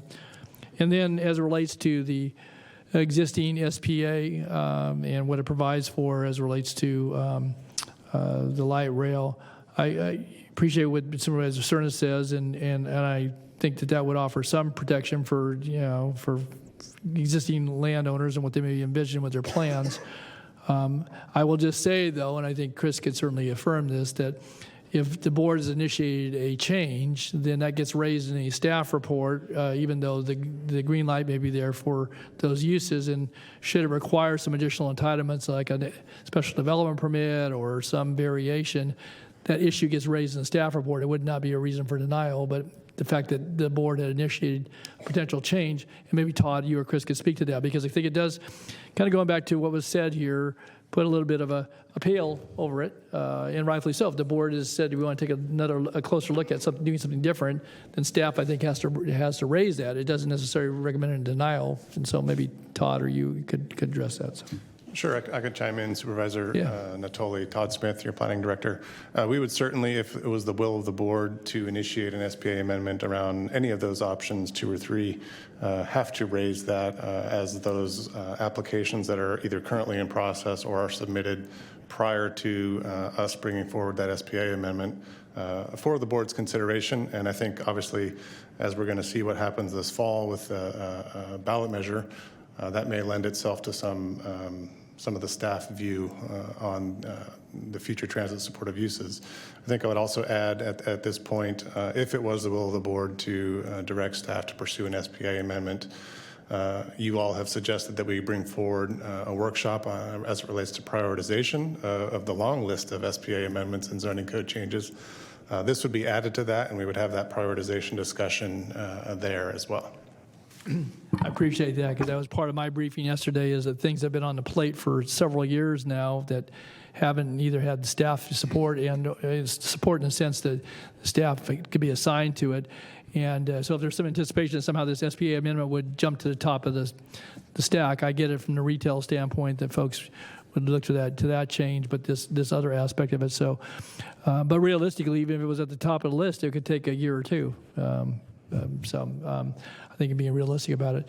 So I guess, Phil, I would just say I'm not uncomfortable leaving it as is. I would be supportive of your motion if you feel that strongly about it, however, and recognizing it doesn't change anything in the current setting, but obviously would be something that the board would have to take up at a future date. But somebody's going to spend some time and money doing that. If we initiate it, that means the county staff then has to prioritize it, and it gets funded out of our resources, unless, because it wouldn't be not a developer or a MAPOA initiated amendment. So we're basically just going to be on the county dime to do that. So, and I think I don't know how that competes against other things, but some things I think are of a little higher priority.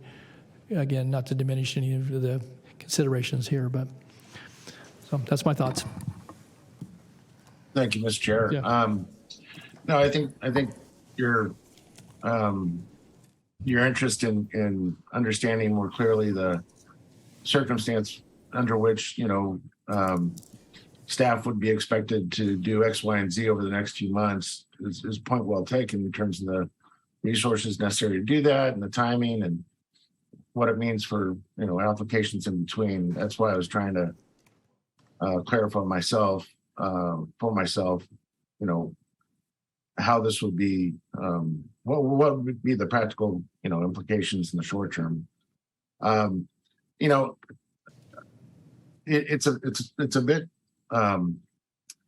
different for me, I guess, in how I consider this, because I have a very, as Supervisor Kennedy mentioned, he prefaced his comments with, he's, been on RT as long as, a little bit less than me, but been very active with RT for several years and in leadership there. And certainly he's been, the supervisor that utilizes RT resources the most, and understands the system and the import of transit. Well, I serve on the California Air Resources Board. And so I can't ignore the fact that not just the title, but the mission that we have there and my service to that mission certainly permeates, everything I do. I think there's no secret about that. It's of interest to me. It's, it comes through in the development of our climate action plan and so many other things that intersect with, the broader state goals of carbon reduction and greenhouse gas reduction and cleaner air. And of course, with that comes promoting transit alternatives because it's the right thing to do. And so for me, I can't ignore that. It affects my decision making. I think going with option 2 with the guardrails I've suggested and the common understanding from today forward about what it means practically, I think is a blending of my concerns as it relates to the broader issue of promoting transit, as hopeful as it may be with regards to this particular extension, but I think we do get there at some point. And I just say all that to kind of give a little more color to what's affecting my decision here today. So with that, I would move that we move forward with the. Phil, just 1 second, if I could. Supervisor Frost, did you have a comment? I know I did. Phil was I prepared did. to make a motion, but I just wanted to make sure I am clear about how I feel about this. I think what I'm trying to say, I said option 2, but I think what I'm just trying to say is that I support some flexibility now. I think option 1 is what I was trying to allude to. Okay. And I don't know if I made it clear, but. Okay. All right, thanks. Okay, so you heard that, Phil, so go ahead. Yeah, I appreciate Supervisor Frost clarifying her position. So, so my motion, Mr. Chair, would be to certainly move forward with the increase in the cap for the distribution center uses and the hotel uses. Go with the MAPOA alternative freeway sign scheme, and also to move forward with option 2 and promote a future amendment for the SBA land use table for acknowledging appropriate transit uses at 1/8 mile, and to do so with the full engagement of the property owners, and to make sure the SBA as is governs until such time as it's approved, and with the common understanding that there is ample discretion that will be maintained for the board and planning commission to use that as a tool to consider future conditional permitted uses. Okay, all right, that's a motion. Do we have a second? Okay, Supervisor Kennedy, second. He has a question. Go ahead, Pat. Maybe Supervisor Cerna, I missed it, but are you specifically looking at 1/8 of a mile, or was that part of your motion? Yeah, it's 1/8 of a mile. Yeah, okay. So I want to clarify. Thanks. All right, so we have a motion and a second. Can I ask a clarifying question? Sure, too, go ahead. Mr. So then if we did that, as Supervisor Cerna has moved, the board then wouldn't have to take any additional action for you to start amending the SPA. Is that correct? I'm looking at our planning director. I would say we would need to first identify what those resources that we need in place to start that work. And that would be part of the prioritization workshop later this fall. But certainly we know, I think based on the layout that's been presented, we know generally what the approach would be. And then obviously until then it would be status quo. The SPA would stay as is. That is correct. In terms of the current applications between now and then, right? That is correct. Up and until, as Supervisor Cerna alluded to, the board's consideration of that SPA amendment at some point in the future. Okay. Thank you. And I just would note, I said it earlier, but that there's a number of code amendments that have some competing priorities, and some work, and they're scattered throughout the county, and they affect any number of different neighborhood and business district issues in the county. So something we're going to have some discussion around. So, okay, all right. So that is the motion. Any other questions about the motion? We have a second. All right. If nothing further, then please call the roll. Member Cerna? Aye. Kennedy? Aye. Desmond? Aye. Frost? Anatoli? Aye. And the motion carries by unanimous vote. Okay, thank you. That concludes the morning's in-session agenda. We have a closed session, so I know folks have arrived here for the 2 o'clock session. It's now 2:07, so I would anticipate it's going to be probably 3 o'clock before we come back into session on items 68, 69, and the remaining portion of the agenda. So we're going to recess into closed session, and we'll return here at 3 o'clock to begin the afternoon session. So apologies, but we've been running all morning here, so thanks.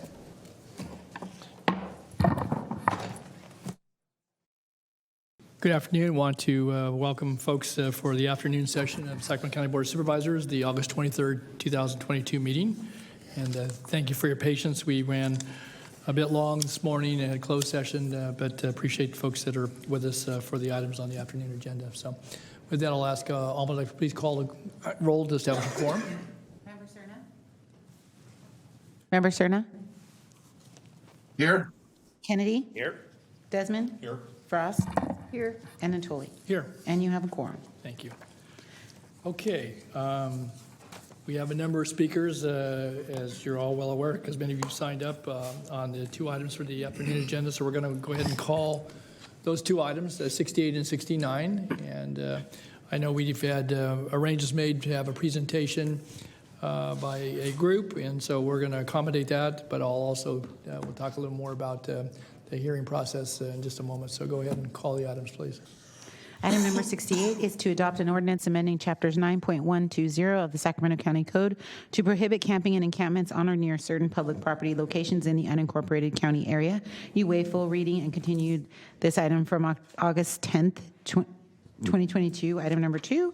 And 69 is to adopt an ordinance of the Sacramento County Code amending sections 9.36.058 relating to fires and 9.36.067 relating to remaining in the parkways between sunset and sunrise, and adding sections 9.36.083 to prohibit camping or constructing, maintaining, or inhabiting any structure or camp facility in the American River Parkway and Dry Creek Parkway. And again, this item was waived or introduced and waived full reading and continued from August 10th. Okay, very good. Thank you, Alma. So, as I mentioned a moment ago, we'll get, I don't know if we have a brief staff presentation? No? Oh, Lisa? Okay, good. Yeah, the staff has asked me to kick off the item. So as the clerk just read, we're here to consider adoption of 2 separate ordinances.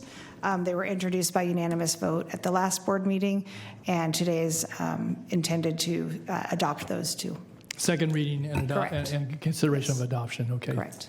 All right.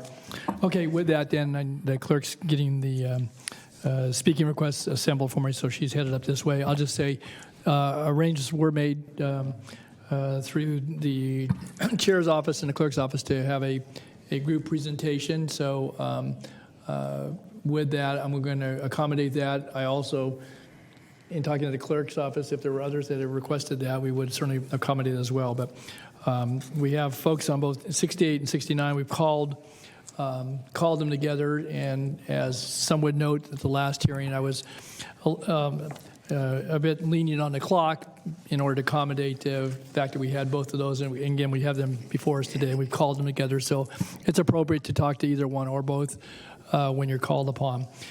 So with that, I don't know if there's any further items for consideration. So there's no formal staff report. We have the 2 ordinances, and obviously we have a number of folks that want to speak to them. So with that, then, I want to go ahead and we'll take the presentation that we worked at the clerk's office. And I did agree, because there will be 4 or 5 presenters on that item, to allow for 23 minutes. They've pared their presentation down, and if they had just done me individually, they would have been 15 minutes to 20 minutes anyway. So with that, Alma, do we... I'm going to ask Metro Cable in the back if you could bring up the PowerPoint presentation. Okay, and then let me set the... Oh, and the clock's already set for 23, okay. Very good. And so there are 4 presenters, I understand. I think Mackenzie Wilson's going to kind of kick it off, and or whoever's going to kick it off.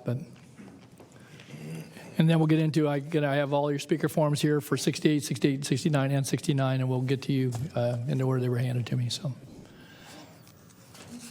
I just want to clarify. Sure. So staff doesn't present any changes to it? No changes presented then, Mackenzie. So the ordinances that were introduced 2 weeks ago is what was before us, and I guess if there are any questions, we certainly ask of staff. But so basically, in essence, we have what was introduced. Tuesday.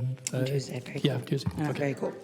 No. There were no changes proposed, Nikki, from what was introduced. So that's what's before us. So. Very cool. Okay. And I'll begin. Good afternoon, Board. My name is Mackenzie Wilson. I am the community organizer for Decarcerate Sacramento and the Sacramento Tenants Union, and I'm excited to present this information with you with my colleagues today. We give you this information in opposition to these upcoming ordinances. We believe in house keys, not handcuffs, and we know that the housing and environmental crisis require real solutions, not criminalization and displacement. And the slide. This is what we're going to talk about today, the crisis, what are sweeps, what's available versus what's needed, a real talk on the river, and we'll get to some solutions. It should be named that today's homeless crisis is the result of decades of divestment from public housing, rising rents, and stagnant wages.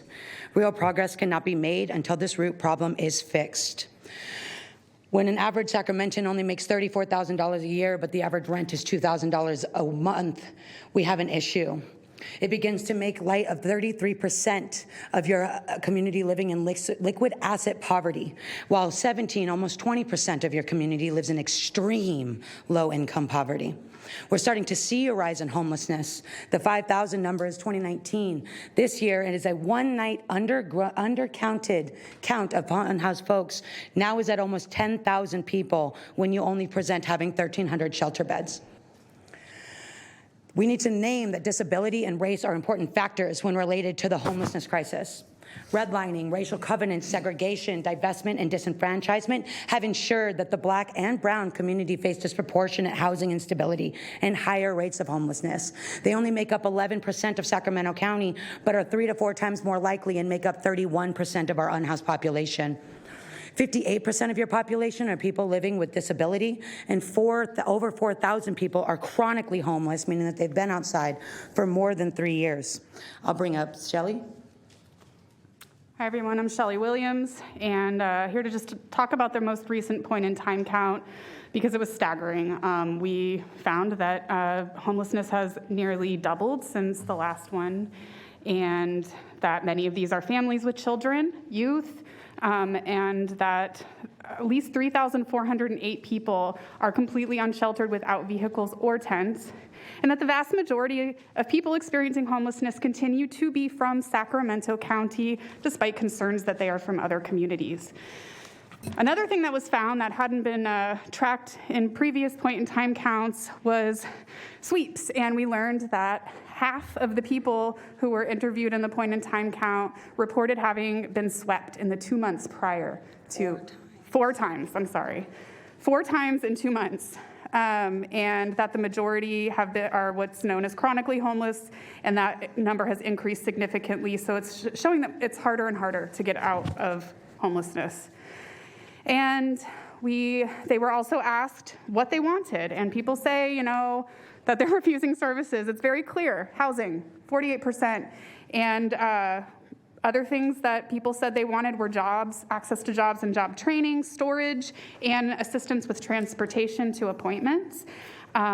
There were suggestions that were not in pre-identified categories like bathrooms, showers, funding more navigators, and reducing police harassment. And super important, they want dignity. They want people to treat them with dignity and respect, and greater empathy for the challenges that people face on the street.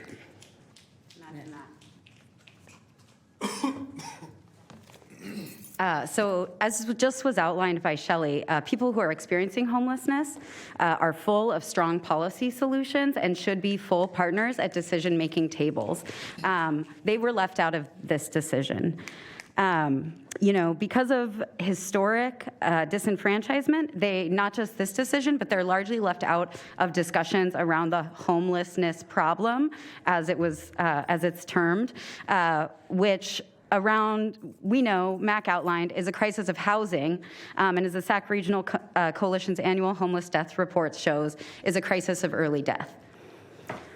So what happens when folks most impacted in a crisis are left out of the decision-making processes? We are offered with harmful status quo policies like this one, these two, that we are here to oppose today. We are in opposition because this, like hundreds of anti-camping laws that have existed across the state, are a false solution that will not bring relief to the communities or address root causes of the issue.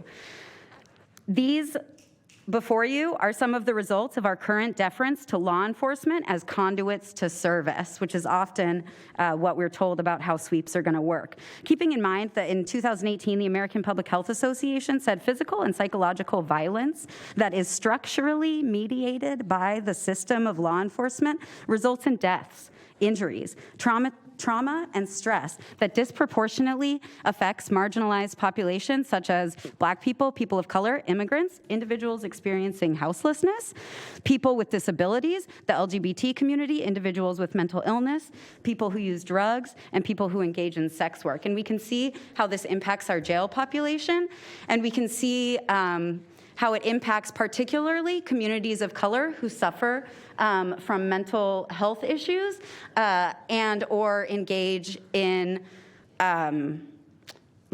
it says here, sex work or drug use, and also folks who are just extremely poor and they live outside and they have no choice but to live outside, which is so often the case, as the point-in-time count actually also points out.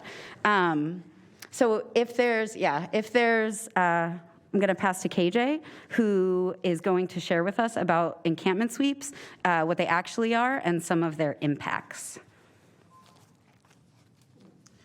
Yeah, hi. My name is Constocia Zingapan. I'm the director of the Black Saber Impact Team. Our team has been documenting the sweeps here in Sacramento since about 2018. And today I come to show you some of that documentation so you can see exactly how a Sacramento County sweep looks like. So if we could play the first video, please. And so this is an encampment. This is the Sac County's most recent encampment sweep. Happened July 13th of 2020 to the Rio Linda community. Excuse me, 2022. This way is the cleanup area, right? So you guys are pushing your stuff that direction? Is that what they told you earlier? No, they told you. No? Okay. So for the items that you don't want, go ahead and just kind of leave them off to the side over here so that way we can remove those out of the way. All right. Cool. So it's usually the SAC Rangers and other law enforcement that are first on the scene. They are letting people know that they have 20, 30 an hour to vacate before these claws come in, your forensic clean staff come in, and actually destroy and take people's everything. And so right here we see again enforcement is standing over folks, making sure everyone is doing what they're supposed to be doing during the abatement. And then we have full homes being taken down, tents, tarps, medical supplies, IDs, documents, sentimental items.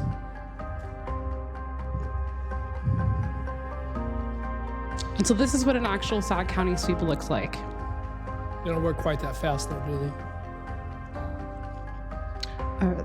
It's speeded up a little bit. Yeah, they're accelerated. Oh yeah, they're usually hours and hours long. This one was actually on 100-degree weather. Do we have audio though? Because there is audio coming up.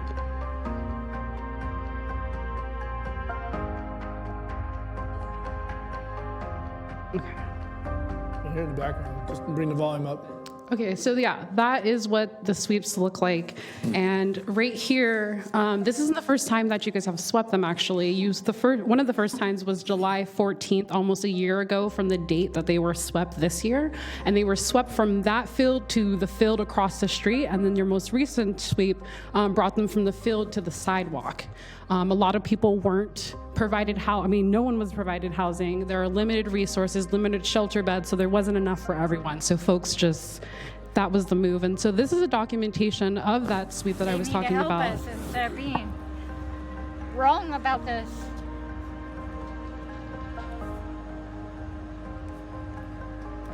They're destroying everybody's homes.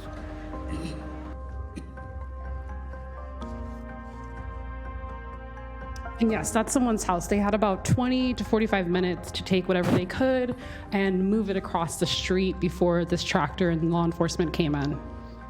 And again, no services, housing, the resources aren't adequate to be there for everyone and address everyone's needs here. So a lot of people, again, were just swept across the field, and then again, in your most 2020 recent sweep, to the sidewalk. There's a couple.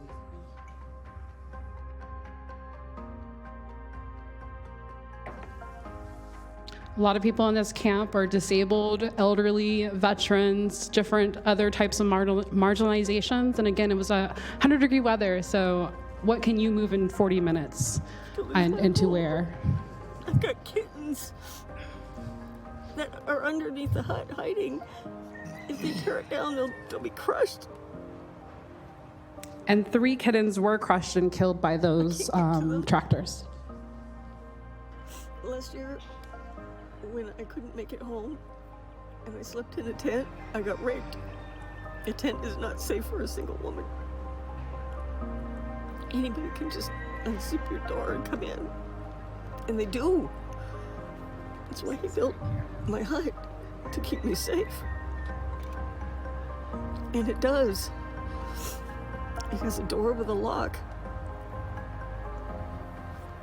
I just need a little more time. And so these tractors load these up into Sac County trucks, which then takes them to a Sac County dump. These items have not been stored, and I know this because we have followed them there with our drones and seen them dumping directly into the Sac County dumps. And this, we have been recording that for well over 2-3 years, or maybe even since the Fire beginning. is what they're worried about. Sure, let them take the fence. But we're not. The fire hazard. Okay? Whenever we see a fire, 4 or 5 men converge on it with their shovels, and they knock it down.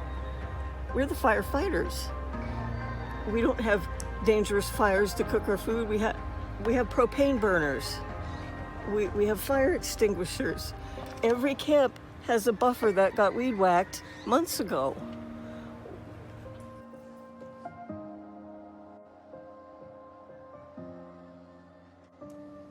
And again, the residents were only given limited resources. Only a handful of residents were offered even shelter. The rest were given notices and told they needed to vacate without knowing where to go.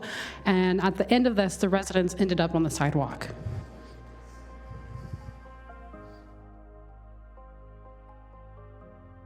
Thank you, if we could go. So yeah, now I would love to get into the effects of these sweeps.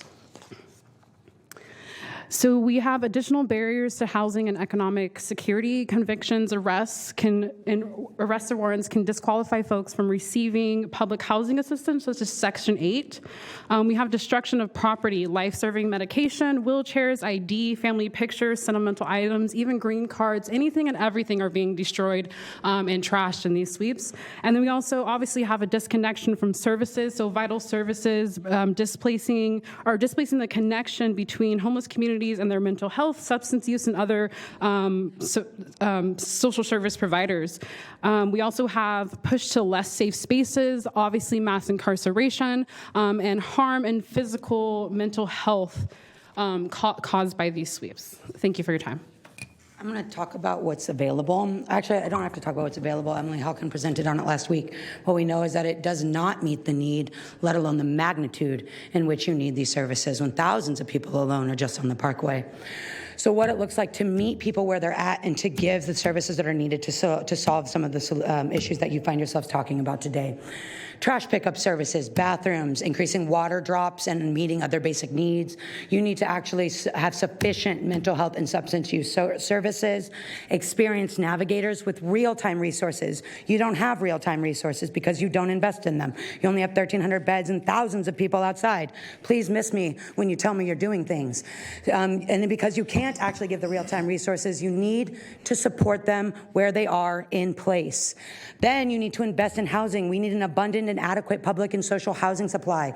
We need to look at things like universal income, down payment, and financial support. We need serious investment in education, medical, and social services, and you definitely need some tenant protections to go ahead and keep people housed so that this number does not continue to rise.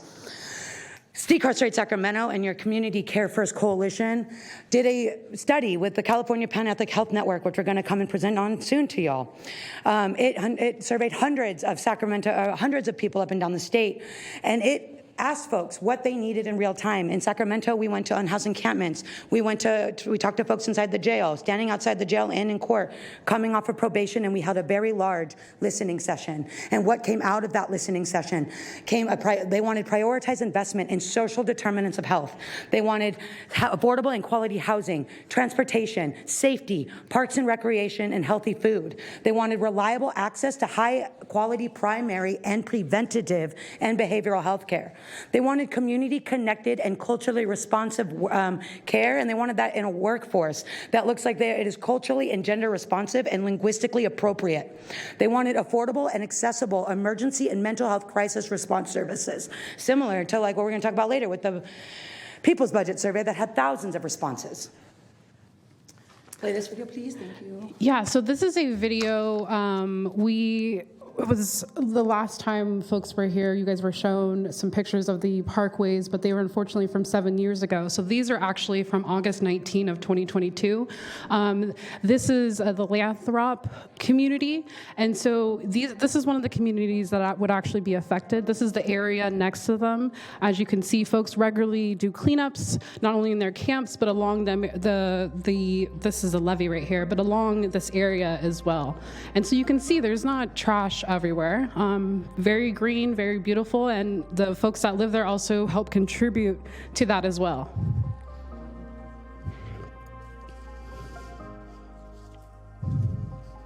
This right here is the railroad community. This is a community of about 15 different camps, RVs, cars, and tents.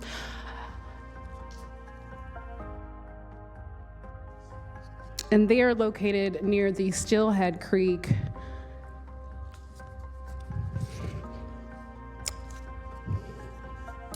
Get into the place. We have income.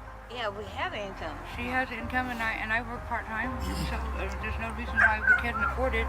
You know, yeah. We've done it before. We've done it, for the last 15 years before we got out here, and we didn't have any problem with that. But once I got laid off and I had a stroke, things went downhill from there. And again, these are the communities that these ordinance would be affecting, along with the other almost 10,000. Yeah, we didn't have. Sacramento steps forward. Okay, we did meet with them. Yeah, yes, but they kind of just left us hanging too, because the lady that was our case manager, she went back to school, and the person that they assigned to take over her caseload, he called us, talked to him once, and never heard from him again. No. They're not sufficient.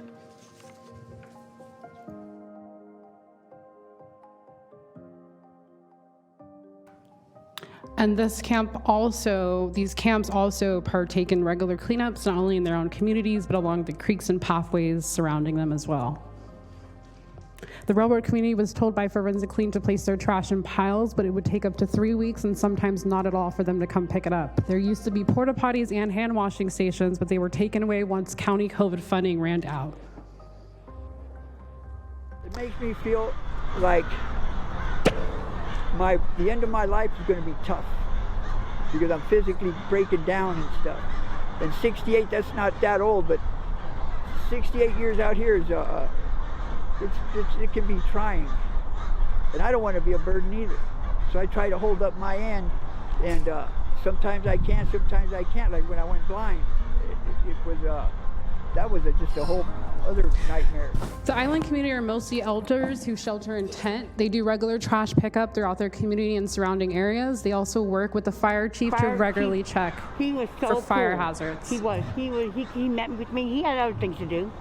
But he came here and met me every month and would go through and, make sure that we're okay, because we have our pathways, swept and stuff. And he told us a couple of things to do.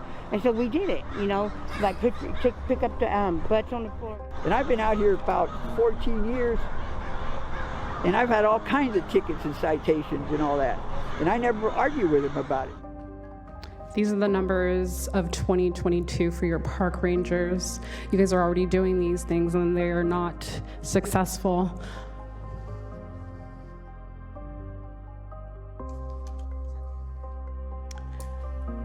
And this is a study from the EPA saying that the E. coli is coming from birds and dogs. I'll touch more on that after this video. And I had a fold-out bed, and like I said, I had my ID, my glasses, just every little thing that I think is that I need to have in my bed. And they got a Bobcat, which is a little tractor. They grabbed the whole bed, everything. Didn't. The fact that I was standing there, I came after they started doing it. I wasn't there when they came, but it would have been the same thing. So I'm not going to fight them if they say they're going to do that. There was a couple guys that they told, everything that you don't want to lose, put it in your tents. Now the next day, it's a whole different crew. They got the tents and grabbed them with a Bobcat and threw them away. If you had all your stuff in there, now it's really gets on people's nerves. They told me to put my stuff in there, and the next day they come and take my tent.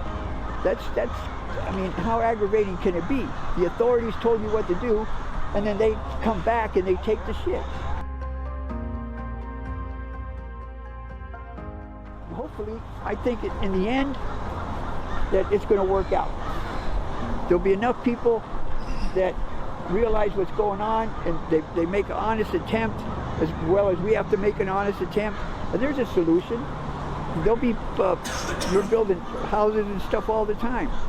And there's a labor force right here. We could pick up garbage. We could pick up just who knows what we could do in a construction site without bothering anybody and being helpful.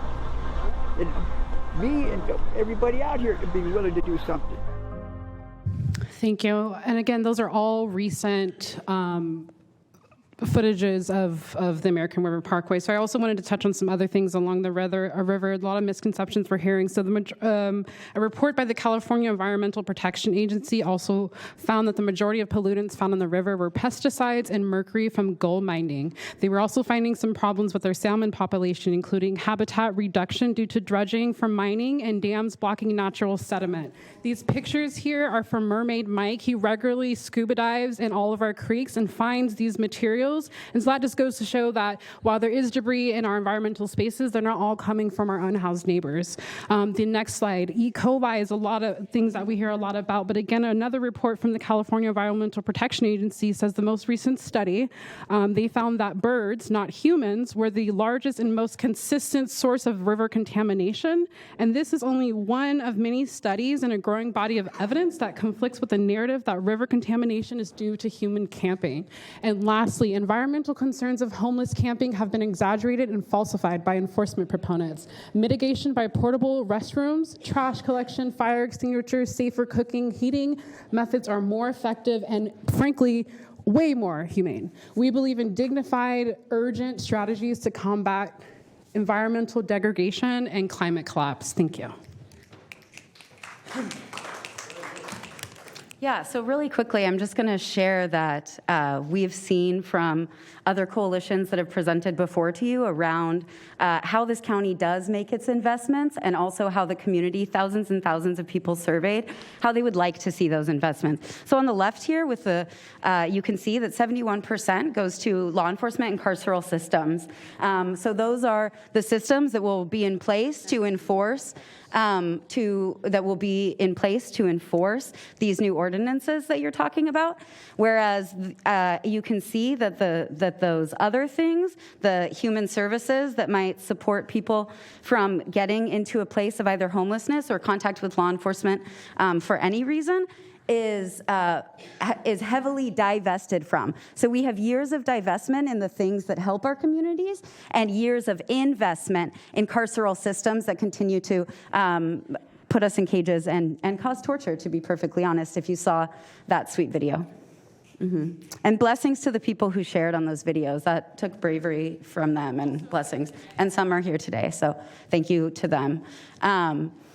Obviously, it's a huge transformation. You just saw that yes, this is the last slide. Okay. So obviously, you just saw the charts about how our investments have been. You know how your September budget is about to look, and you know that it follows this trend.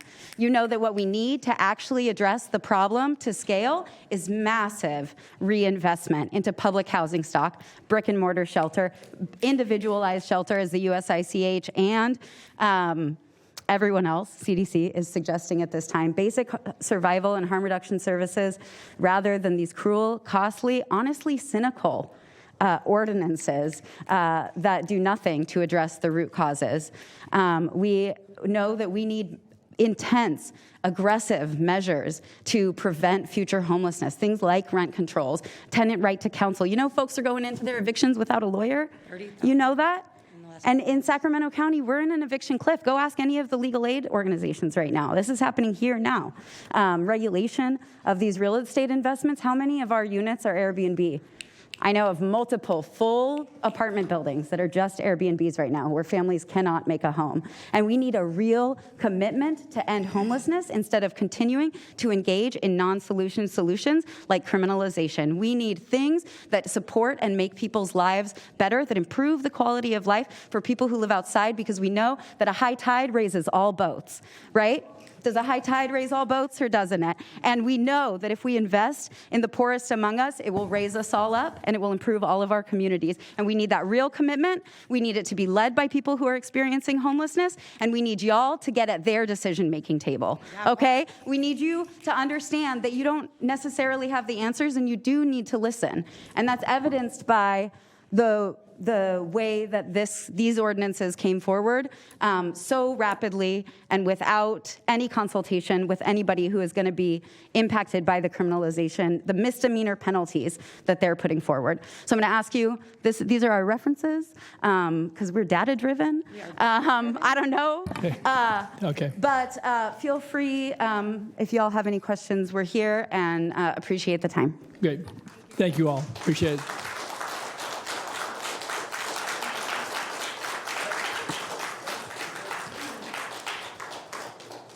Okay, thank you to our presenters, and that information will be available on our clerk's website as well. So, okay, with that then, we're going to go into speakers and go in the order they were handed to me. And so I believe, Shelley, I think you presented, Shelley Williams, you were part of the presentation, is that right? Okay, great, thanks. Next I have Betsy Weiland. Betsy?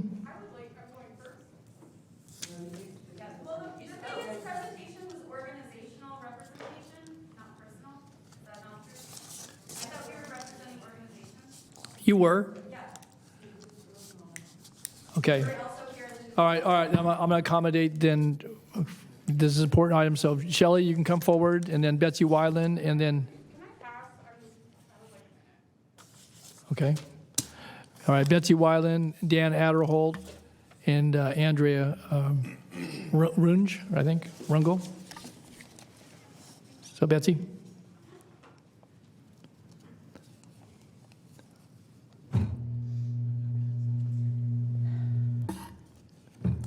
Hi, Betsy. Good afternoon. Good afternoon. Actually, I wasn't really going to speak today. I just wanted to be here in support of the ordinances. But I think after the presentation, I just feel compelled to say a couple of things. First of all, I appreciate that presentation. I thought there was some good data there that I wish we would have been presented with when you take up the issues of where you're going to appropriate monies as far as through the budget discussions around social services, housing, help for the mental ill, et cetera, et cetera. That's good information, and that is where I would have liked to have seen the discussion focused, not in this venue, not in, when we're discussing protecting our natural resources, the American River Parkway, Dry Creek Parkway, our creeks, waterways, et cetera. So I never comment during the budget hearings when we're talking about appropriating money for our social services, housing, et cetera, because it's so complex, I don't feel like I can say anything that's meaningful. And so this would have given me a lot to ask questions about, to ask the county about, and I just wish that we had that in that venue as opposed to this venue. I want to say that you have to understand, I want you to stop talking about our park rangers the way you talk about them. They are responding to the community. The community is asking them to enforce ordinances and public safety and health in our parks. And so they're not going out there to harass or punish or criminalize anyone. They are responding to the community as a whole. We ask them to go out, please, and help us when it comes to access to our parks, to clean parks. So please stop talking about them like that. Okay, I've everybody's worked gonna get a with chance them to talk, please. for 20 plus years. I've worked with county park staff and our county park rangers.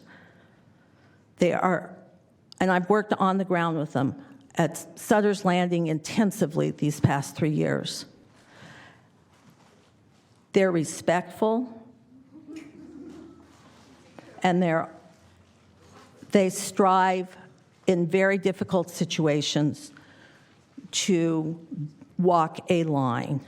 And so anyway, I see my 3 minutes are already up, and there's a lot more to be said, but I hope you'll move these ordinances forward as written, and I hope that we'll have further discussions in a more appropriate venue, which is why are we spending $181 million and things are getting worse? I think there needs to be, through the hearings where we're talking about appropriating monies and how we're going to put monies and how we're going that for the social services and the housing, et cetera, not when it comes to our parks, our parkways, and our waterways. So thank you very much. Appreciate your time. Thank you. Thank you, Betsy. Okay. Next, following Betsy, is Dan Adderholt, followed by Andrea, and then followed by Barbara Toman.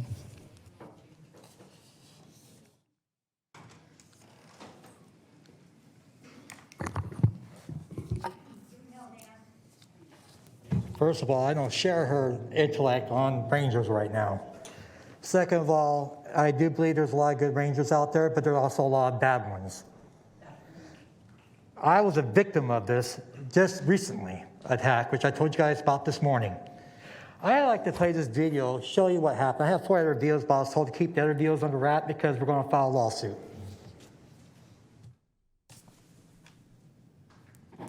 Are you going to show some on the screen? Right now, but yeah. So that's the statement I'm going to make. I'm not here to divulge anybody's information. So he has to move, he has to move his tent though? Seriously? I mean, we're going to receive more calls for service, and we can't just ignore it. I'm not going to get a call for service and say, you know what, we're not going to go respond. You know what I mean? Because that's not doing the community a service. If somebody calls us an issue in, I'm not going to, get on the phone and say, you know what, too bad, so sad, deal with it. We're not going to go address it. You know what I mean?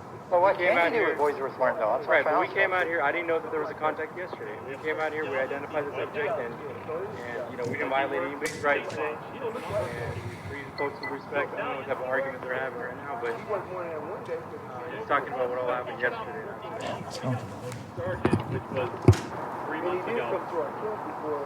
He used to be on the park resource team. But no, he changed because that's why It's kind of vague, but the Ranger Schwartz was telling me and my Metro Homeless crew members that we have no right to be there. That it's daytime, a bicyclist called to report that we were down there, and that he came on our call and told my Metro Homeless crew to get out right now. You can't be here, and without providing them a place to go or anything. And then I actually detained one of my Metro Homeless crew members because he's on parole, which they do every day against him, and had him in handcuffs without reading his Miranda rights or anything, and had him out there in the hot sun. It was 105 that day, telling them they had to remove their tent off the parkway, where we're out there working at 105 cleaning and saving that Discovery Park. This isn't Discovery Park, you guys. We're out there cleaning and saving it, and they're telling my crew members that I'm a liar, that I don't know what I'm talking about, that I don't have a contract working together, a permit working together with Park and Rec when we do. It's right here. And all fees are waived. I told them that, and the ranger refused to believe that. And then they going to tell me, then I asked, well, where we're supposed to get drink water? And the ranger's going to flat out tell me, Schwartz is going to flat out tell me, that, oh, well, if there is no water for you to drink, if you don't like it, leave. And he said, well, I said, what about the homeless? There's no water for them to drink. He says, there's no law to pertain that we have to give you water in a park. If you don't like it, leave. The homeless can leave. Matter of fact, there's a law right now, stating in fact, he said, loud even video, right in fact, that there's a law right now saying you can't be here right now. This happened in 5 different places. This happened in Cerna's district, your district, Donnelly, your district, Desmond, mostly. My American homeless crew members were treated like prisoners. They were handcuffed. Matter of fact, I almost got handcuffed because I was defending their right. I told them that Boys vs. Martin, and they got all smart with me until I told them who I was. They actually thought I was a homeless person out there. And then when I told them who I was, and that I was that was the leader of American Rural Homeless Crew, CEO of American Rural Homeless Crew, and that Liz Ballas and me have a contract together, you know what he told me? You're a liar. You don't have nothing with Park and Rec. Park and Rec would never give nobody that's homeless a waiver. I'll call out the horse's mouth himself. It's live on this video. Please watch this part right here. Can I please have an extra minute of time because the video's kind of lengthy. I want you guys to hear this. It's very important. Okay. This is a total breach of our contract. Well, the camping part on the county property, they're protected by Boys List Martin. Here we go. But Schwartz, I ain't trying to be a jerk, Schwartz, but Boys List Martin protects them being here. This county property, it protects them being here. They could be here all they want and can't. That's Boys List Martin, man. I also got lawyers. We could fight this like hell. Like I said, I'm gonna put pat his back, but I know that man he looks out for all the time. There's a lot of good Rangers out there, you guys. I had nothing against Rangers. I have everything against Schwartz. He flat out told me, right to when one-on-one talk, he flat out told me that the Rangers and that Park and Rec and the Rangers and there's one here this part. Park and Rec and Rangers and that you guys always have shelters built already going to be for them, and they're going to tell the homeless right out. They have 2 minutes to leave. Matter of fact, he told us we had to leave right that second. You have 2 minutes to leave, to get your stuff and leave, and that's that. And if you don't go in shelter right away into their one bedroom or one pet shelter thing, you're going to be thrown in jail, which is contradicting what you said, Don, about them having a choice for a shelter. If they want to go somewhere else besides that shelter, they have the choice. He flat says in the video. Okay, Dan. You're well into almost 5 minutes here, so you can. I think you can send a copy of that to the clerk so we can all get a copy of that. So if there's a way to receive that. Well, there's one more part to it. Okay, all right. No, there's one more part here. That man right there died. The man in the field died. Heat stroke shortly after. That was my crew member. He died from a heat stroke because they ran him off. There's a no camping law from a long time. Yeah, no, he's dead now. But that was way before Boys. Now, the doggy, the little short girl that came here to the parkway with me the other day, you guys never heard? The one that said she had 5 dogs? She just had a heat stroke today because no water in the parkway lives. And the Supreme Court ruling overruns that. All right, Dan. And they're trying to right now it's illegal. I don't know why this is happening, and right now we're going to fight this. Thank you. Okay, thanks. Thanks, Dan. violate his civil rights. Okay, following Dan is Andrea Rung, and then Barbara Troman. Dan, did you need your paper?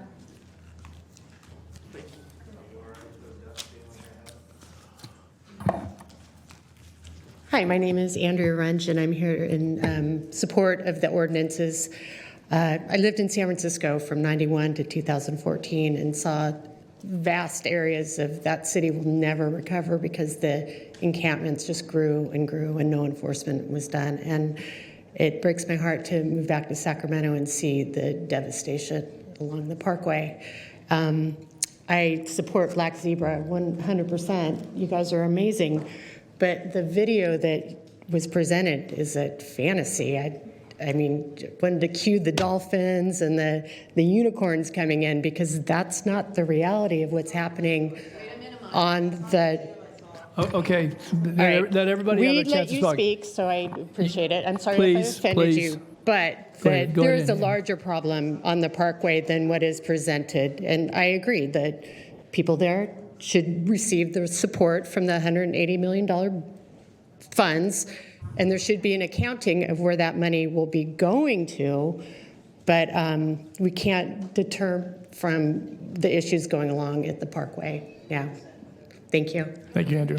Okay. I'm sorry? I've been in recovery for 18 years. Thank you for your support. Thank you. Okay. We're going to be respectful of one another. People are entitled to their opinions. Please be respectful. We're going to listen to each and every one of you, give you an opportunity. If you disagree, you disagree, but we're not going to have people shouting out when folks want to talk, whoever you are in these chambers, okay? Please. All right, Barbara, you're next, followed by Diana Pagetto, followed by Alejandro. Good afternoon. Thank you for hearing me again. This is, I think, my third time. These are signatures for our petition. This is only like a quarter of our park of, 479 mobile homes. And we are not an elite park. We are Probably lower middle class. Most of us are on Social Security. A lot of us have disabilities. Most of us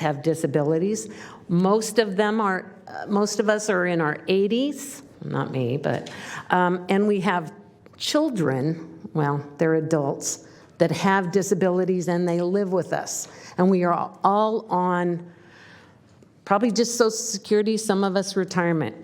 Okay. I want to thank the Rancho Cordova Police Department, the Sacramento County Sheriff's Department for the cleanup that they do on a weekly basis. Our little waterway has dead animals in it. It has feces. It has urine. And I go out every single day to check. We have graffiti happening on the trail now.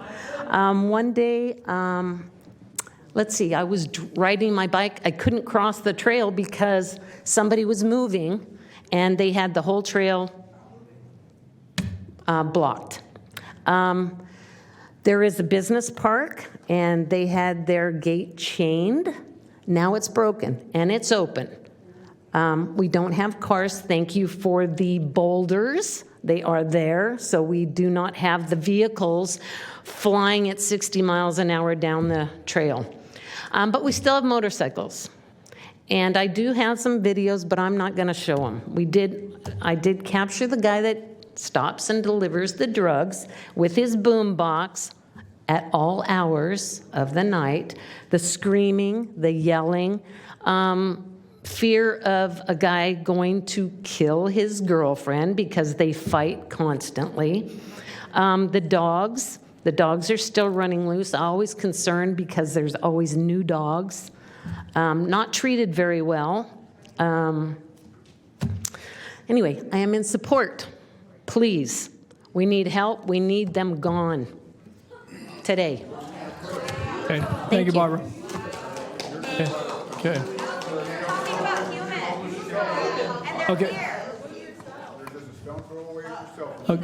Okay. Okay, please.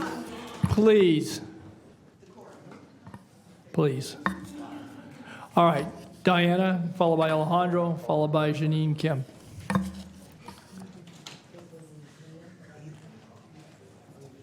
Diana? Okay, all right. Alejandro? And then Alejandro's followed by Janine Kim.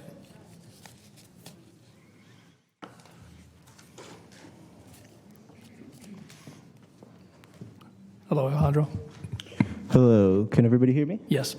Thank you. Good afternoon, members of the Board of Supervisors.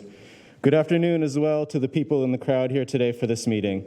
In case the people following along at home can't see, there are a good amount of folks in the crowd here wearing these yellow shirts today for these two ordinances, specifically for these two ordinances. There are a few business owners here, property owners as well, to speak in favor of the ordinances, but there's a good amount of folks in these yellow shirts, despite the fact that most poor people and people of color have to work during the day. There's a good amount of people who came here specifically for this ordinance, so that these two ordinances would not be rubber stamped and enacted without any record or register of dissent. Zora Neale Hurston says, if you're silent about your pain, they'll kill you and say you enjoyed it. And so we took it upon ourselves to come down here and tell you these ordinances will literally kill people. But before I get into that more, I want to say one more greeting. Good afternoon to everybody following along at home. Good afternoon to the ones this body is supposed to serve. To everyone following along at home, listen closely to how this plays out today. Pay attention to whether this body recognizes the humanity of the people here sharing their pain, the people telling this board that the actions they sanction will literally lead to more deaths, or whether they side with some business and property owners. My name is Alejandro. My family are longtime homeowners here in Sacramento County. We've seen this problem of people having no housing grow and grow and grow and grow and grow. I am also a member of CSU Students for Quality Education. We know that 1 in 10 students in the CSU system is unhoused. Did you know that? But the ordinances being considered here today are not solutions. All these ordinances will do is displace people. All these ordinances will do is destroy people's belongings. All these ordinances will bring is death. But I'm not here to convince you of that, members of the board. You've seen the presentation. You've heard our comments. You've heard people pouring their hearts out about this. But on this matter, unlike almost any other, you still go with the unproven, unsupported, non-data-driven solutions. In almost every single other issue, local governments don't do anything without robust evidence. In almost every single other issue, you commission a study or take other actions to assess the effectiveness of proposed solutions before you do it. So why on this, of all issues that has so much human impact, why do you continue to support ordinances that are not data-driven, that are not proven to be effective? It's no secret what works. Investment in housing works. Providing trash pickup, bathrooms, and other services works. Displacement does nothing. It just moves the problem out of sight so certain people don't have to see it. So again, and I ask this not to you, but to the people listening at home, why does this body continue to go with so-called solutions that don't work, that don't have evidence behind them, especially when people come here, pour their hearts out, telling this body to invest in what actually helps them? It's because this body, like any other government in this country, puts some of its constituents' concerns and desires above others. In this body, the concerns and desires of one business owner, one property owner, one rich person is given more consideration than 100 tenants, 100 unhoused people, 100 poor people, especially poor people of color. I have just 2 more things to say if you will indulge me. Go ahead. To the members of this board, please prove us wrong. Please don't put the concerns of a few business owners above the concerns of the people telling you this will literally bring death to us and ours. Go with data-driven solutions instead. Don't pass these 2 ordinances as is, or else you will have to live knowing that you signed off on those deaths. But whatever helps you sleep at night. To the people listening at home, is it okay with you that this body puts one business owner over 100 regular constituents? Is that democracy? And if you agree that it is not, what are you prepared to do about it with us and ours? Thank you. Thank you, Alejandro.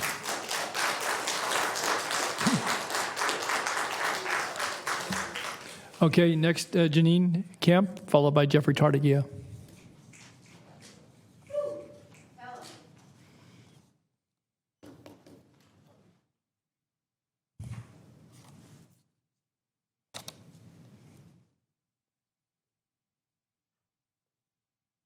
Good afternoon.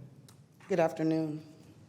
My name is Janine Kemp, and since a few of us are saying what we were doing, I'm ex-Department of Defense myself. I worked really hard for our government.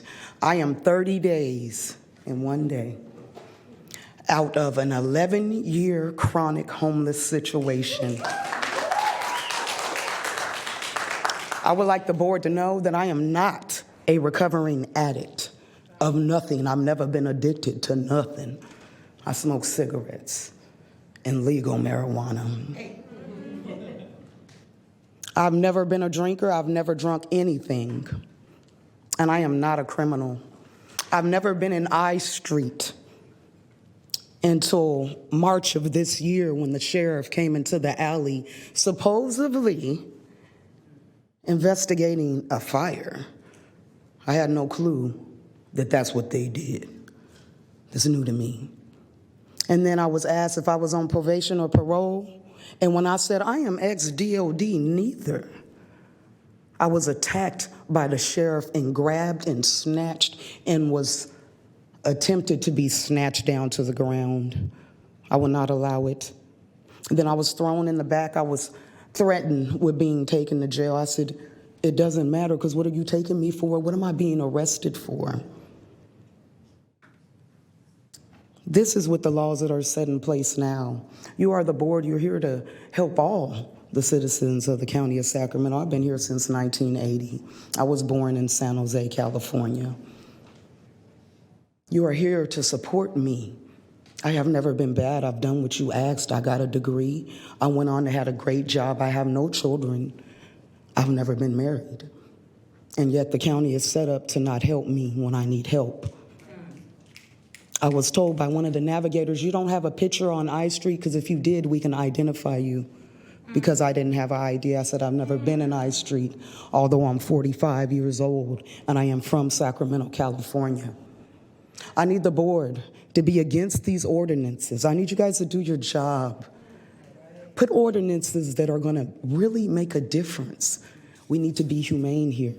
I understand we have children living at home with people who are on Social Security, and they're adults, but we also got adult children that have mental illness, that their parents are dead and they're on the street. If these were these people's children, I wonder what side of the table they will be on. The sweeps are not helping. All they're doing is putting us in a situation where obviously it's getting worse. For my 11 years, I remember when it was only 700, 900, 1,200. This 10,000 is on you because you're not doing your job properly.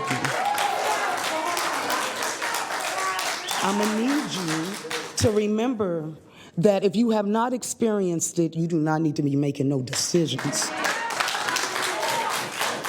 without the experience of those who have experienced it, with the knowledge to sit with you and commune and get things proper so we can make the difference. So the funding that it's for the situation is going to the situation. And then these people will stop complaining, and these people ain't got to come out and support, because see, then you're doing your job and things are being taken care of. With all due respect to the board, you are put in place to do something. I'm just asking you to do it. Coming from my mouth, not a video, my experience, with all due respect to all those in complaint. Although I've been through so much, I'm not here to get emotional or attack. I'm just letting you know that somebody with a degree, with a vote in the right seat, needs to do justice. If you send these ordinances through, what the officers are already doing out there is going to get worse, and more people are going to die. You're going to give them the right to go out there and kill these people because they already do not have respect for us. And I say us because I still consider myself homeless until I get years away because I'm chronically in. You guys do your job and we'll be all right. And they'll be all right, and they'll be all right. And that's coming from facts, not opinion. Thanks, Jim. Thank you.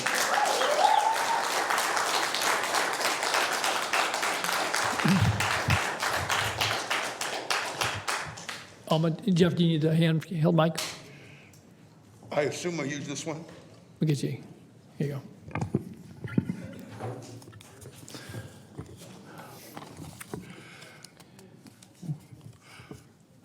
Well, Ann, you end up with the buck on this because it stops with you with the county. So figuring out the things that work and appreciating what this board does. Rick, Sue, you are both involved with the levee and the American River. Does this offer equity? Does this offer solutions? I have been the point in time co-chair since 2016, watching and seeing every time point and count double. So the next time that this comes up, is the count going to be much larger, doubling again? You guys need to figure out the solutions. I was extremely disappointed to hear in the Sacramento Bee yesterday that you guys could not come up with a solution, and in April stopped something that went on in total seclusion from the public about developing a campus. You are going to have to develop a homeless campus situation. Loaves and Fishes made one example, but you need to do more. Otherwise, like Los Angeles, you're going to have 30,000 people here wondering what is going on. That force.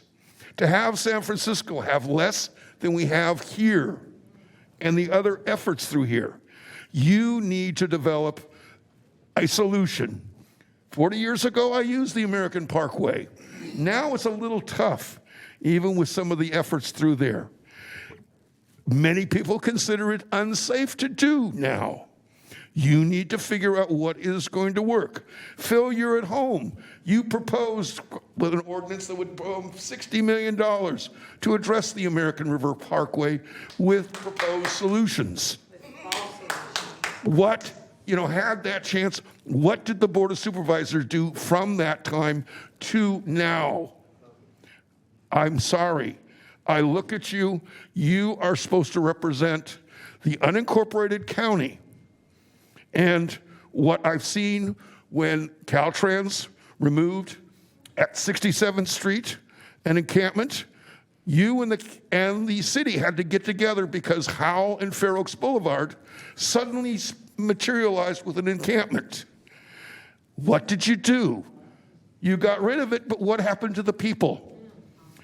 What happens with most of the time with the point-in-kind count and the counts that go on there through Sacramento Steps Forward is that every year, less than a third of them either get any help, get any services, get anything to go on. I'm hoping that some of you will actually come and visit the point-in-time count when it meets next time in October and offer what's the next effort that's going to be made. Arturo, who helped us so far working on here, is saying, hey, let's turn it over to somebody else. So please, guys, come up with a better effort than this. I'm leaving here now to go over for City Hall on the 40 inches. And again, for the same reason, saying that, incarcerating doesn't do any good. That part. Thank you. Thanks, Jeff. Okay, next I have Nikki, then Mary Tapple, and then Pat Hume.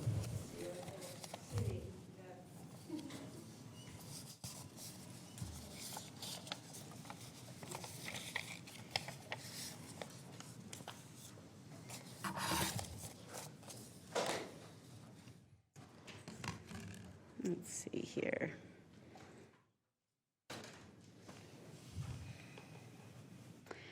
Yeah, I feel like I have certainly shared my opinions on the ineffectiveness, the torture, the harm, kind of how much it impacts the community of people that I love when these things happen, when these ordinances get put forward. And like Janine so wonderfully put, what they do is they become a license for police to engage the way that they engage, which as we have, as I pointed out from the American Public Health Association, and as we've seen over and over again, is in a way that is disparate, that targets people of color, that targets people with disabilities.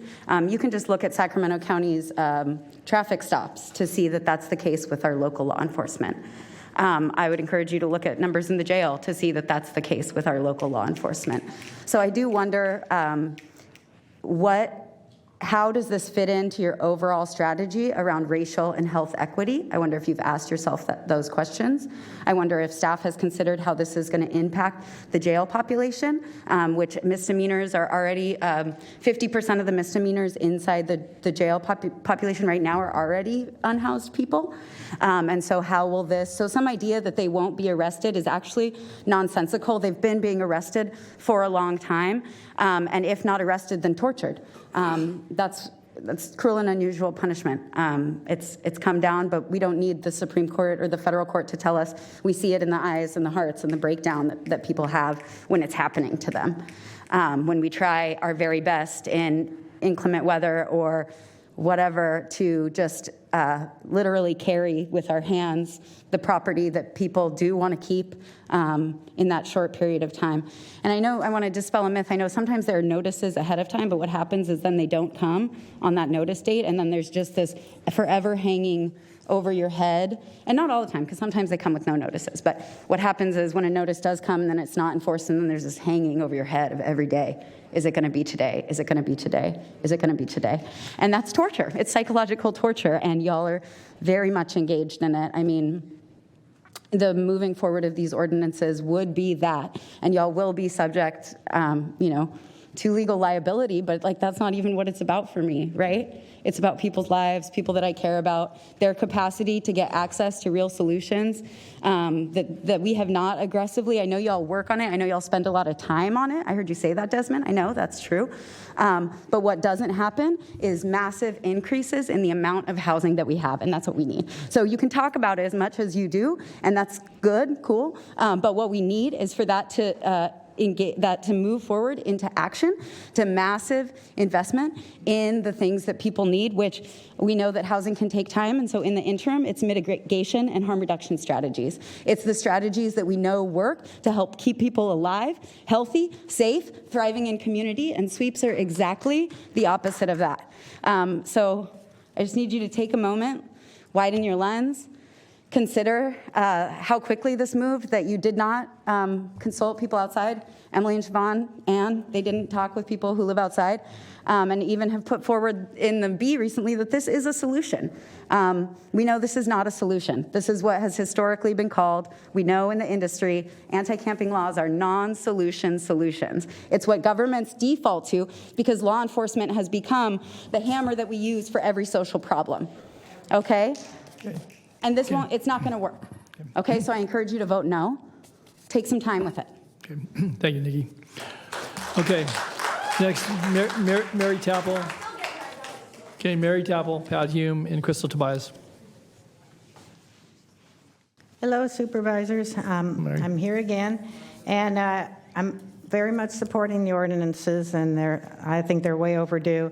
There is an overriding public right to have our parkways be safe and be also reasonably sanitary. The point I made last time about how the fires are particularly dangerous, that all those fire-making materials such as the propane and all of the charcoal that's impregnated with fire accelerants, all of those things critically need to be moved out of our parkway areas.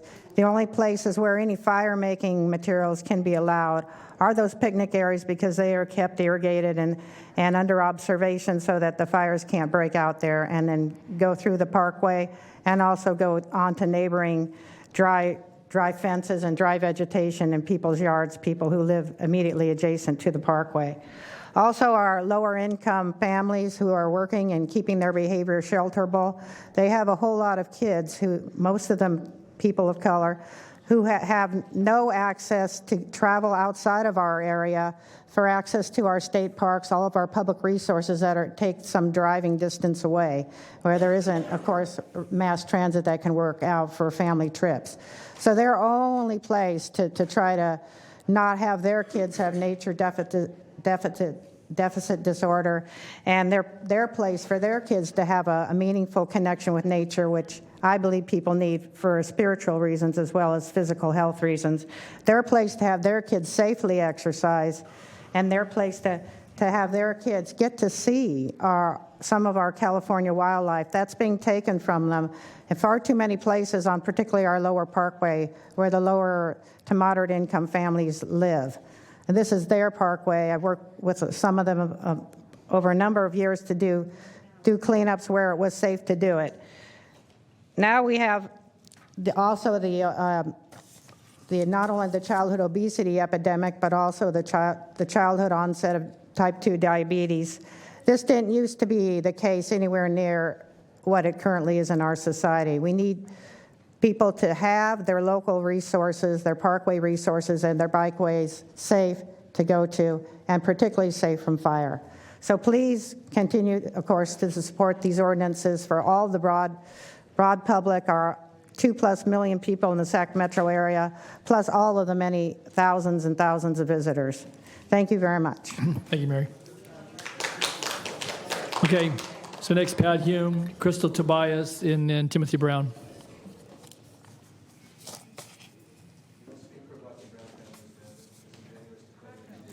Good afternoon. I realize this is a bit unorthodox, but I wanted to come down here in person just to personally thank all of you for doing something to at least hear and start to analyze this very complex situation.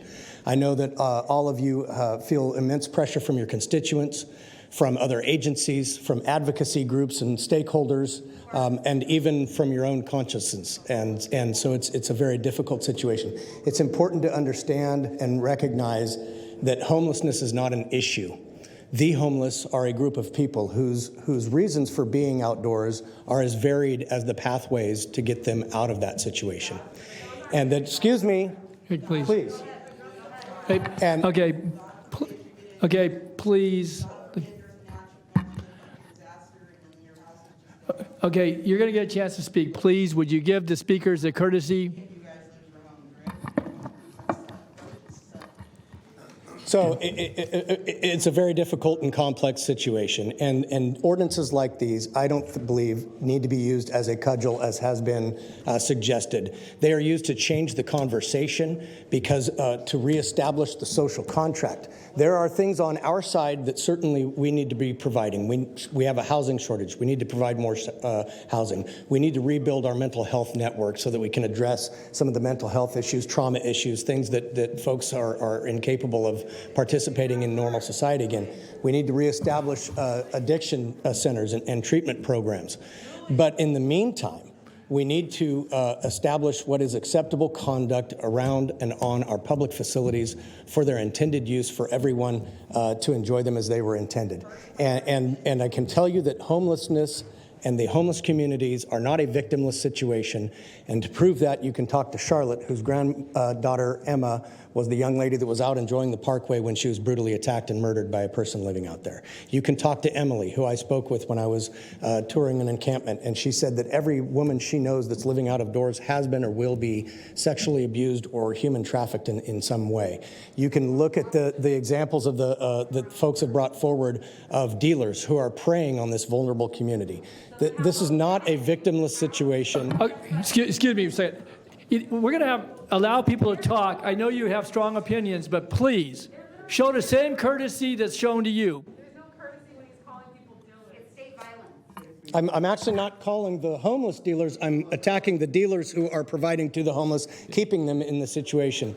So anyway, I don't want to belabor the issue. I know you've had a long day. You got a long day in front of you. But I wanted to commend you for taking this on, for at least trying to do something. I'm talking to people every day, and they want to see some movement made, some effort taken, and then we can reassess, reevaluate, and pivot, as the word that we learned during COVID. So thank you so much and appreciate it. Thank you. Okay, Supervisor Desmond.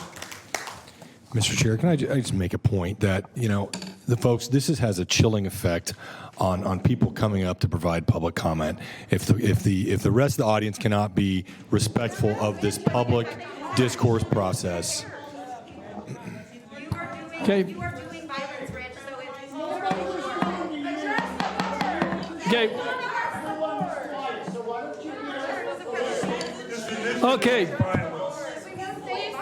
Okay, we're going to take a 5-minute recess. Get yourselves together because we're going to show respect. Get yourselves together because you're doing violence. You're choosing violence.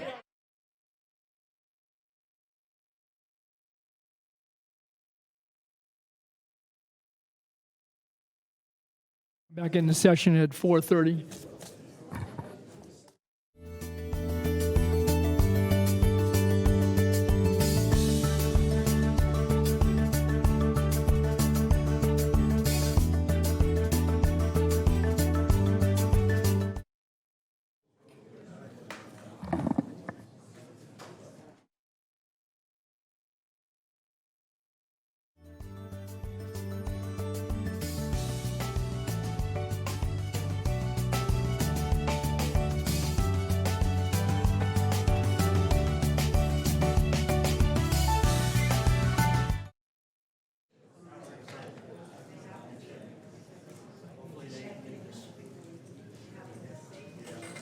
Am I ready? Okay.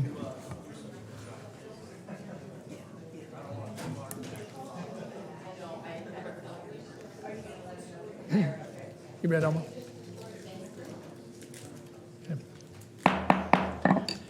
Okay, we're going to come back into session. Try this again. And with that, call a roll, reestablish quorum, Madam Clerk. Member Cerna? Here. Member Kennedy? Here. Member Desmond? Here. Frost? Here. And Natoli? Here. And you have a quorum. Thank you. Okay, with that, we'll go Crystal Tobias, followed by Timothy Brown, followed by Stephen Green. Good afternoon. Hi, Crystal. Nice to see you again. It was 2 weeks ago almost that I was here. So I am a member of Sacramento Picks It Up, and we are the group that has kind of been spearheading the major cleanups in the river. My partner Roland Brady and I started. He started before me. I joined in 2018, and we met up with Sacramento Picks It Up last year, and we've been just doing amazing things in the waterways around Sacramento, particularly Steelhead Creek, American River, Sutter's Landing, and Arden Arcade Creek right now. And interestingly enough, none of us are anti-homeless. We are all simply pro-environment. The environment that we're trying to save is our lifeblood. Our 80% of our water in Sacramento comes from the creeks and tributaries, and that's a really important thing. I will say that the PowerPoint that this group showed today was very enlightening and very informative, but it also only showed one small segment of that population. Unfortunately, there's a lot of, again, the complex issues of reasons for homelessness. There's as many different reasons as there are people almost. But the fact is that there's a large segment of that population that doesn't want help, they're not going to go into housing if you offer it to them. If they do go into housing, they're not going to be able to maintain it. And there's never any discussion about that.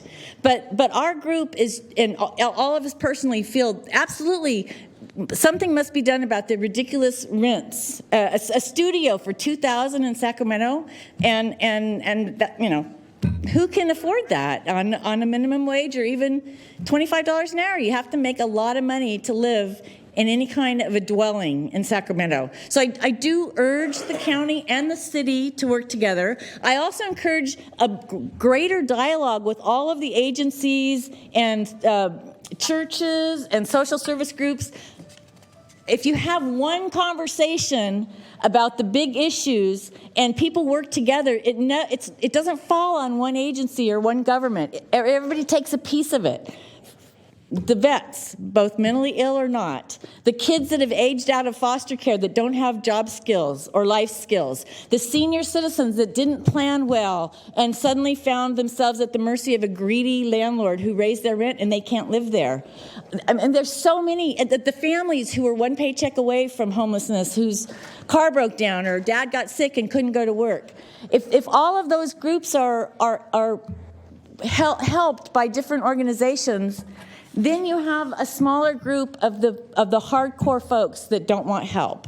And it seems to me that that's what was missing from that PowerPoint. But unfortunately, that's the stuff that we're cleaning up is kind of the remnants or just the debris from those kind of crazy lifestyles. And so just remember, we are not anti-homeless, we are pro-environment. Thank you. Thank you, Crystal. Okay. Tim, good afternoon. Good to see you. And Tim is followed by Stephen Green, followed by Roland Brady, and then Joseph Smith. Hi, Tim. Chairperson Natoli, Supervisors. Tim Brown is my name. I actually live in Rich Desmond's district.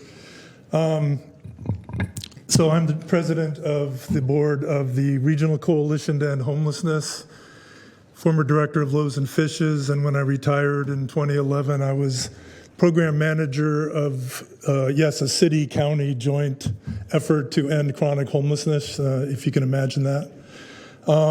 And I'm proud to say that during my 4 years there, we created almost 500 units of permanent supportive housing and cut chronic homelessness in half when the next homeless count came out.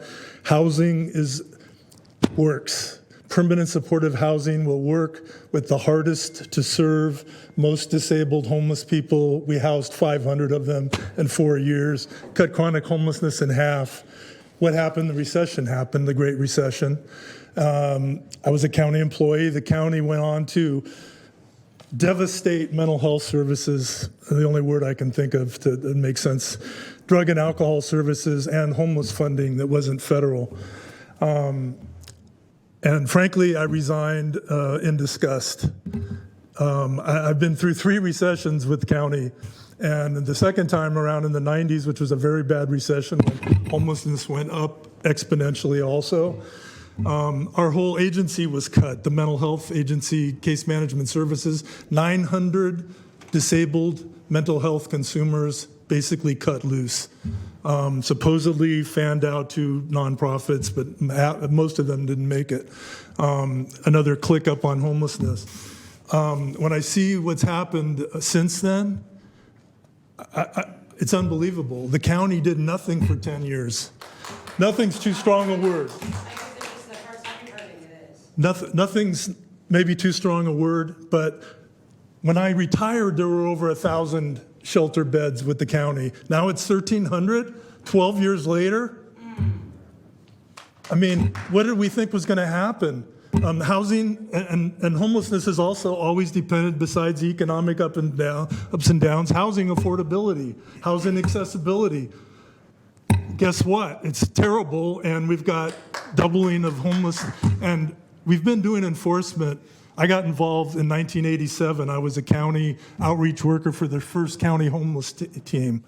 And I can tell you that enforcement was the same issue then. We had a city policeman they called Bronco Billy, who was famous for throwing people's stuff in the river. The city and county have relied on enforcement over these 35 years, and where has it gotten us? Zero improvement in homelessness. When we've concentrated on improving the shelters and creating housing, we've made dents. And the county hasn't done that for 10 years. Now, I do want to say a couple of positive things I have appreciated recently. During the pandemic, I think the county supported encampments in place. We were very much supportive of that and had many volunteers helping do that. And you ramped up some of the hotels to create housing. So did the city. The city has made an effort to make those hotels permanent. The county has closed them. And now, again, recently, I want to thank the supervisor majority that voted on the recent shelter. I know how difficult it is facing NIMBY battles. I spent a whole career as a licensed social worker at community hearings with NIMBY folks saying from the neighborhood, this shelter, this housing project is going to ruin our neighborhood. I was at the Mather, 2 base closings, Mather, when 500 people showed up and said this is going to be like devastation to Rancho Cordova. None of that has ever happened. I mean, I've been to hundreds, and never has a program gone wrong that caused the community. At Mather, 2 years later, the business community adopted the program after being dead set against it. I know it's difficult facing the NIMBY battles, and I'm just asking you for courage to do that. All of you. I'm sorry Phil isn't here. He's here listening, though. That's what it takes. That's what it takes. Okay, Tim. I'm going to stop there. I can't believe that this initiative is going forward with the county's record over the last 10 to 12 years. I mean, and big business and the law enforcement union supporting it, shame. Shame on you, given what's happened to mental health and other services. Thank you, Tim. Okay, Steve Green. Steve Green, Roland Brady, and Joseph Smith. Good afternoon. I'm Stephen Green, Save the American River Association. We are very much in support of the ordinances, and we're very pleased that the first vote on the ordinances was unanimous. You're going to hear from Roland Brady shortly, who has some amendments to suggest, and we strongly support his amendments, particularly expanding the critical infrastructure definition to include all streams, rivers, creeks, sloughs, and other waters of the state. We strongly agree that people who are camping need shelter, and the county needs to do a lot more to provide shelter. The new state budget contains a great deal of money to be available to local jurisdictions to deal with homeless issues, and I hope the county will aggressively be going after those funds and provide more shelters. As I don't know, I hope all of you have been to Miller Park and seen the camp that the city has created there, which is very successful, very clean, well organized, and provided services that are essential to the people who are camping there. And I think that we need to do a lot more of that in this community. Thank you very much. Thank you, Steve. Okay, next Mr. Brady, then Joseph Smith, and then Randy Smith.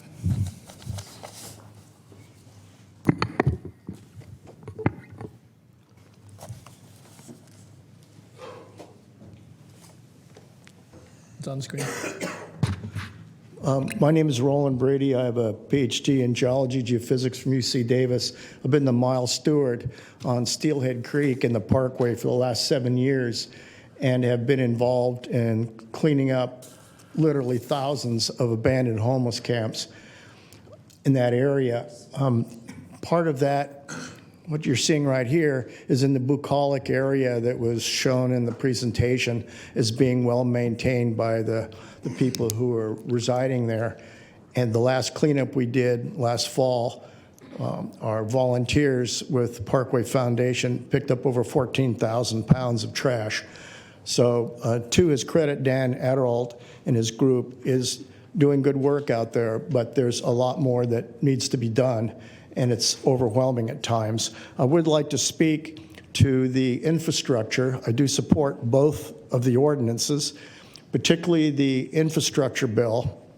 I'd like to see somehow, and I understand that you can't modify it at this late date, but make it more specific and bring it in line with other county and city ordinances that are similar to protect the waters of the state. And these are all the free-flowing streams, including Arcade Creek and Steelhead Creek, Little Dry Creek, Cordova Creek, that are in the county that flow into the navigable waterway, which is the Sacramento River.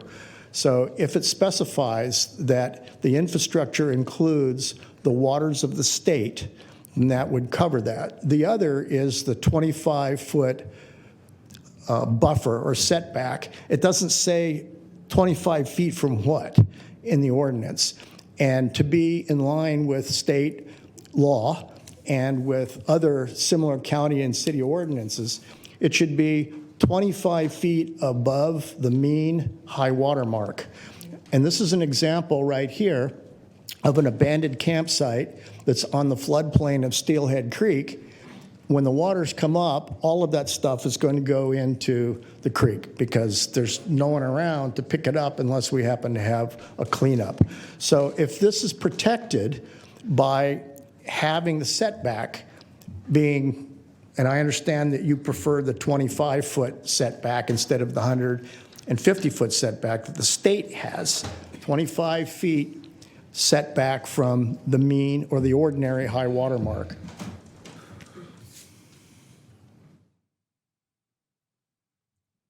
This is another example of the same thing. The camps on the left are abandoned. They're on the floodplain. When the waters come up, that stuff goes into the creek. Last summer, we used draft horses and we removed 44,000 pounds of debris from Steelhead Creek, similar to from that camp that's right there to the right. So if you could add to the ordinance for critical infrastructure, waters of the state, and 25-foot setback from the ordinary high water mark, it would be similar to ordinances in other counties and cities. Thank you very much. Thank you, Mr. Brady. Okay, Joseph, and then Randy Smith, and then Mackenzie. Good evening, Supervisors. My name is Joseph Smith. Hi, Joe. I'm a resident of District 2, proud to be a part of South Sacramento. I'm here tonight in my official capacity, though, as the Advocacy Director for Sacramento Loaves and Fishes. Sacramento Loaves and Fishes opposes both measures being considered today. Particularly the Parkway ordinance is really troublesome, and it seems to us, not being lawyers, but it seems to us to be a direct violation of Martin versus Boise. Now, You've all heard about enough of that. We've all heard about enough of that. But Martin versus Boise was not meant to impede you from enforcing the law. It was meant to protect us as citizens from cruel and unusual punishment. Moving people from public spaces when they have nowhere else to go is both cruel and unusual. This would not happen to any other part of our community, but because they're poor and they have no home, this is what's happening. Moving folks from the parkway and away from the infrastructure, it's going to create an illusion that something is being done. The real truth is that without a place to offer folks, they'll just go somewhere else. They will just go somewhere else that someone else will complain about, and then you'll send out people to move them again. And this boardroom will be full of people who are mad about something else, about where they've moved to. They need somewhere to go. Offering people services like CalFresh and Medi-Cal is important, but it's not substantive without offering people a safe place to relocate their lives. Continue to invest our funds and resources in solutions that prevent and end homelessness. I'm done reading. It's time for a little narrative, if you will. On the county's homeless response website, you can link, or you can go directly to it, the Sacramento Steps Forward public dashboard. And thank you, Alejandro, for bringing up data-driven solutions. The dashboard tells us a story of what's going on in our community. In the first 90 days of 2022, 2,427 people entered the homeless response system. Now, that's 27 people a day are becoming homeless in our community. The average amount of time they're spending outside, according to the dashboard, is 34 months, almost 3 years.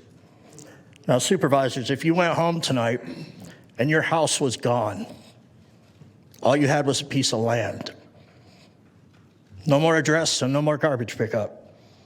No water, no sewer, no electricity. All you had was this plot of land. I'm sure you'd keep up with it as best you could. But what's that piece of land going to look like after 34 months without any services? I'll wrap up pretty quick by saying there is an encampment that's kept very quiet. They get their garbage picked up once a week. They have 2 porta potties. They had a visit from the fire department who went to their camp and said, this is what you need to improve. He came back 2 weeks later. They checked every box. The reason you don't hear about them is because there's no fires there. There's not garbage spilling out into the waterways or even into the trails. This is what we need to do. We need to invest in people where they are until we have somewhere for them to go. It's going to be okay. We can take a different route. Enforcement has never worked. I lived outside this county for 5.5 years. 5.5 years. They chased me from place to place to place. It never helped me one bit. It wasn't until the VOA was able to step up and offer me a path to recovery that I was ever able to get off the streets at all. So please, invest in garbage pickup, sanitation systems, and fire prevention services where people are. Thank you. Thanks, Joe.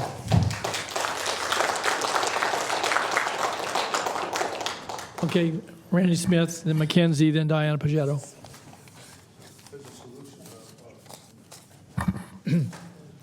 Hello, Randy. Good afternoon. I'm Randy Smith. I'm in Rich Desmond's district. I'm a fourth-generation Sacramentoan who's played and lived along Arcade Creek since the 1950s. And I've been involved in removing the trash and the debris from Arcade Creek for the last 30-plus years. And unfortunately, the debris I've been removing with others in more recent years has increasingly been from abandoned camps. and flooded encampments in the floodplains of Arcade Creek. So I'm here to encourage your going forward with that the ordinance that will protect our creeks and waterways within the floodplain, the whole floodplain, from these encampments. I have a few pictures I can share of just an example of what. Can you hear me with this one? Try speaking here. This is along Arcade Creek, and this is an encampment that was here last October along right above Arcade Creek. And it's about 100 feet long or more. A few weeks later, on October 24th, October 24th, the creek started flooding. And I warned the people to let them know it's not a safe place to be. And my point in part is that floodplains are not a safe place to house the unhoused or for the unhoused to be. So this shows the water that it came up and took out this encampment. They didn't take their stuff down as they said they would. This is another view. It was, like I said, it was about 100 feet long. And this was just starting to rise. The water came up higher, and I was not there at that night, and it was up 2 to 3 feet higher and just swept everything away. So what became of that camp was pretty much all washed out, went downstream. This was stuff that was left in that camp on October 25th. We went downstream and spent a lot of time cleaning up the debris that came out of their camps. I have a lot of pictures I want to board. There's just too many to show. But, the 5-gallon propane tanks and so much stuff was all swept down there. That was then. That was October. The same location, here are camps that came back in here. This was a month ago. No, July. Just last month. And these camps are in the floodplain. The creek is just right here below that, the edge of that camp. There were 12 camps in Arcade Creek floodplain. I'm just showing you a picture of 3 of them. This fellow was just here for 2 months and left this. One person, I could give you his name. I've talked to a lot of these campers and tried to encourage them not to create this type of mess that we have to end up cleaning up. I just took this one a couple of days ago. This is Arcade Creek, right below the place where the other one was, and this is just ongoing. So again, just 2 days ago. I appreciate what has been spoken, what's been said ahead of me here. Oops, getting time here. Yes, we want to help the homeless. The creek floodplains is not a place for them to be. I'm not talking about sweeping people out. It's just they can't. It's not a go. It's not an option for camping. That's my position. Thank you. Thank you, Randy. Okay, Mackenzie, then Diana Pagetto, and then Shelley Williams. I'm into the exception for speakers. Thanks. Okay, Mackenzie. I'd like to point out that this is not about public health. If you have yourself thinking that it is, then I actually dare you to ask yourselves, whose health are you thinking of? Who is defining the problem and who is coming up with the solutions? If this was in the name of public health and safety, what we would do was come up with a real commitment to end homelessness, a real commitment to repair the ecological devastation. Hell, even a real commitment to address things like diabetes. Commitments like that don't look like enforcement. They look like asking folks experiencing the problem to define how they got there. Shame on the assumptions here made by people inside of houses and their thoughts of what causes homelessness. How dare we dare to tell someone else about their experience and how they got there? I don't care if you understand it's complex situations. You have no right to tell people how complex their situation was. A real commitment looks like building connections with orgs and mutual aid organizations. And that means working with groups in here today, no matter the issue, whether it's how to address homelessness, ecological devastations, or even diabetes. These groups, then they come together. And with plans, they begin to assess the needs and wants of this community. It means that you would commit to making massive investments in housing, parks and rec, and services. This means looking at preventions, and not just preventions to homelessness, but preventions like bathrooms and trash services and real parkway workers over rangers. And it looks like teaching people and children about their environment and even about healthy food habits. And then you have to make the healthy food accessible, because when my child can get a soda for $1, at school over a sandwich that is actually pretty shitty, he's going to choose the soda. Like, come on, y'all, let's do better. Let's come up with prevention, not punishment. I don't want to tell kids you can't have soda. I just want to teach them how many times you should have one in a week. It looks like then giving people dignified temporary housing. Oh, I think I skipped. Sorry. Simply, this can be solved by listening to unhoused folks. They can give you the solutions, and they already did in the pit count. They said they want housing. You know what I mean? They said they want housing. All of you who say they don't want housing, they said they want to go inside. You don't know the experience, so please stop judging it. You got up here and told me that somebody was left. Somebody said that shelterable, like who can keep themselves shelterable. Like, what is that?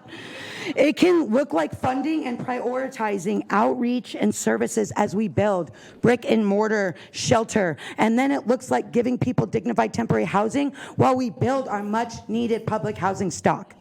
It looks much different than enforcement. And the people power, then comes by gathering those orgs to get that work done for you. Right? Don't inflate these cop budgets. Don't put enforcement. Don't take the things that people need to cook their food and keep themselves a fan running during the summer or a heater running at night. Because the truth is if they had a home, they wouldn't even be on the river with a generator in the first place. Like, come on, y'all. Like, let's do better. Please do better today. I need you to be brave. I need you to think about what you're about to do and say, maybe we should take another look. Maybe we should look at the drawing board. And maybe we would really love to meet with some of you, because the truth is, it's like what y'all have done in that river is beautiful. And what we want is ecological change.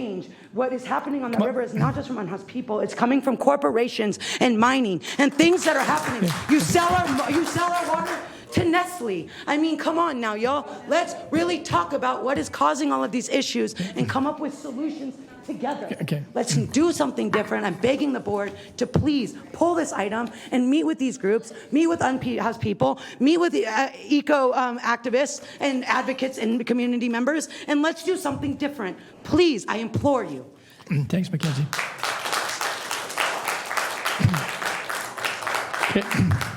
Okay, Diana Pagetto, then Shelley Williams, then I believe it's Heather Morrow, or Heath, excuse me. Hi, Diana. Good evening. Hi, My name Diana. is Diana Pagetto. I'm the Executive Director of the American River Parkway Foundation. While we've been sitting here tonight, there is a huge fire burning on the American River Parkway behind Costco. It is a 2-alarm fire that Sac City Fire is putting out. It is 2 homeless camps that are being destroyed out there, not to mention the ecological effects. No one wants fire. No one wants what is occurring.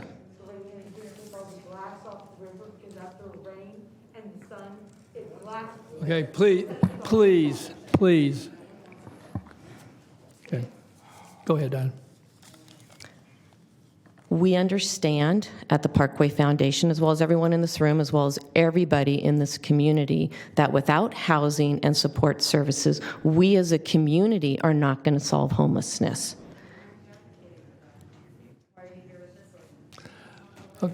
So as Ann Edwards, the CEO, stated in her op-ed in the Sacramento Bee, the county currently has a local homeless action plan. And part of that local homeless action plan, there needs to be some metrics, and there needs to be additional communication about how do we achieve this. And I believe everyone in this room needs to work together to achieve that. That is no different than the speaker before me stated, is that everyone needs to work together so everyone can solve homelessness together. It's not one person versus another. It is a community solving it. I understand that because I worked for the homeless in the Bay Area for 14 years. I understand that transitional supportive housing is what works. I also know that finding land in order to put a shelter or space is crucial, which is why the Parkway Foundation is working with developers to find that land, because we want to see success. Okay. It's only respect. It is Okay. only respect. Okay, we've got a number of other folks I want to. Okay, if you want, the rest of you want to be heard, there's a lot of folks in the stack that I want to call upon to give an opportunity to be heard. So if you please respect the speaker, you don't have to agree, but we want to listen, and then we're going to listen to one another, okay? Because if I clear the chambers a second time, everybody's going to leave the chambers, okay? So let's please show some respect, even if you disagree. So we will continue to look for land. We will continue to look for spaces, even on the parkway, that could be able to provide some resources for those that are living out there. We know the numbers on the parkway are more to 2,000 to 3,000 because we've done counts. So we know the numbers that are out on the parkway. We also have a map of all the camps that are out there. We understand where they are. Our mile stewards are out there at least providing bags and other resources so they can keep their camps clean. But the continuation of fires is not healthy for anybody. So we need to work together to achieve that. Thank you. Thank you, Diana. Okay, Shelley, and then is it Heather? Okay. Okay, all right, Heather. And then following Heather is Rochelle Beck. Go ahead. Who can smell me since I've been in here? Because I haven't showered in 4 days because I'm homeless. And even though I pay for a campsite, I can't always make it out there because it's kind of far. I have 2 children that are grown. I'm 41 years old. In any other situation, I could have maybe been someone working here at the city with you guys. I'm your peer, you know? And I own a business. And, you know, I'm disabled as well. May not look it. Maybe I look a little crazy tonight. Does it unhinge you? Does it feel like I'm unhinged to you? Does it make you nervous? Because I've seen you ladies acting nervous as you notice me unclothed and writing all over myself. Like, who wrote this? Did I get a kid to write this? No. I looked in the mirror and I wrote it myself. Maybe you guys would notice there's a message here. Care courts kill. Housing now. No good cops in a racist system. Abolish the police since you didn't get to see it, okay? And why would I feel this way? I'm one of your peers. I've probably served several of you at one of the many restaurants that I've worked at.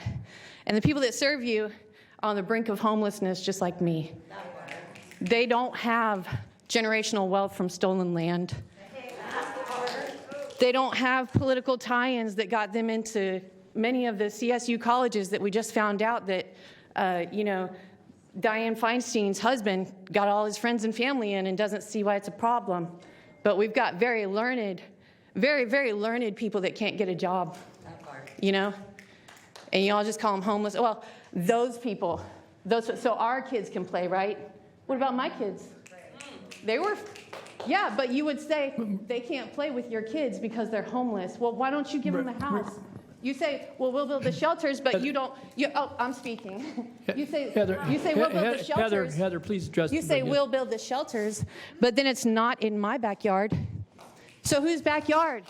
Can we rehab some people? Have you ever heard a rehab story that turned out good? I know you fucking have. I know you have relatives or maybe sons or daughters that had a really hard time for whatever reason. Maybe they didn't get your attention. Maybe they fell into drugs. Maybe they're alcoholics. Did you just send them away? Doesn't matter what happens to them. They're an addict, right? They don't deserve a house, right? No, everybody deserves housing. Germany figured it out. We're not dumb, y'all. We're not dumb. You pandering to these landlords that line your pockets and, maybe S your D at night. I don't know what it is in your head that won't click that everybody deserves housing. And if you make it affordable, you won't even have river issues. You'll have people stabilized and they'll be able to get their little job at the deli or whatever, and get their little beer in the night, just like you. You have beer at night, maybe. Who doesn't have a little glass of wine sometimes, right? Everybody wants that. You just say, don't give money to homeless people. They're going to get drugs. Y'all get drugs with your money? You say you're trying to get rid of the dealers. You're not going to get rid of the dealers if the feds keep bringing in drugs. You need to address the bigger system. Okay? So don't tell me that you're coming up with a plan, because we've had land and money allocated for what, 15 years now? Thank you. And you just won't build it because the people say not in my backyard. But these are people that would be serving you at your restaurants and everything else if you would just let them stabilize. You can't just go get a fucking job if you don't have a shower. Can you smell me? Did you smell me? Was there a stint? It was me. I was making sure you smelled, because I'm just like you guys. You know? One paycheck away. I was displaced because of domestic violence from no fault of my own. I was helping an elderly person being abused in my house. A roommate. Yeah. And now we're homeless. And now there's no support services. Yeah. There's no support services. There are no sufficient support services. Okay. You got that? Good. Thank you, Heather. Okay. Rochelle Beck, and then Sandra Reynolds, and John Fetchner. Hi, my name is Rochelle Beck. I've been out here since 2001, 21 years. Most of my friends are on the island, and they're like 62 to 68 years old. They've been there for like 20 years. There's no way that they're only going to have 48 hours, not even 72. They used to give us 72 hours to leave, to move. They're giving us 48 this time. 2 days instead of 3 days. And these guys have been here for 20 years, and they're 64 years old with, some of them don't even have a bicycle because other homeless people are stealing bicycles. I went through like 12 bicycles this year, and I don't have a job. I recycle, I scrap, then I have to pay the person to bring the scrap to the scrap yards because you have to have a vehicle now. It's not like it used to be. And I do pallets every now and then. And then I also put in my, I volunteer for the Parkway to clean up the other people's messes. And if you guys could just tell me where those addresses are for those abandoned camps, I'll go get rid of it. I will take it off the river before it even starts flooding, because the floodplains are on the island is 10 degrees cooler than anywhere else in Sacramento County. In the wintertime, it's kind of colder, so that's the bad thing about it. But in the summertime, we're actually cooler. Our dogs are there. There's 52 dogs there, but they're all going to be cool. There's 7 dogs that have died because of the heat. And unfortunately, my dog, I have a dog too, but he's a pit bull. And unfortunately, pit bulls are more prone to actually die from heat exhaustions and stuff than any other freaking breed. But I'm here to try to freaking. I do believe that because of the population being so much more, you're seeing a lot more trash. But that's not all of us. And unfortunately, most of the elders are all dead, and they're the ones that really taught the people that first they taught me how to live and survive. But that's not really there for the new people, because they're almost all dead.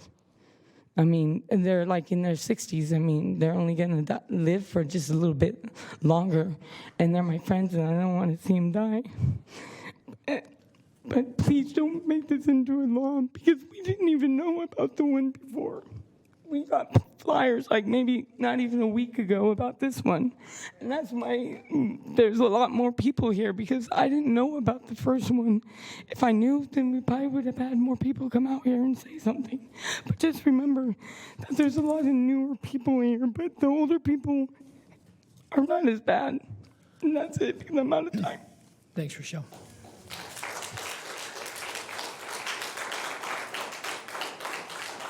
Okay, Sandra Reynolds and then John Fetchner. Is Sandra still here? Or John? Okay, John. And John's followed by Carol Ditcher. I got to say that the people put a good presentation together. They had some ideas and some solutions. That was very, very, very nice. I've worked all my life here. I came from Florida because my family died. I got put on the streets because of Step Forward program because somebody came out of my room. Putting people in jail and arresting them that said that being poor is not a crime. Unfortunately, what you're going to find out, if you look back through history into the future, there's always going to be poor people, always. But a person should be respected the same thing as somebody else. If you can afford a house and you can pay the $2,000 a month, okay, fine. But you're still going to have places for people who can't afford $2,000 a month. They're going to need a place to live. Everybody has a right to housing. That's what it says. It's in your own scriptures, own works, on your paperwork. People need to respect each other. And yes, you do have to have laws and rules wherever you go. You have to respect the rules. My great ancestor, John Fechner, he ran the CCC camps. Truman came and asked him to run the camps. You have rules and regulations. When you have places that okay, fine, all right, don't arrest people, but hey, you got to have, if you're going to be here, this is what's got to happen. This garbage has got to be kept clean. This has got to be kept clean, or you'll be evicted. Same place you evict anybody else. They have to have rules, and you have to have somebody in the area that's with them that can help govern that, like a house band, or a caretaker. It's like in the mountains up when you go to a rental place where you pay to have your RV there. You're camping. Somebody's got to take charge and make sure stuff is done right. You got complaints on both sides. What I like to see more instead of complaints, I'd like to see some solutions. I mean, we have the money, we have the know-how, we have the ability. This is not 1800s. This is 2022. We just came out of a pandemic. People need to understand that. We're still in a pandemic, according to the government. What you think it's just going to go away? Oh, I'm sorry that people are behind your house because they have no place to stay, but we just went through a pandemic, for crying out loud.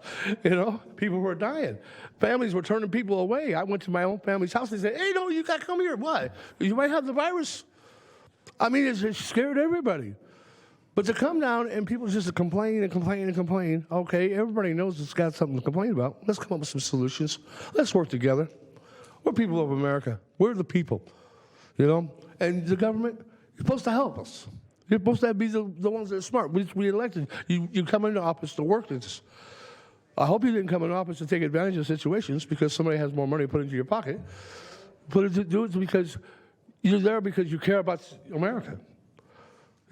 I care about America. I was born here. My grandfather did. He saved people in West Sacramento flood. It was an amphibious Jeep. I mean, you think I'm happy where I'm at? I don't have a shower. I don't have a bathroom. I got to go 2 miles to a bathroom. I don't have no way to keep my clothes clean. I don't have no way to haul anything. They stole my car away. License insured. 2003 Dodge Durango with my stuff in it, my gate, computer, and everything. I called the police. What did the police do? Oh, there's no crime done here. I said, I want a report. I want to know what was said. He wouldn't give me a report. Is this... And people, please let people speak whenever they speak because it's their opinion. And it's just like mine. It's just my opinion. But my opinion is for the United States of American people that we need to stand together as one, be strong, and let's find a solution. Putting people in jail is just going to cause problems. I've never lived out in the homelessness, but now I have, and I've seen a lot of things. And I've seen a lot of radical people on both sides. And something's going to happen. And I hope we can avoid that. Thanks, John. Thank you. Thank you, John. Okay, Carol Dutcher, and then Carol, then Joyce Williams. And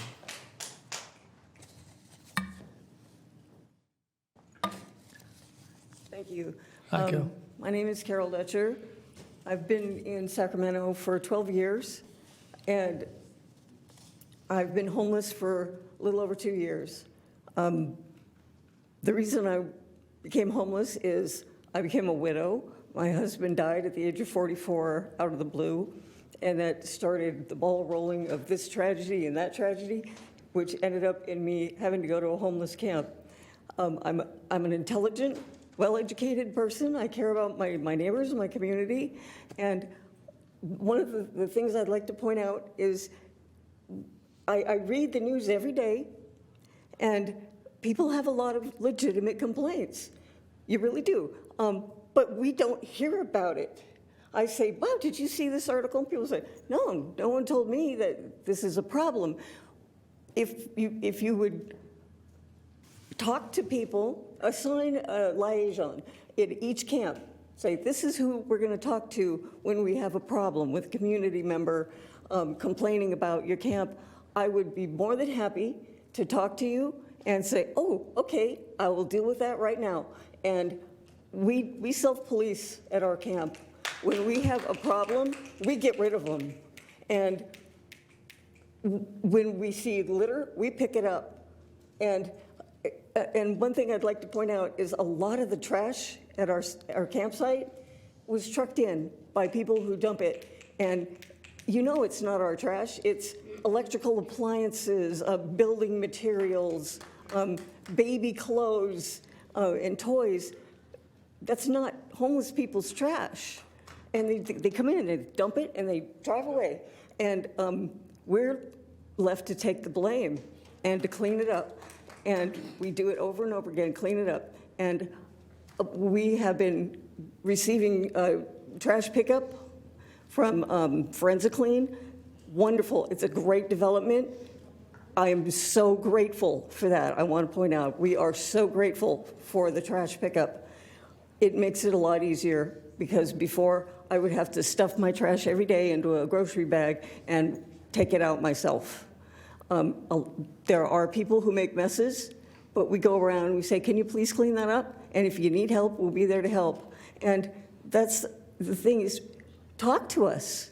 Tell us what you want us to do, we'll do it. And maybe instead, the time I've spent sitting on my butt here, all of us could have been out talking to the people at the American River Parkway and saying, here, this is how you make a safe campfire. And this is how you take care of your garbage. This is how you don't set fires. We could talk to people because we're all human beings. And I'm a human. Mm-hmm. And I've been trying to get services. I've been calling and calling, saying, please, I need housing. I'm dying from the heat. I can't get any help. And my time's up. Thank you. Thank you, Carol.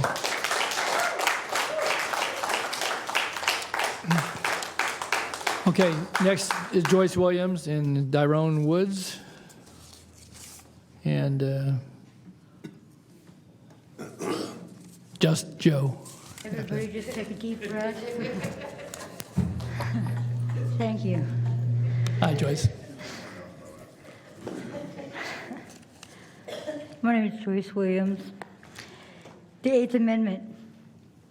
Prohibition of cruel and unusual punishment directly forbids communities from criminalizing certain aspects of homelessness.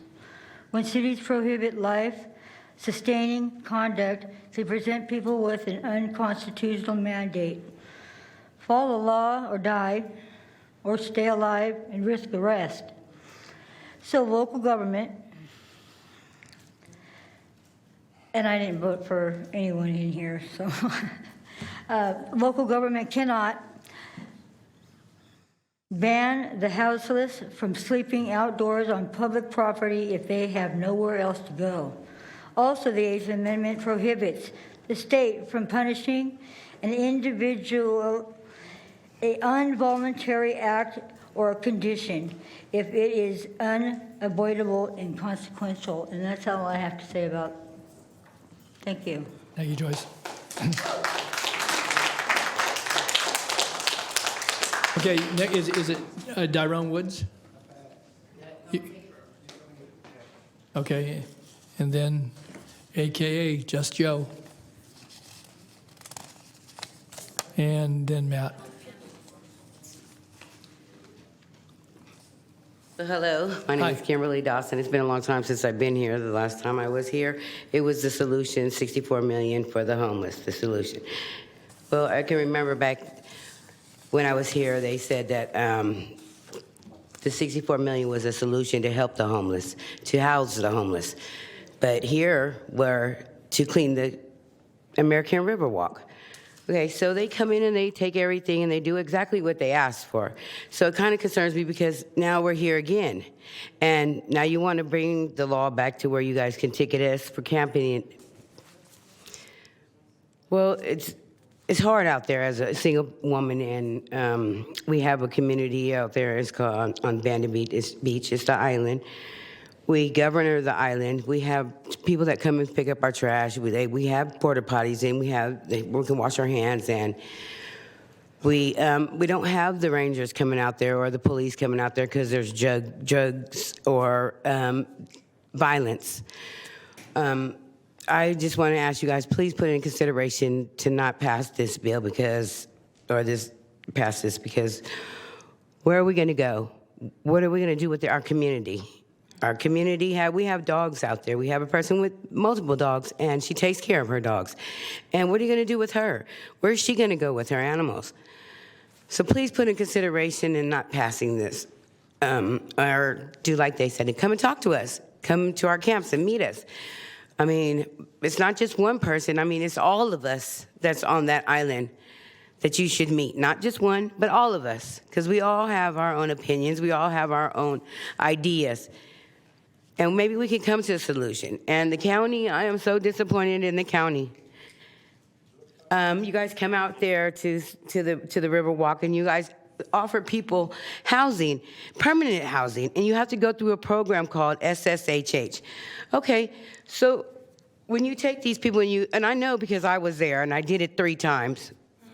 The first time I did it over the 90 days, and then they see that I was on probation. I couldn't, for protecting myself, I was on probation. They couldn't give me no job. And I don't want their Social Security because I'm not broke down. I can work. And at that 90-day, that point where they say this is a shelter, not permanent housing. We're going to find you permanent housing. Well, it goes on to, I get put out. Well, the county tells me that we're going to give it another try, but we're just going to wait a couple of months. So they come and get me again. Now, she tells me, we're focused on, Kimberly, getting you your permanent housing. Well, the epidemic came. I didn't want to be there with people I didn't know. I wanted to go out there with my family and friends if I was going to die of COVID, because I didn't know what it was about. It was just the beginning. I end up having this from the county. I end up having this worker that was coming to see me out there, but she was supposed to be for me when I got into my permanent housing, and I didn't understand why I had her. I'm getting ready to run out of time, but I just want to say this. At the end of the day, I had two housing authority certificates. Just a month ago, they came out there. These people came out there and navigators, and they told me that they would check in on it. Well, they checked in on it, and they said that I never did your program. I never completed it, so I never had these vouchers. But clearly, I did. And your county worker is Yvonne. You know her. You should. But you guys have a good day, and please, please, please, please put it in consideration. Thanks. I'll be back to talk again. Thank you, Ken. Thank you, Kim. Those are mine. Okay, all right. Joe, or Joseph, and then Matt. Ladies, gentlemen, thank you. I know you guys got a lot on your minds and a lot on your shoulders. I hate to be in your shoes, but I commend you for your jobs. And I used to live in Robola. I used to have a 3-bedroom, 2-bath home there, and I lost it. I became homeless. I first stayed with family members, stayed with friends, and it gradually stayed at hotels. It gradually led to living on the island. I lived in other places before that, other camps, and was put in a lot of danger, had my life put in danger. But I found a peaceful place to live on the island, where everybody that's on the island watches out for each other. We clean up our messes. It's a lot more different than all the other homeless camps that you see. None of our women get raped. We govern our own. We police our own. And we've been out there, some of us have been out there for over 20 years. That community's been there for over 30 years. The police don't go out there. The rangers don't bother us as much.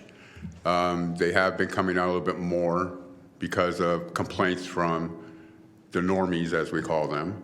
I had an AR-15 fully automatic rifle put in my face last week because I looked like somebody that they thought that had a gun. Although that they could tell I had no gun on me, but I still, having a rifle put in your face like that and told to get on the ground is demeaning. And when I told them that I was not the person they were looking for and showed them my ID, once they found out that I wasn't the person, then they started being a little bit more cordial with me. But still, when I hear people say, well, please don't put that on our rangers, it's kind of hard to not have an attitude towards them when they're doing things like that. All I want to say is that, I serve my country, I have a job, I work every day. Homelessness has many different faces, lots of different shades of gray. Not all of us are drug addicts or alcoholics or people who are, put to the side of the fence. A lot of us, I pay my taxes, just like you guys do. I go to work. When I leave from here, I go right to work. I'll work a 12-hour day. And, I keep my campsite clean. I keep myself clean. Even if I have to take baby wipes. If I didn't have baby wipes, I wouldn't be able to survive out there, I'll tell you that. So take in consideration that not all of us are the way that you think, that you guys have put in your head, have these people have put in your heads that we are all low lifes or scums or not part of this community, because we are part of this community and we're going to continue to be a part of this community, and we do deserve to have the right to have a safe place to live, clean water, a place to cook, and a place that we can actually lay our heads down and feel safe without worrying about being killed, just like all the rest of these people have that ability or have that safety. So please consider these next steps that you take. And God bless you guys. Thanks. Thank you. Joe, so you said you had a rifle put to your head? Yes, I had the Rangers put an AR-15 rifle in my face. It was a Ranger or a police officer? It was a Ranger. It was a Ranger. I didn't think our Rangers were equipped with Well, I don't think it was. I don't think it was actually equipped. I don't think it was actually equipment that they gave them to use. I think it was probably his own personal weapon. The way it was modified, I don't think it would be. And he was in uniform? He was in full uniform. He was in full uniform. And yes, he put the rifle in my face and told me to get on the ground. And I said, what's going on? And he said, we got a call from somebody up here with a gun. I said, there's no guns on the island. And I said, well, somebody was firing off a gun. I said, well, we would have heard if somebody was firing a gun. And if that was the case, we would have, gone ahead and got rid of that person. But, nonetheless to say, I don't know if you ever had an AR-15 rifle put in your face. No, it's a pretty scary feeling. Joe, is this a good email address to reach you at? Yes, it is. Okay, That is my email I address. want to have somebody follow up on that particular issue. Sure, absolutely. Okay. No problem. Okay. Next, Matt, and then Catherine Roberts and Kimberly Doss. Oh, Kimberly just spoke. All right, Kim. You had her. That's me. I just did that for Darwin. I got you. Thank you, Kim. Okay, Matt. Hi, my name is Matt. I'm a homeless advocate and resident of Sacramento in Cerna's district. I urge the Board of Supervisors to reject the proposed ordinances banning people in the American River Parkway and critical infrastructure. I'd like to begin by quoting the Boise decision. As long as there's no option of sleeping indoors, the government cannot criminalize indigent homeless people for sleeping outdoors on public property on the false premise they had a choice in the matter. People can't choose to sleep nowhere. In the same way, they can't choose not to use the bathroom, to not produce trash, to not cook their food or keep warm. I do those things too. So do you. We never talk about it and we never hear about it because we've got infrastructure to manage the effects on other people and living things in the environment. Homeless people also did not choose our economic policy, how little employers are allowed to pay or how much landlords are allowed to charge. They didn't decide that the people the market fails are left with nothing or worse, have what little they can find or make for themselves destroyed or confiscated by the police, sheriffs, or rangers. You did that. Or to be maybe too generous, you've allowed these policies to continue despite seeing the suffering and trauma they produce. Maybe enforcement would make sense if everybody had the option of real free housing and some refused it. Or if all jobs paid a living wage and employment was guaranteed to anyone who wanted it. That's obviously not the case. Most of the homeless people I know do work. Most were housed at one point. Most want to be housed. Even without the challenges and barriers imposed by homelessness, Making a living through wage labor here and now is a constant struggle. For those of us at the bottom, the economy is getting worse, and the people with the power to change the conditions that produce homelessness are funded by the people who profit from maintaining the miserable status quo. So instead, you give us proposals like this. You mislead the public about the nature of the crisis. You propose so-called solutions that create more suffering for the victims of your economic policies. This ordinance will solve nothing. The county and its people will be no better off with thousands evicted from the parks into our neighborhoods. The same byproducts of life without sanitation infrastructure will be no less problematic in our streets than in the parks. The obvious solution is to house everyone. Build tens of thousands of economical, nonprofit, equitable housing units and give them to the people who need them. It's the right thing for the homeless, it's the right thing for the environment, and except for those who want to make the poor suffer, it's the right thing for your House constituents. Thank you. Thanks, Matt. Okay, Catherine, and then Shelley Williams. Hi, I'm Catherine Roberts. I live on the island. Hi, Catherine. Which is a very nice place. I became homeless when the pandemic hit. The rent went from $500 to $1,050 a month. I could not afford.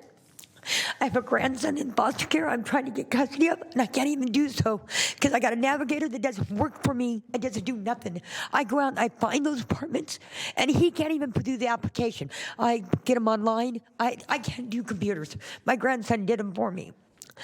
This navigator doesn't work for me. You guys pay these navigators, and they don't do nothing. I am still, I got the income, I got the money because I'm retired. I retired from Francis House. I worked with the homeless. Okay? And I'm lucky enough to know some of the homeless. And they're very fine people. A lot of them are old like me, 62. And we live on the island. And you guys haven't done nothing. Nothing to help. Nothing. That money sits and goes to people that just darn doing nothing. I worked as a social worker, and I did counseling. And I did a lot more than they ever did. I find everything I need, and they don't do nothing. And I am tired of seeing people get paid for doing nothing. It's a waste of our money. So you guys need to figure out what to do. Because a lot of old people are out here, and we're not very safe out here. Thanks, Catherine. Okay, Shelley, last call? Okay, thanks. All right, Jane Tedder, and then Jeffrey always spoke. So is it Jane, Tedder? Jane? Okay. Jeffrey left, Tardigia. River, Holstage.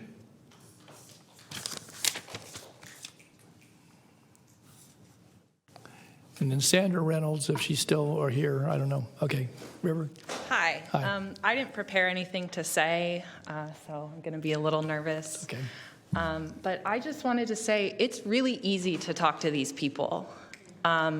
I haven't even been involved in doing outreach for very long, but it's really easy to hear what these people's lives are about. Like even just talking to Carol. Hi, Carol.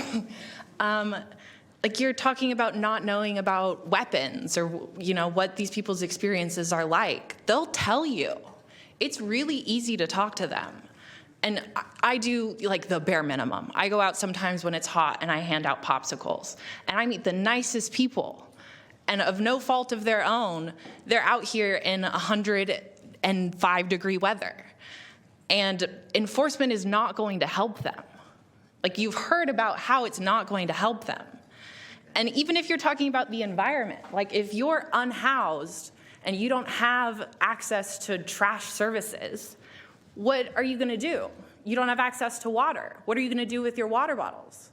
And so it's ridiculous to act like this is just about the environment or you actually care about these people if you're endorsing something that is going to hurt them. That part.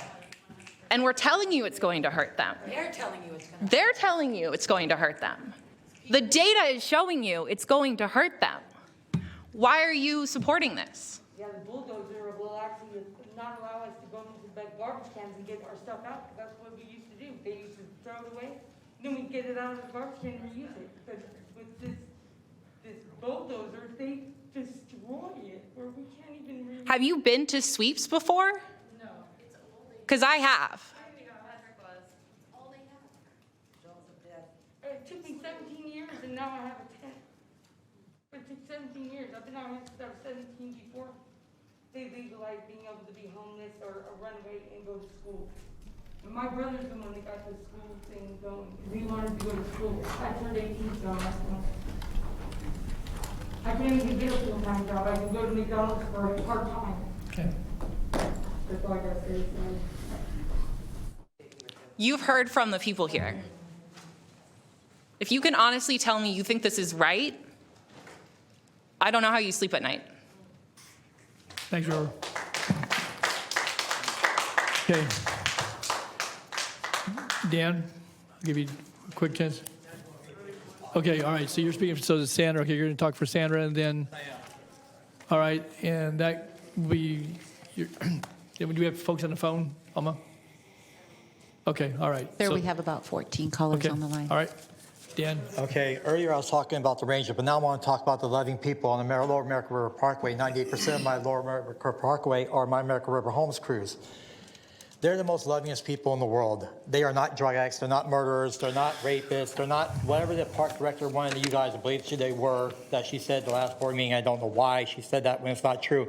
And the murder of that lady, sorry it happened, was in Rancho Cordova, not the Lower American River Parkway. There does not happen like that. You got people at Van Island, they're part of my American Homeless Crew, they're the most nicest people in the world. You got people on the American Lower, like the bike trail, you know, along Richards Boulevard. They're the nicest people in the world. You got between Garden Highway and Richards Boulevard, you got the most nicest people in the world, and they keep their areas clean and safe. And I'm sick and tired of people saying that the homeless are destroying the habitat, when the homeless actually, I got over like 3,000 something people on a daily basis cleaning the American River Parkway, keeping it clean and safe. And this is a fact that I could show you. And I welcome you again, Ms. Frost.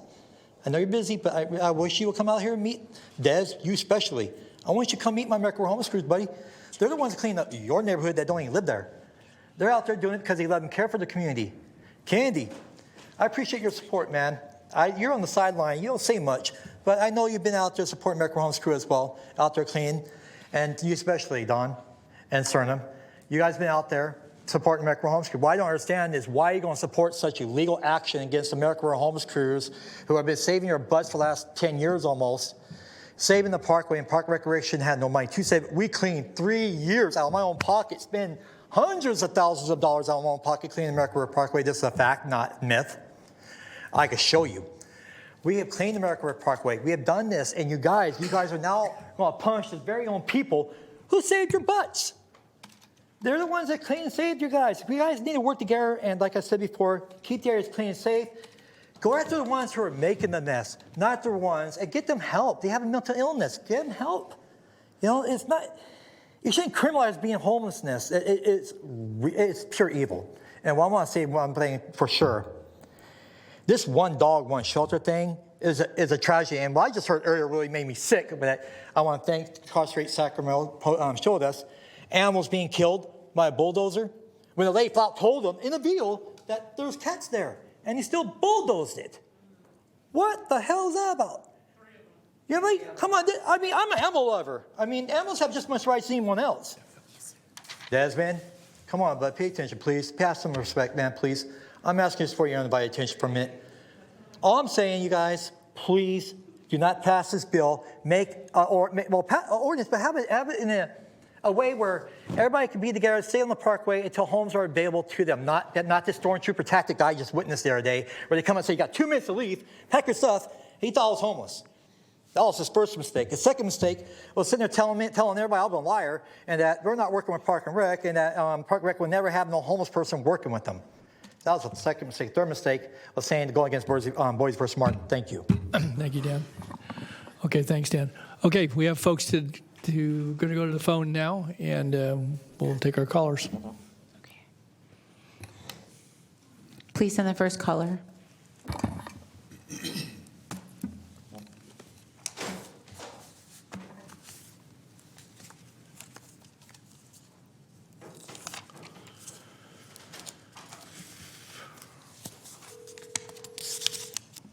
Hi, caller. Hello, caller. Hello. Please start your public comment. You have 3 minutes. Okay, my name is Kim Lau. I'm a longtime resident of Sacramento and a current medical student at California North State University. And I'm calling to say that I strongly oppose item 68. As we've seen from the most recent point in time count, the rate of homelessness is rising in Sacramento. And most people experiencing homelessness were found on the survey to be from Sacramento, and then even more deserve our support and care.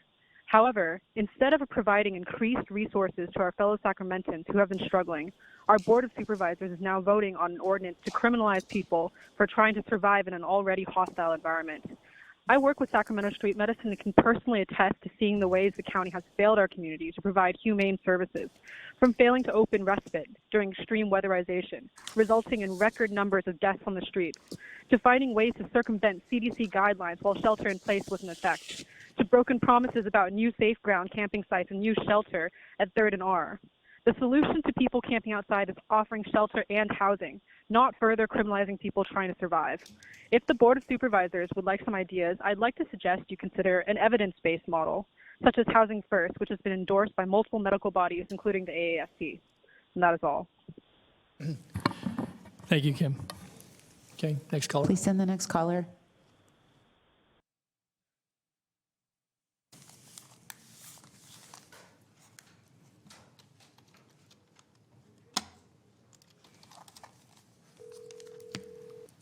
Hi, caller. Please start your public comment. You have 3 minutes. Okay, thank you. My name is Claudia Wade, joining the meeting by phone, and this is regarding items 68 and 69 of agenda. Basically, my question to the board is this basically kind of like a continuation? Hold on a second, my notes. Oh. So is this something like a continuation of the California Penal Code 647E that states that the persons will be charged with disorderly conduct if they are found basically camping or lodging in public or private areas? The current interpretation is wandering without apparent reason, refusing to identify oneself to officers, and circumstantial evidence that the person is harmful to public safety in the eyes of a reasonable person.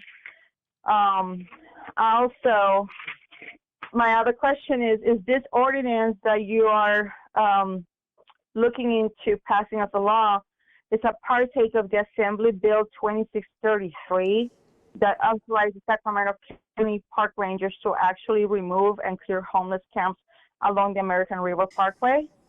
Also, the American River Parkway Foundation, I believe, had demanded the city and county to remove 750 unhoused people by the end of 2022.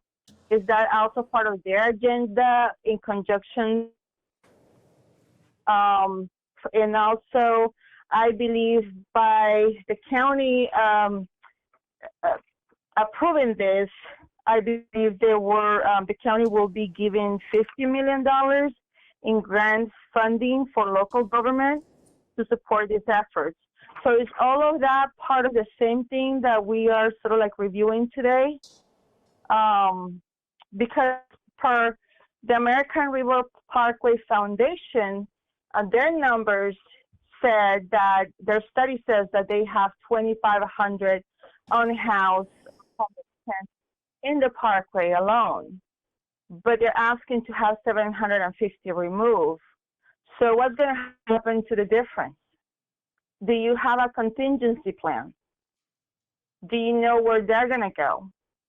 Last year, 1,600 unhoused people were removed, or tents were removed by, law enforcement. So my question is, where are they? If you keep moving people around, where are you placing them? As far as I can go, 2017, there was a program in place with the Department of Human Assistance to work towards sheltering those unhoused and those at risk of becoming unhoused. And that has been 5 years. 5 years of the county monitoring and knowing about this crisis. So my question to you is, what will be the difference? I understand about the wildfires and the floods, the waters, and all that stuff, but where are these people going to go? If you don't have a plan in place and there's not enough shelters, I mean, the number's still there from 5 years ago. If you still not have been able to cope with that number of people at risk of homelessness, people living in shelters, what is the difference today? Thank you. Thank you, Claudia. Hello, please send the next caller.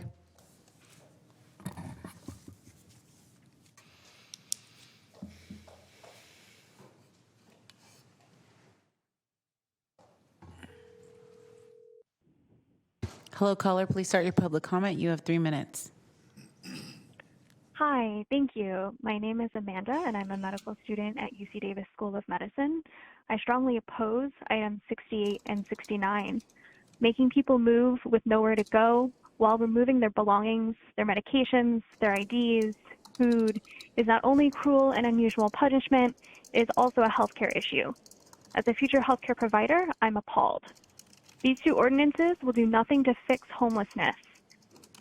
Only services and affordable housing and healthcare will.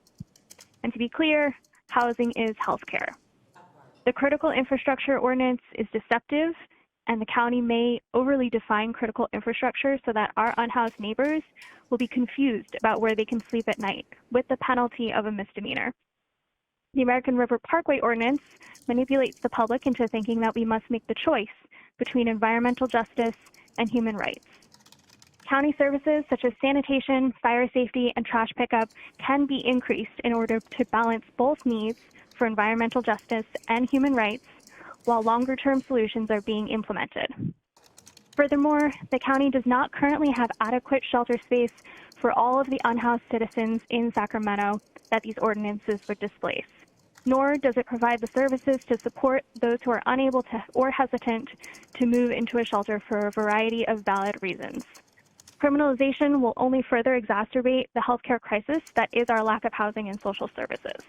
Again, the only solution to homelessness is to provide affordable housing and services, not criminalization. I implore the board to not move forward with either of these ordinances. Thank you. Thank you, Amanda. Next caller. Next caller.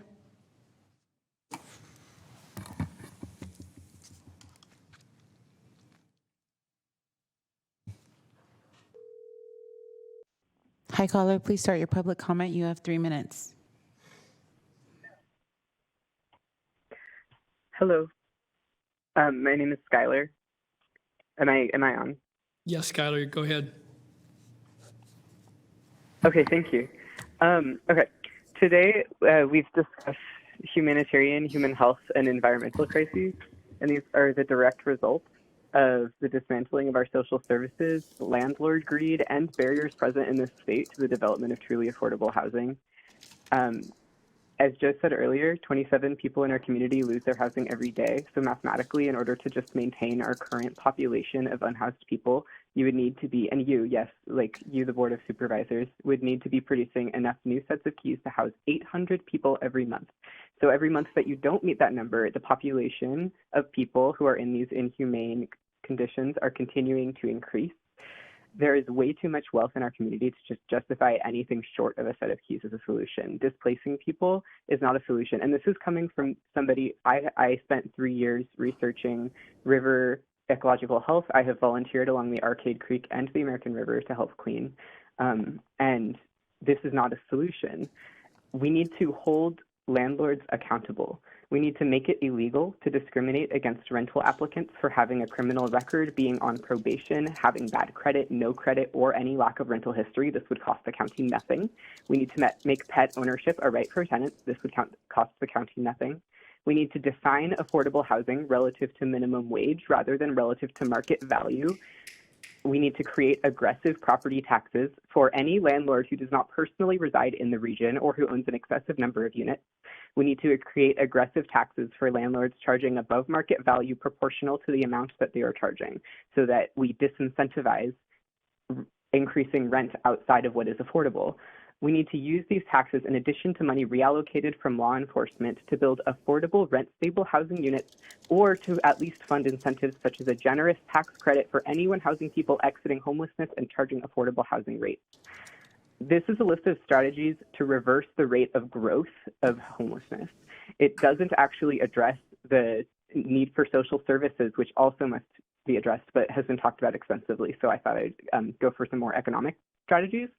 Displacing people who have nowhere else to go is unconstitutional, cruel, and shows an abject lack of care for poor people and poor people of color in our community. These are our neighbors. People should not have to live along the parkway, but if they're living there, they've already been displaced, and so they do not need to be displaced further. So please, I implore you, please vote no. Thank you. Thank you, Scott. Please send the next caller.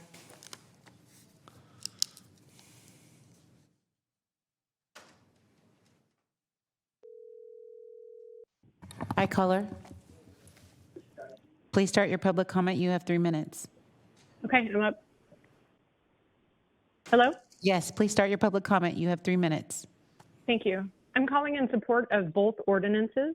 Thank you very much for acknowledging that all of our creeks and waterways are critically important to the public health, safety, and welfare and must be protected from further damage and destruction.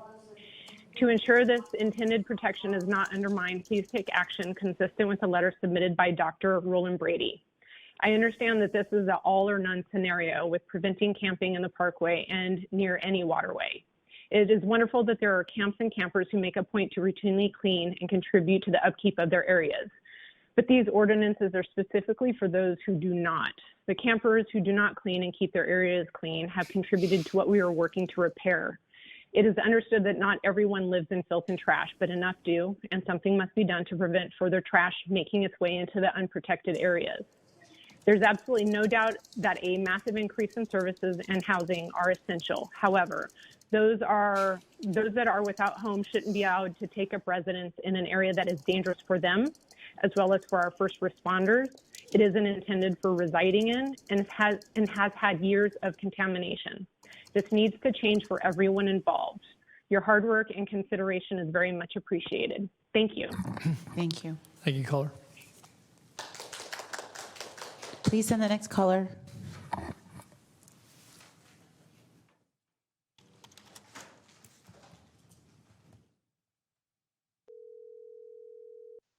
Hi, caller. Please start your public comment. You have 3 minutes. Hello, caller. Hi, can you hear me? Yes, please start your public comment. You have 3 minutes. Hi, my name is Katie Smith. I'm a taxpayer and a homeowner in District 2. So hello, Supervisor Kennedy. I'm in your district. I'm in Hollywood Park, a neighborhood that I know you are very familiar with. I'm calling to strongly urge the Board of Supervisors to vote no on items 68 and 69. I worked for years as a community caseworker, which is what led me to enter medical school in my 30s at UC Davis Medical School here in Sacramento. As a medical student, I currently volunteer helping to provide basic medical care to our unhoused community members every month at different encampments around Sacramento. As a housed person, I am very much not an expert in this subject, but I want to use my experiences and what I've seen to re-emphasize one of the things I hope you've gotten from some of the speakers today, which is that each encampment is a community where people know and look out for one another and look out for the physical space as best they can given the resources available. And so when you forcefully break up these communities, you are taking away one of the most important safety measures that those people have, which is those relationships. Those relationships allow people to help each other survive and experience some measure of safety, similar to the safety that I get from knowing and looking out for my neighbors in Hollywood Park.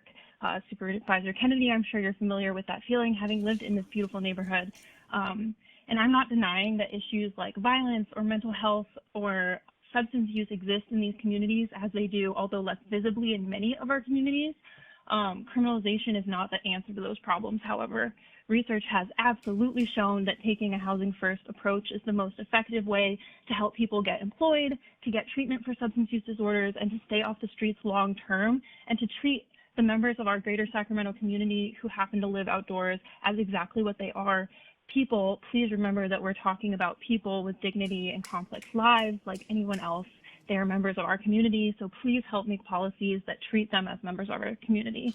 Items 68 and 69 will not help these community members into housing. They will just displace them again and again, making our streets and our green spaces, in fact, less safe by breaking up those relationships that exist in these communities and just shuffling people around randomly. That doesn't make anyone safer, and honestly, it doesn't address the ecological problem that's been referenced many times today either. Again, I urge you to put people first and to listen to the voices of those who have experienced what you are considering criminalizing. We've heard from many of those voices today, and I hope that you are moved by them. Please invest your time and our resources into providing services and getting people into housing. Please do your part to help take care of the unhoused members of our Sacramento community and vote no on these items. Thank you. Thank you, Kate. Please send the next caller.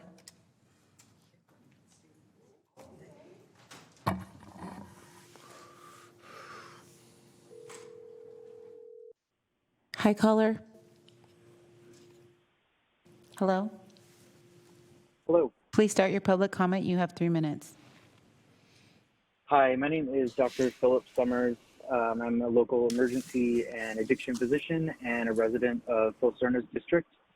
I'm calling to urge that you vote no on items 68 and 69.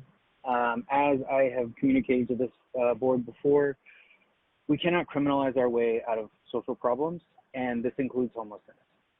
We need to address the underlying causes and provide our most vulnerable neighbors with feasible alternatives and the resources they need to improve their living conditions. Right now, there are no alternative options for people living outside, so we cannot continually penalize them and displace them. If people's camps along the river get disrupted, where do they go? To another place along the river, to the streets? What does this accomplish? Displacing camps only shuffles people around, and by constantly moving people, you jeopardize their safety and their well-being. The implications of violent displacement on people's physical and mental health cannot be overstated. If you're not offering people with meaningful alternatives, then you can't, in good conscience, criminalize them and forcibly move them. These ordinances are not public health interventions.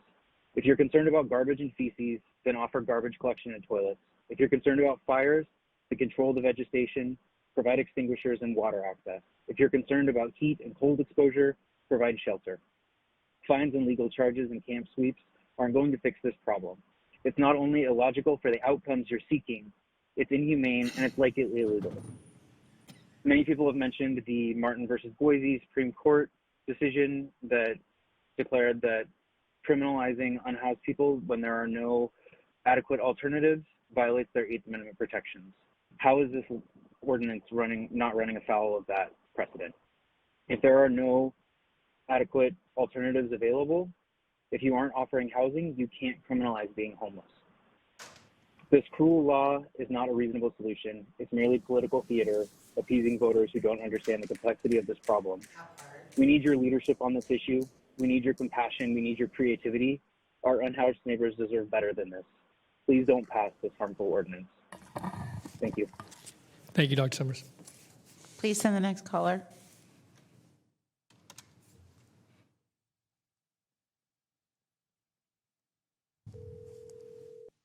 Hi, caller. Hello. Please start your public comment. You have 3 minutes. Good evening. I'm a 20-year resident of District 1 in Mr. Cerna's district. I strongly support these proposed ordinances as the status quo is clearly not working. Our parks and waterways are critical infrastructure that all citizens should be able to safely enjoy. It is unacceptable that these resources are burning down and being buried in garbage and pathogenic waste at an exponentially increasing rate. Like Andrea, who spoke earlier, I also prefer to deal with facts, not fantasy. I'm glad that recently, in one moment of time, there were a couple of clean areas of the parkway. Ironically, I've participated in volunteer efforts to remove tens of thousands of pounds of abandoned encampment debris from one of the areas that actually was portrayed in the earlier presentation along Steelhead Creek behind Railroad Drive. In fact, I went back on my own and for 5 hours dug out a 4-foot deep encampment garbage pit on the very bank of that creek in that area, concealed under a queen-size mattress. The oldest packaging date code that I could find in the pile was less than 5 years old. This is not mining and corporate pollution. This is encampment debris. So let's talk facts. I've completed almost 100 volunteer cleanups in the past year. I promise you I am not breaking my back to clean our rivers and creeks on a whim. I am trying desperately to avoid passing down a toxic environment with destroyed natural spaces and contaminated waters to our children and grandchildren. Have we learned nothing from our past mistakes?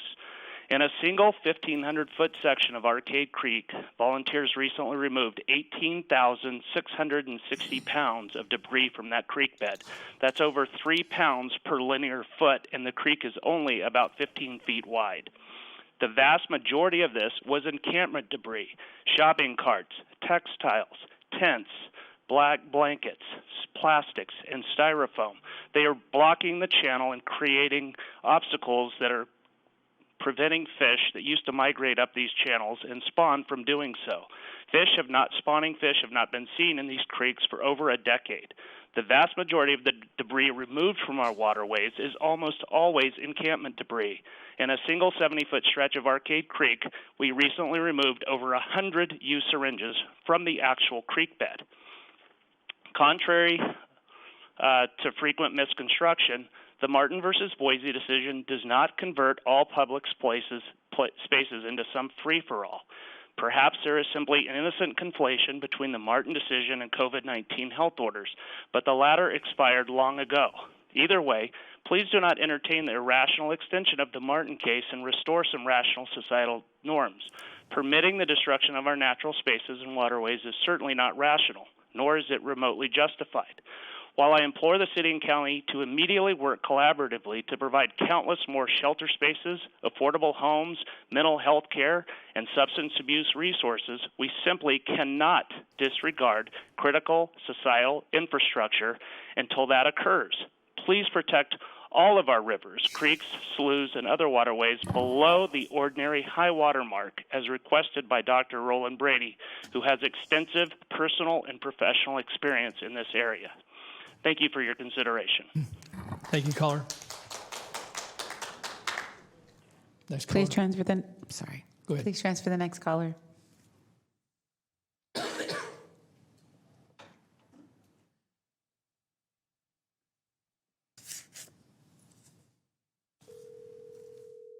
Hi, caller. Please start your public comment. You have 3 minutes. Hi, Board of Supervisors. Really is annoying that I have to be, or that so many of us have to keep showing up for these ridiculous ordinances again. Honestly, I don't believe supporters of this ordinance are negotiating in good faith with unhoused communities or housing advocates, much less do I believe that many of you genuinely respect them. Even as you demand respect from those same residents, those same unhoused residents and their advocates, while consistently showing them the utmost disrespect by ignoring their basic human needs, such as housing, food, and water, belittling their circumstances and blaming it on false, racist talking points like it's all about the drugs, and then having the gall to call them crazy when they are literally stuck outside in disastrous conditions under 100-degree heat, and expecting them to just get along. You're clearly putting your own fragile sense of comfort above above human needs. So it's important that I think that we need to be asking these questions, and they need to come directly from the County Board of Supervisors. How often are people turned away voluntarily seeking rehousing services in Sacramento County? What is the strategic plan to shelter and house the thousands of people whose living conditions will now carry misdemeanors? How can they ensure these misdemeanors will not result in more jail time, further worsening our overcrowded jail system, and which they are said is not their goal with these ordinances? And also, how are they going to maintain financial stability if they are faced with misdemeanor fines from violating these ordinances? Most importantly, what resources is the county committing to creating to support these ordinances? Will the county give its staff the needed time to meaningfully engage with services? Will you provide clear directions on what is required from all staff, particularly rangers, sheriff, the Department of Human Assistance and other players in these homeless initiatives before they move to any level of enforcement? These are critical questions that I have yet to hear from, our Board of Supervisors really get specifics on. I really appreciate Supervisor Kennedy naming this direction to do meaningful engagement, allow outreach actual time. But if we're not giving clear directives on what that looks like, then it's just as the advocates who gave that presentation earlier highlighted, you're going to have park rangers and sheriff's deputies who really don't care what you have to say going to these homeless encampments and forcing them to move. And they're going to result in literally preventable health issues, harm, and early death, particularly for Black people and other people of color who disproportionately comprise up to 40% of the homeless population just in Sacramento County, despite being 13% of the county's population? You all declared a public health emergency on racism over a year ago, and yet I've yet to see any clear policy proposals or binding actions taken that actually name that or dedicate county resources to addressing it as such. Homelessness is one of them, and that's one of the things that was also corroborated by the state's reparations task force, which nobody from the city to the county has really talked about seriously. This is really, let's be clear about this. This isn't about actually helping homelessness. It has nothing to do with solving homelessness, because if you did, you would actually adhere and bring up policy experts to speak to the number, what study after study has confirmed is the number one problem in this crisis, the lack of affordable permanent housing. And not one of you have actually named in any policy and ordinance that have been presented to put funding to permanent housing. You haven't implemented housing first policies, such as places like the city of Houston, which actually succeeded in housing over 7,700 people in just 2 years by investing just $65 million into permanent housing. And here we are focusing in on enforcement. How much in one-time spending have you spent in the last 2 years just on just on addressing the symptoms of homeless initiatives? $181 million? $200 million? $300 million?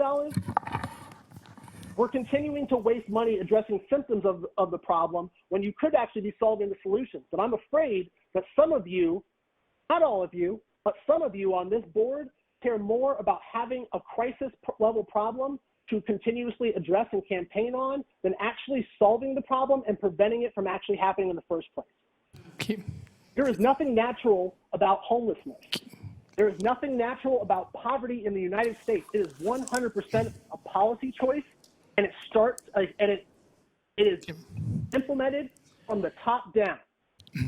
So I'm hoping that you actually take these considerations into what people have been saying, what the unhoused people have been telling you directly needs to happen, what they need in order to get off the parkway, and that you actually listen and work with the people that work directly with them, not treating them separately or inviting them after county staff and other wealthier advantaged stakeholders participate in. Thank you, Yes, Ken. I will wrap up in just a moment. Okay. I will wrap up in just a moment.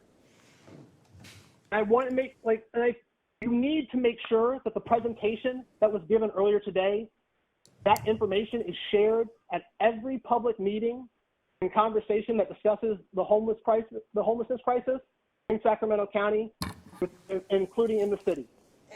They need to be invited first and foremost, along with your county staff and other interested stakeholders. Thank you, Ken. Okay. Next caller. Thank you, Ken. How many callers still? We have 17. Okay. Hi, caller. Please start your public comment. You have 3 minutes. I think the word's out. Okay. Important safety measures. Hello. Please start your public Hello? comment. Oh, hi. My name is Dr. Rachel Robitz. I am a family physician and a psychiatrist double boarded here in Sacramento, who every day serves Sacramento residents who are unhoused and those who have Medi-Cal. I cannot provide new statistics, new information. You all have heard from many experts today, and many experts with people who have been there, who have lived experience, who can give you solutions far better than I can. But I just, as a Sacramento resident and a physician who every day serves our community, as a mother, I am please urging you to vote against these ordinances. Thank you. Thank you, Rachel. Please send the next caller.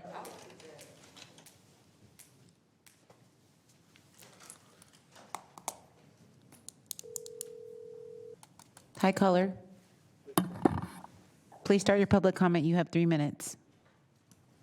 Yes, this is PJ. If you are pro-environment and don't advocate for solutions to ensure unhoused people get the housing they need, then you are effectively anti-homeless. Housing necessarily needs to precede the environment being cleaned. The two are linked, and turning a blind eye is immoral. As for the Board of Supervisors, you have failed to provide sufficient shelter and affordable housing for the people of this county. Had you provided sufficient shelter, housing, and services, we wouldn't be where we are with people suffering on the fringes of our society.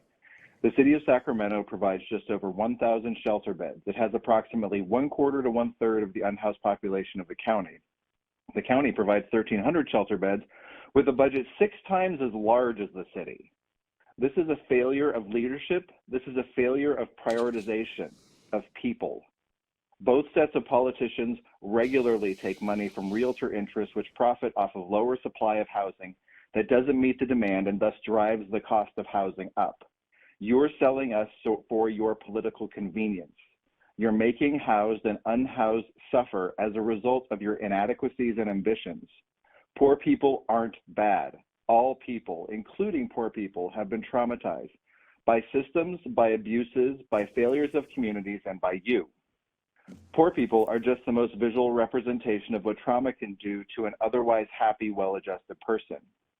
We say it can't happen to us as a psychological defense mechanism, but it can. We intrinsically know it can. We know many of us don't have savings. We know many of us live paycheck to paycheck. We know many of us don't have support in place should something go bad. And we know many of us are a $500 to $1,000 sudden expense away from missing rent or our mortgage. Your claim of concern over the environment is maximum cynicism, and the willingness of homeowners more concerned about their home values than the lives of their fellow community members is that cynicism matched. Neither of you genuinely care about the environment, or you would provide a complex solution to a complex problem which would result in its degradation ceasing. All you've done is taken an unscientific approach to an issue, combined it with class warfare on the poor, and used the sole language of environment to justify it. That is disgusting. Your inability to address this problem at scale, sufficiently, and with empathy is your failure laid bare, and your criminalization of those at the knife's tip of the suffering is cruel beyond measure. And the downtown partnership that would have housed hundreds falling apart is evidence of your failure in leadership. A shelter that likely would have been stood up by now and housing people, you traded it for planned future projects that may never come to fruition. And all the while, you continue the immoral cruelty by passing measures like these. Thank you. Thank you, PJ. Next caller. Nick.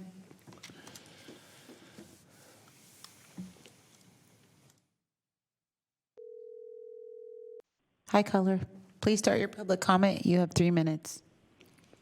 Hi there. My name is Lily. I'm a second-year medical student at California North State, a resident of District 1, and I'm also the co-chair for Sacramento Street Medicine's Advocacy Committee. So thank you to the Board of Supervisors for this opportunity to speak. I want to express my strong opposition to items 68 and 69. To be clear, these two ordinances are anti-homeless and do not offer actual solutions to the crux of the problem, which is a lack of housing or shelter. Rather, we are punishing the poor for being poor. I want us all to take a minute to think critically. If enforcement has ever worked, then why do we still have unhoused people? If enforcement hasn't worked in the past, then why do you think it'll work this time? As a future healthcare worker, I find this to be an unconscionable and coercive change to an already deeply flawed system. Furthermore, these ordinances reinforce the myth of service resistance while not addressing root causes or genuine individual needs, which all orbit around the problem of a lack of housing.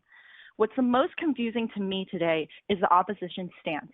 They spend so much time talking about trash and fire safety.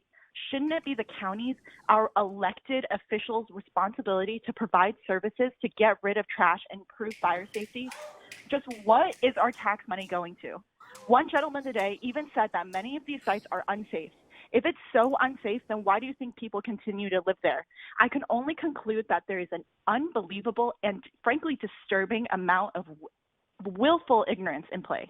I urge the board to think about the gross injustices to human rights that are being proposed today. Please make the right choice and vote no to items 68 and 69. Thank you. Thank you, caller. Next caller, please. Hi, caller. Please start your public comment. You have 3 minutes. Hi there, my name is Q, and I'm a third-year medical student with Sacramento Street Medicine. I want to thank the board for your time on this issue. And I also want to say that I strongly oppose this and the following ordinance. These ordinances will displace hundreds of people who are living along the parkway, many of whom who have lived there for decades, and we've heard from testimony today, and many of whom who have settled into their homes by little choice of their own. Again, we've heard these stories today. I want to support and amplify these voices by offering my experience as a camp lead with Sacramento Street Medicine. So I have visited camps every other week for a little bit over a year. This was something that I chose to do on top of my studies as a medical student because I enjoyed it and I really cared for these people.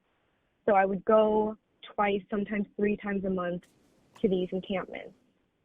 Over the year, I listened to people tell me week after week for months, really throughout the year, about their many applications that they filled out for shelters or for programs that got lost or just simply went nowhere, how they've been bounced from safety ground to safety ground, or how they've been in and out of Project Room Key or other kind of programs like that, how they've been victims of sweeps, and how they've been cited by park rangers for just hanging around, and how their navigators and their caseworkers just simply don't get back to them. So my site that I regularly visited as well was across the street from a regular warming or cooling center, and we regularly saw people lining up hours before the center was even open. More people were lined up around the blocks for these centers than we knew that the center has spots for. And that's just because that they hope that maybe by some chance they'd be able to get in and they don't have to sleep outside for that night. And so I'm telling all these stories because I know from my firsthand experience with Sacramento Street Medicine, and I think we all know that housing is wanted and housing is absolutely needed. Our unhoused neighbors don't deserve to be, and they cannot be an afterthought. We need action that will absolutely reflect this. They need services and they need housing. So I strongly urge the board to reject this and the following ordinance that's going to criminalize our unhoused neighbors for just existing along the parkway. Thank you for your time. Thank you, caller. Next caller, please.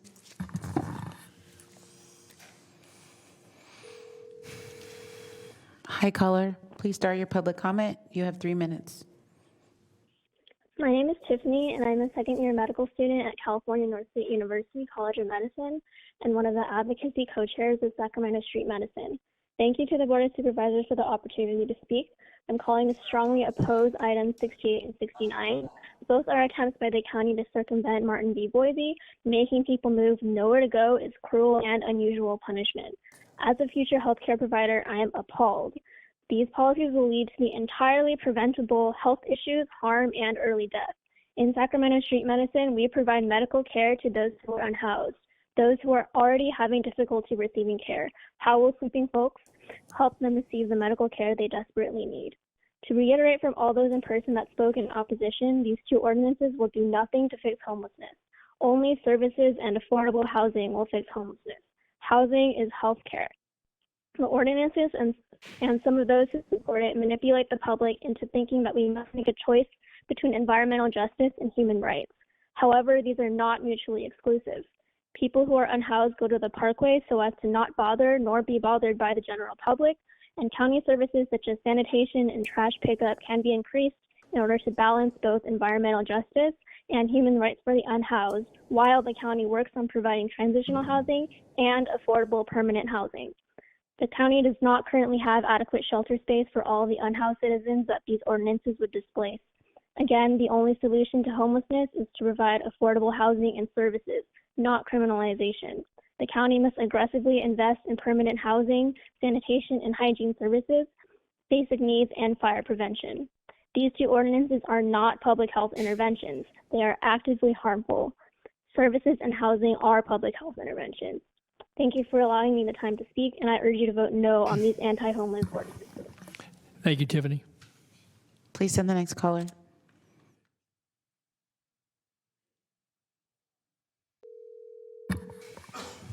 Hi, caller. Please start your public comment. You have 3 minutes. Hi, thank you to the Board of Supervisors for this opportunity to speak. My name is Beverly. I'm a second-year medical student at California North State. I'm a resident of Sacramento, and I'm a current taxpayer, and I also serve as the Managing Director of Sacramento Street Medicine. I want to express my strong opposition for items 68 and 69. These two ordinances are anti-homeless and do not offer any actual solutions to the root of the problem, which is a lack of housing or shelter. These are individuals who have fallen through the cracks of our government programs and have nowhere else to go. And with these ordinances, we're only punishing them further for things that are out of their control. As a future healthcare provider, I find this to be inhumane and coercive change to an already deeply flawed system.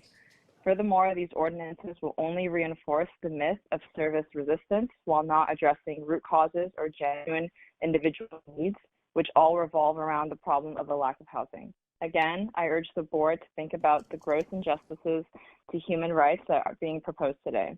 Affordable housing and funding services that actually help the unhoused is the only solution to homelessness. Thank you for your time. Thank you, Beverly. Send the next caller.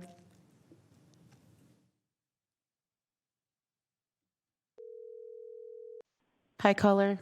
Please start your public comment. You have 3 minutes. Hi, I am calling as a member of Sacramento Picks It Up.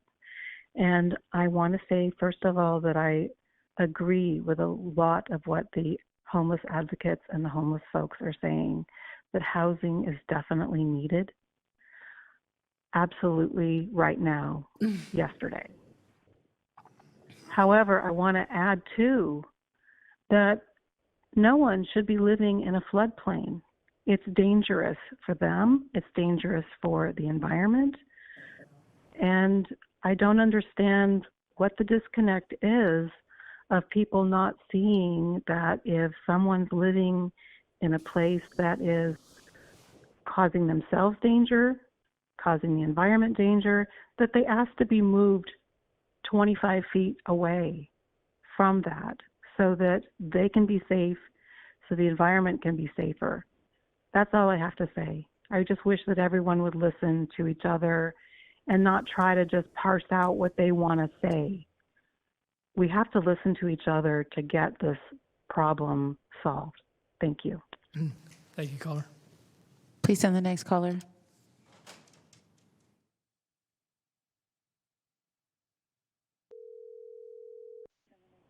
Hi, caller. Please start your public comment. You have 3 minutes. Hello? Hi. Yep, I'm here. Okay. Great. Hi, my name is Meg White. I'm a resident of District 1. I'm also a brick and mortar business owner, and I have regularly been in contact with people who are struggling with housing and oftentimes also mental health. I wish that I could speak to your hearts, your desire to be kind, compassionate, humane, ethical, but the fact that these item numbers are even on the agenda tells me that that likely won't work. So I hope that I can appeal to your and the city's pocketbook.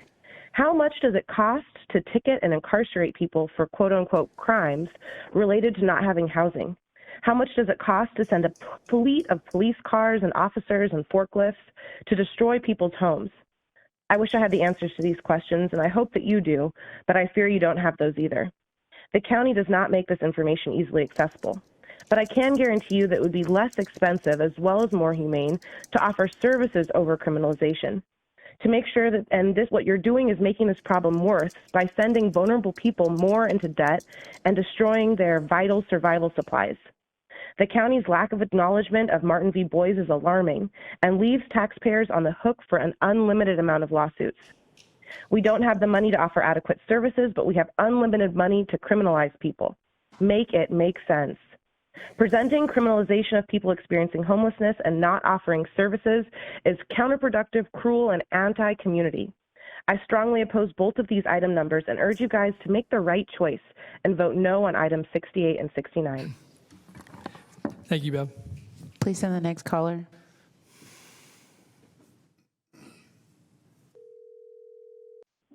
Hi, caller. Please start your public comment. You have 3 minutes. Hi, thank you for this opportunity to speak. My name is Johan Park, and I'm a second-year medical student at California North State University, resident of Sacramento, and a camp lead for Sacramento Street Medicine. And I strongly oppose Ordinances 68 and 69. I've been serving the island for the past 8 months. I was there this past Saturday and Sunday, and I can tell you that with my own eyes, I've seen that these ordinances will only cause harm to our neighbors and their beloved pets. I go to the island every other weekend, and I become very familiar with the community. Everyone looks after each other in a way that you don't even see between the people on my street. Nonetheless, even if they didn't, that doesn't matter. The right to housing and living life should not be up for negotiation based on merit. Let me ask you, is it the fact that the island defies stereotypes about people experiencing homelessness that qualifies them to be seen as people and not criminals? No. Human rights don't depend on conditions. I've gotten to know Rochelle and Kathy and Dyrone and Kim, and everything that they've told you, I couldn't say better myself. The actual needs have been spoken of here. The plans are here. The money is here. Ordinances 68 and 69 don't offer actual solutions to the real problem, which is the lack of housing or shelter. Neither anti-homeless ordinance requires any offer of appropriate available shelter, and certainly not housing, at the time or in the lead up to the forced displacement or other enforcement of the ordinances. Homelessness and its consequences, like trash or visible poverty, are a systemic structural failure and thus should be met with systemic and structural solutions that are not punitive or carceral. On the topic that individuals experiencing homelessness generally do not move out of public space due to danger or whatever else, more often than not, there's nowhere else to go. Sweeps push people into dangerous places, whether that's toxic industrial areas, flood zones, or steep hillsides. Please, I urge you to make the right choice and vote against these ordinances. Thank you. Thank you, Juan. Please send the next caller.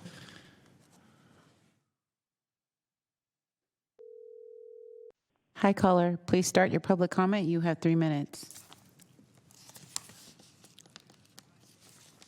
Hi, my name is Nitya. I'm a medical student in the California area. I've worked with the populations affected by these two measures, and I'd just like to say that I oppose items 68 and 69 that are up for debate today. Does that conclude your public comment? Yes, thank you. Thank you. Thank you, caller. Please send the next caller.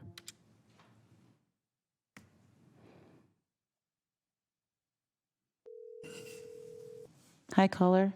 Please start your public comment. You have 3 minutes. Hi, I'm a medical student and healthcare worker, and I oppose items 68 and 69. Thank you, sir. Send the next caller.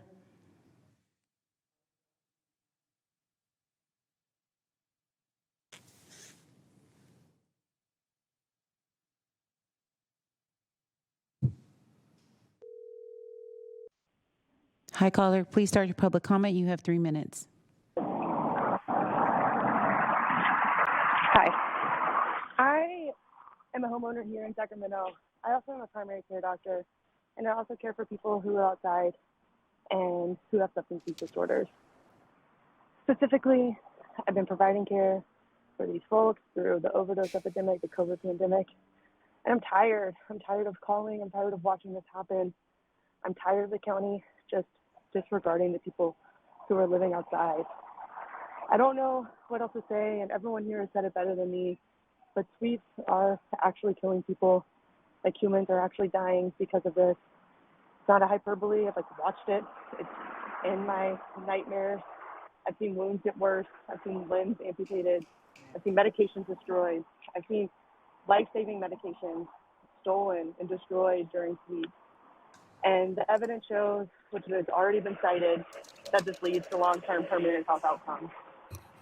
People can't be shelter or service resistant if there aren't ethical or safe services offered. And when you talk about services, like, I offer those services, but when people are continuously moved around, I can't follow up with them. Imagine if your primary care doctor was moved every week. It really is unethical and inhumane. And every week, this happens regularly. Someone comes in, and it's like their moment. They are ready to stop using drugs. And they come in, and they ask me, someone who is like supposed to be an expert in this field, to help them with their alcohol, their opioid, their methamphetamine use disorder. And there aren't options. I just called, and I was told that the wait list for detox is, quote, greater than 90 days. And when I asked about residential, the wait list was, quote, greater than 90 days. When I asked for more options, there weren't any. And this is someone who was ready in that moment to stop. So the solution to homelessness is housing. It's housing. It'll always be housing. And it is evidence-based. It's been proven time and time again. And all efforts really should be refocused there. And these ordinances will lead directly to torture and death. And I don't know what to say. Like, I go to work every day and I feel helpless, like helpless as a doctor. I feel like I can't do anything that actually matters because people need homes. They need services. I listen and I hold that space, but I don't have the power that you do. And this is the time. You have the opportunity right now to do something. Like, please don't do this. This is the moment. Like, people will actually be so hurt and die, and it's sad. And it's sad. That's all. Thank you, caller. Please start your, please transfer the next caller.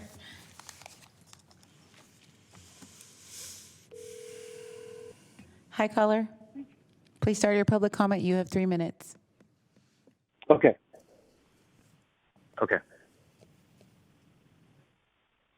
Go ahead. Hello. Yes, go ahead. Hi, my name's Miguel Rodriguez. I'm going into my late 40s now, and I just wanted to make the comment that in my lifetime I've seen 2 waves of homelessness going on here in Sacramento. Once in the 80s, when Reagan closed down all the mental homes, we've seen a wave then, and now we're seeing this huge wave now. And what really disturbs me is that our kids, because I have kids, our kids are seeing this mass wave of people sleeping on the sides of the roads and, in yards and, vacant lots and whatnot. And they're going to grow up thinking that that's normal. And it's not. It's not normal. It hasn't been normal. It wasn't normal when I was a kid. It's not normal now. And I just want people to think about that our kids are seeing this and thinking that that's normal. It's not. And we have the money to fix that. And for whatever reason, it's not going to where it should be going, and which is, people who are destitute and, living, off the sides of freeways and whatnot and need help. I have a friend, actually, and that's another reason I'm calling, that is homeless now, and he would never had an issue, mental issues, anything. And now that he's out on the streets, his mental issues have escalated, and it's just gotten a lot worse. So I'm seeing it, in different ways, and I just want people to think about that. And if we can make a change, I'd really like that. And just we need to keep fighting the system, and making, trying to make progress here. And that's it. That's all I wanted to say. Okay. Thank you, Miguel. How many we on the phone? We have about 5 callers. 5 call. Okay. Please send the next caller. Hello, caller. Please start your public comment. You have 3 minutes.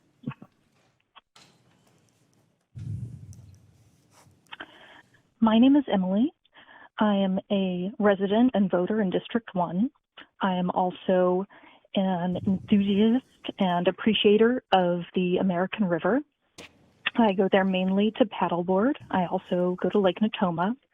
Like so many people who have called in or spoke today, I am very distressed and bothered by the amount of trash along the river and Parkway. Unfortunately, I'm also incredibly bothered by the framing of this issue as it has been portrayed as basically an ecological or environmental issue versus a homelessness issue. I think this is a false dichotomy, and I'm really disappointed to see so many nature lovers seem to fall into this trap.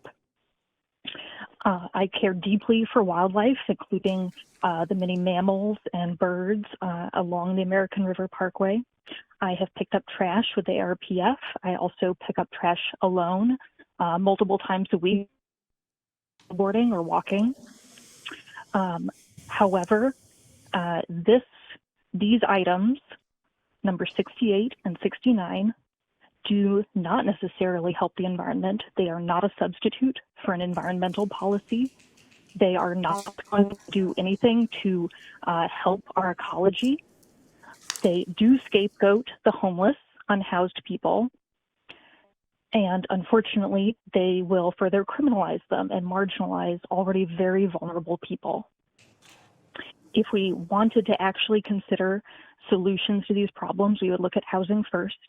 We could also look at comprehensive environmental ecological policies that would help with clean air and water, both of which are huge problems throughout the state.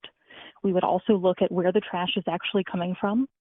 I see many people contribute to the trash problem every time I am out on the river. It's all kinds of people. It's upper middle class people and their families and their pets. They often, are just kind of normal looking people driving nice cars, pulling up loud music that they put on the water, and they leave trash, and yet it's blamed exclusively on very low income, unhoused people. But we're not developing solutions to these. We're, again, only looking at victimizing, criminalizing, materially harming very vulnerable people. I really urge you to look at better solutions. They might be more creative, they might be more expensive, they might take a lot of time to develop, be slow to implement, which isn't satisfying for people, but it's going to be much, much more effective than just sweeping these areas, banning people from living places that just pushes them elsewhere. It doesn't actually solve the problem, as we've seen many other places throughout the state. So again, I urge you to please, please vote no on items 68 and 69 so that we can look at solutions that benefit the environment, other animals, wildlife, plants, as well as humans. Thank you. Thank you, Emily. Next caller.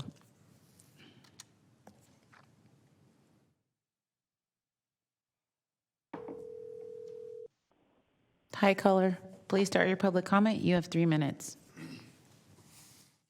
Hi, my name is Tony Minaccio. I'm a family medicine provider and serve as executive director of Sacramento Street Medicine.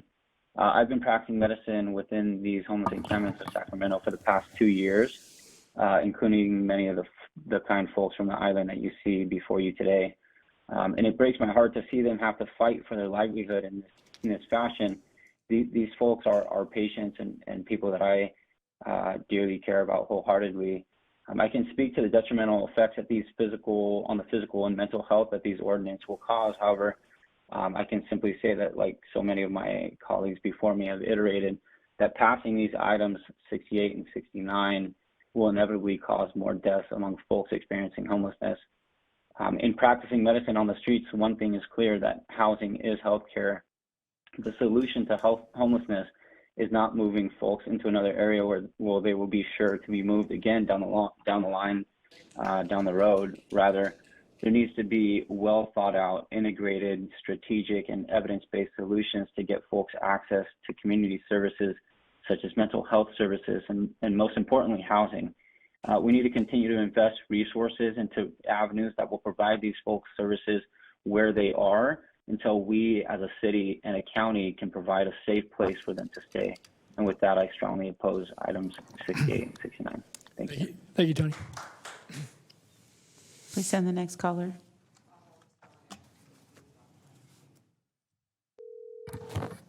Hi, caller. Please start your public comment. You have 3 minutes.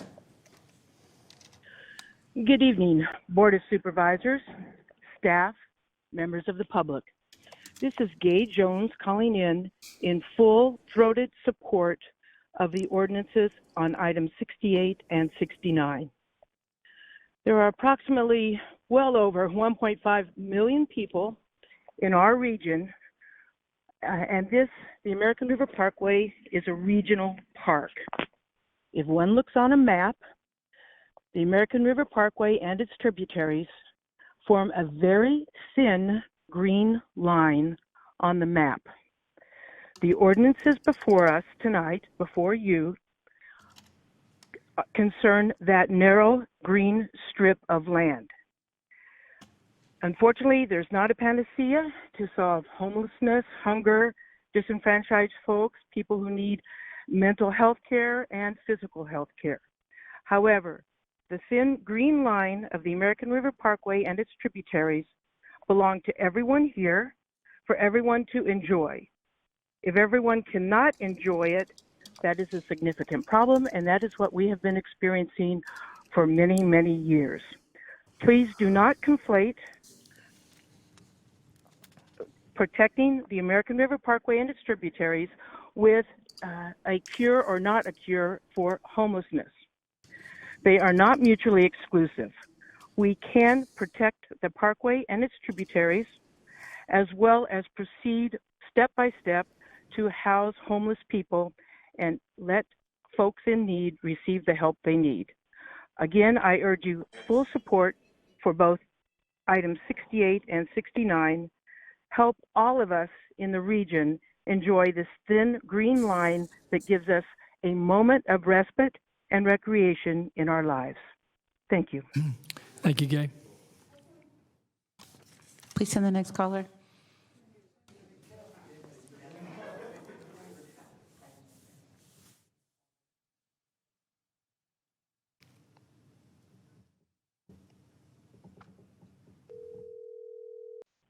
Hi, caller.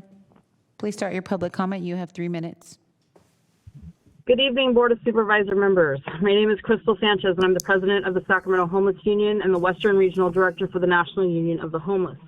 I am here today to clap back and oppose this inhumane and potentially illegal ordinance. Let's face it, the County of Sacramento is in a failed state when it comes to homelessness and housing. We currently lack over 100,000 units of affordable housing per the HUD guidelines. This is not a county jurisdictional issue. The County of Sacramento is Sacramento. The union is representative of thousands of members in which you are currently conspiring to deprive the constitutional rights of. Sacramento was currently involved in a 100-day challenge.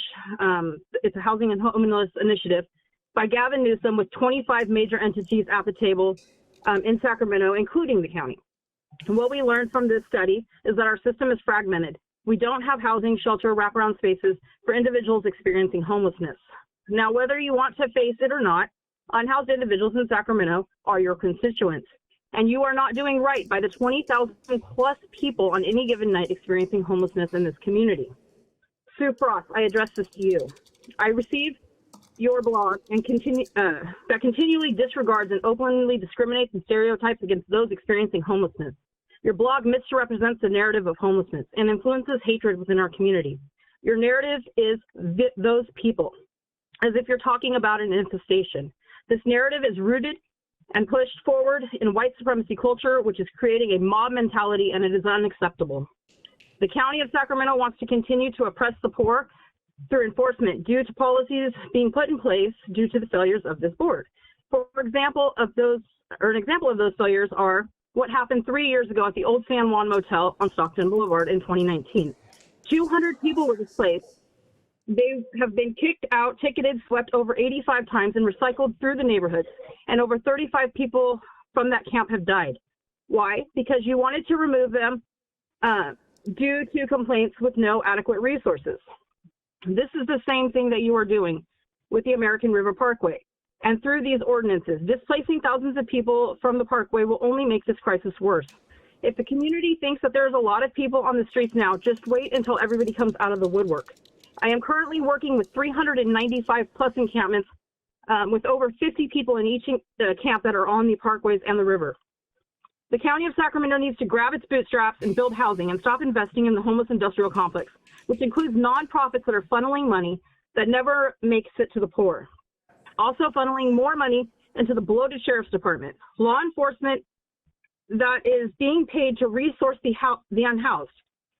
when there are no resources. This is problematic. As this board knows, homelessness isn't a crime, and using police as escorts have been proven traumatic, ineffective, and expensive.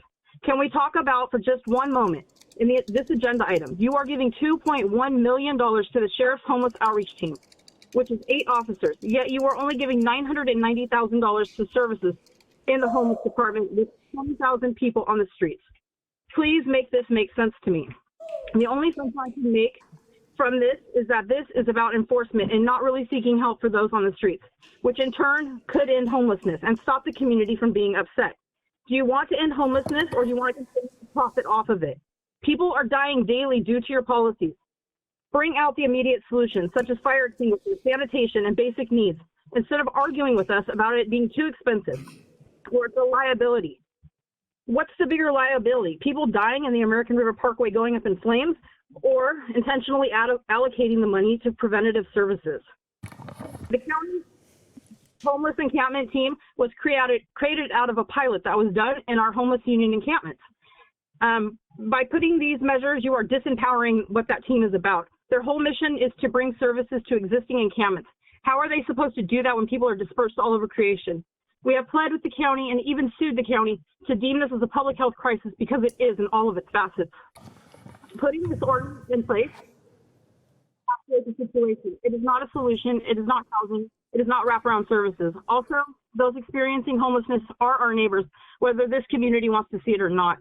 Thousands of people are being evicted due to high rent, including rent at a median price of $23.50 per month. The pandemic shut down small businesses. This could be any one of us. As for the environmental business residents issues, pitting organizations against each other is a disgrace. We all care about the environment. How many years have advocates been coming in? Crystal, I need to ask you to summarize your comments, please. Please. For sure. How many years have advocates been coming in and fighting for trash services and needle disposal containers? We need housing. We need housing now, and no more death on the streets. Thank you. Thank you, Crystal. Please send the next caller. And I believe this is your last public comment. Okay. Hi, caller. Please start your public comment. You have 3 minutes. Thank you. You guys cheated me at the last meeting out of this. This is Davi Rodriguez, and I'm not here to talk about the homeless in any way, shape, or form. I'm here to beat you up on another matter entirely, and that relates to this issue that you're going to criminalize the presence on the parkway during the hours between sunset and sunrise. And there are a lot of things that you can do with the power vested in you by the state of California. However, there is one part that trumps this, your right or your ability to make some law. And I refer you to Article 1, Section 25 of the state constitution. The people shall have the right to fish upon and from the public lands of the state and the waters thereof. And specifically, and no law shall ever be passed making it a crime for the people to enter upon the public lands within this state for the purpose of fishing in any water containing fish that have been planted therein by the state. Now, the State Fish and Game Commission is the only one that can set the hours, the species, anything relating to fishing. The County of Sacramento cannot do that. It's specifically prohibited from that. And I also refer you to, I think it's Article 11 of the state constitution, Section 7. A county or city may make and enforce within its limits all local police, sanitary, and other ordinance and regulations not in conflict with general laws. And what you will be is in conflict with that. And I urge you to first, before you try and pass this ordinance, to make an exclusion for the fishing. Otherwise, the entire ordinance and that part of it will fail. So I, again, urge you to reconsider and make an exclusion for the fishermen, because you have no right to set the hours. You don't have the power to do that. Thank you. Thank you, Davi. And that concludes your public comment. Okay. All right. Again, thanks to all of our callers, to all the folks that were in chambers and still in chambers who have made comments on what's before us here this evening. So with that, I'll bring it back to the board for any questions or comments before we get to any deliberations. So let me. Supervisor Cerna has his hand raised. Phil, go ahead. Thank you, Mr. Chair. As I did before, when we initially considered this, I want to start by thanking all the speakers who provided important comments on both sides of the issue today. And of course, it all helps inform our decisions. And everyone should know, regardless of how we vote, that I think we've all been listening very intently to the arguments and really respect everyone, even those that I disagree with. Some of whom I disagree with very strongly, but nonetheless, I appreciate everyone taking the time to either be in chambers or be very patient on the phone. So thank you. I'm not going to be long-winded here. I gave much of the rationale for my position last time. I will just say that I find it extremely, extremely disappointing that there continues to be some kind of odd, awkward assumption out there that somehow what we're being asked to consider with these two ordinances is somehow mutually exclusive of all the other efforts that the county is and has been engaged with, whether it's in pursuit of more permanent supportive housing or emergency shelter space, looking for sites just to begin the conversation. For those speakers that kind of started from that premise, I strongly disagree with that. To suggest that we're not doing both or able to do both or will continue to do both, and kind of the complexities of addressing those needs of people that are currently unhoused is not just unfair, it's inaccurate. So you could disagree with that all day long, that's your prerogative. But I think what everyone in our community will come to understand in the coming weeks and months is not just what we intend to do more robustly in terms of site selection for safe stay occupancy to house folks and to literally address the legitimate question and concern about where will folks go.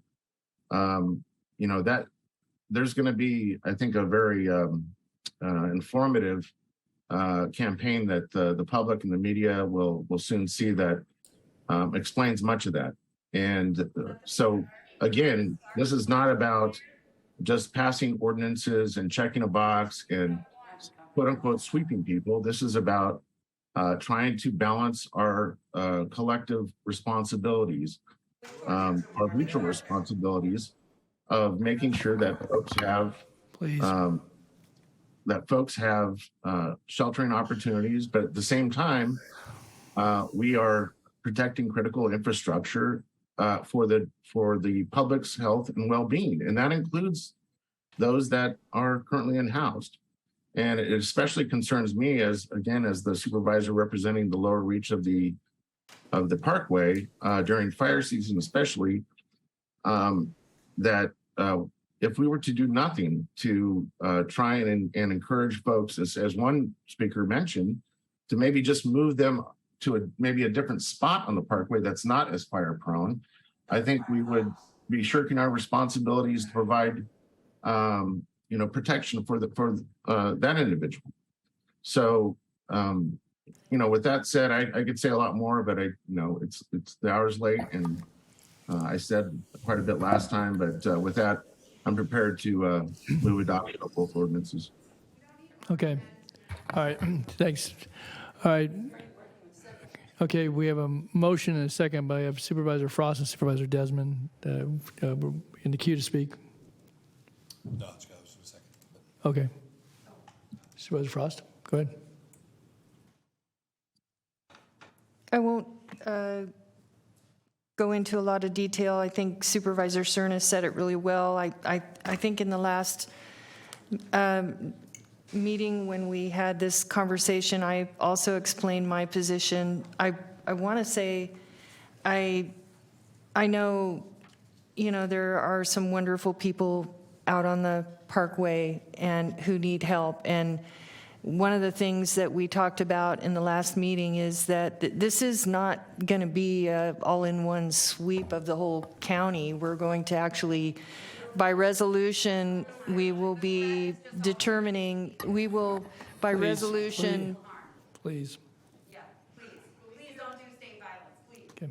We will be, determining the critical infrastructure and doing that with a resolution, and we are at the same time, like Supervisor Cerna said, putting together these safe stay, bringing more resources for alcohol and drug rehab, bringing more mental health resources and wraparound services. And so I'm hopeful that a lot of the people that are out in the Parkway will be able to get help that they need, and that this could be a good thing. And I really liked what Councilmember Patrick Hume from Elk Grove said tonight. He talked about how this ordinance can change the conversation. So instead of seeing it as a negative, Okay. I see it as Please.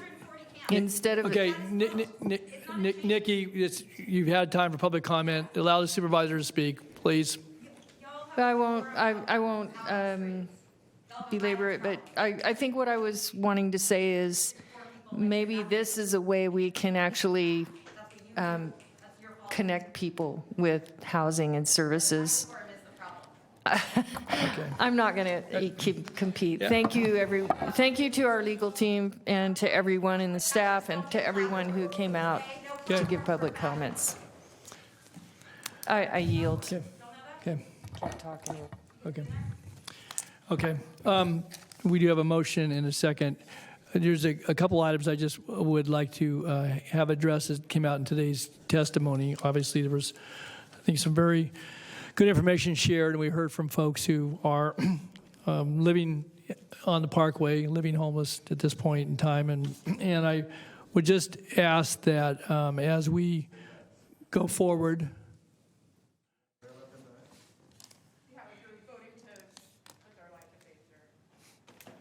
John's about to ask some good questions. I think John's about to ask some good questions. So,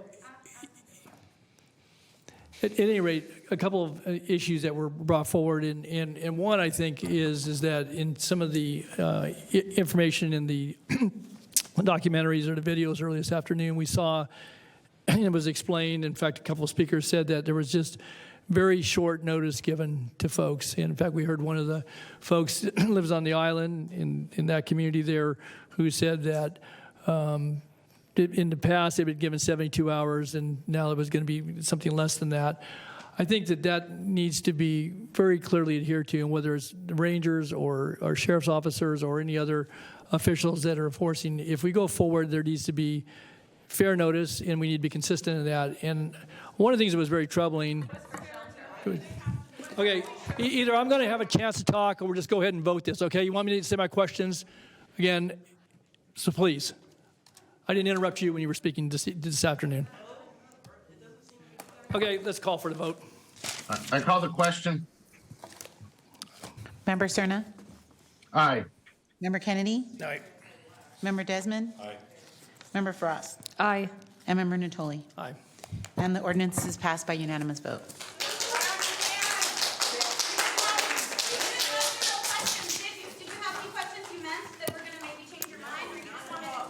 Would you like to move to item number 70? Item number 70? Okay. Okay, item number 70 is your nominations. Are you religious? Are you Christians? You're murderers. That's what you are. What a damn shame. And what a damn shame for Cerna. Yeah, where are the Okay. service, the law says 48 So- hours, the law says 72 hours, but that's not Okay. what people are given. I already explained that. Yes. They can come up here and lie to you all they want to. You can believe them Okay. and pass your ordinance. It sounds So like that was your we'll plan already, hold Don. the nominations It sounds like till, that was already your plan. okay, To just ask your questions and pass it right along. okay. If you were We'll so hold willing to nominations. do that, it was We're holding the obviously already the nominations. plan. Yes. Okay, we will adjourn. Okay. I'll He's try. adjourned. He's adjourned. He's adjourned.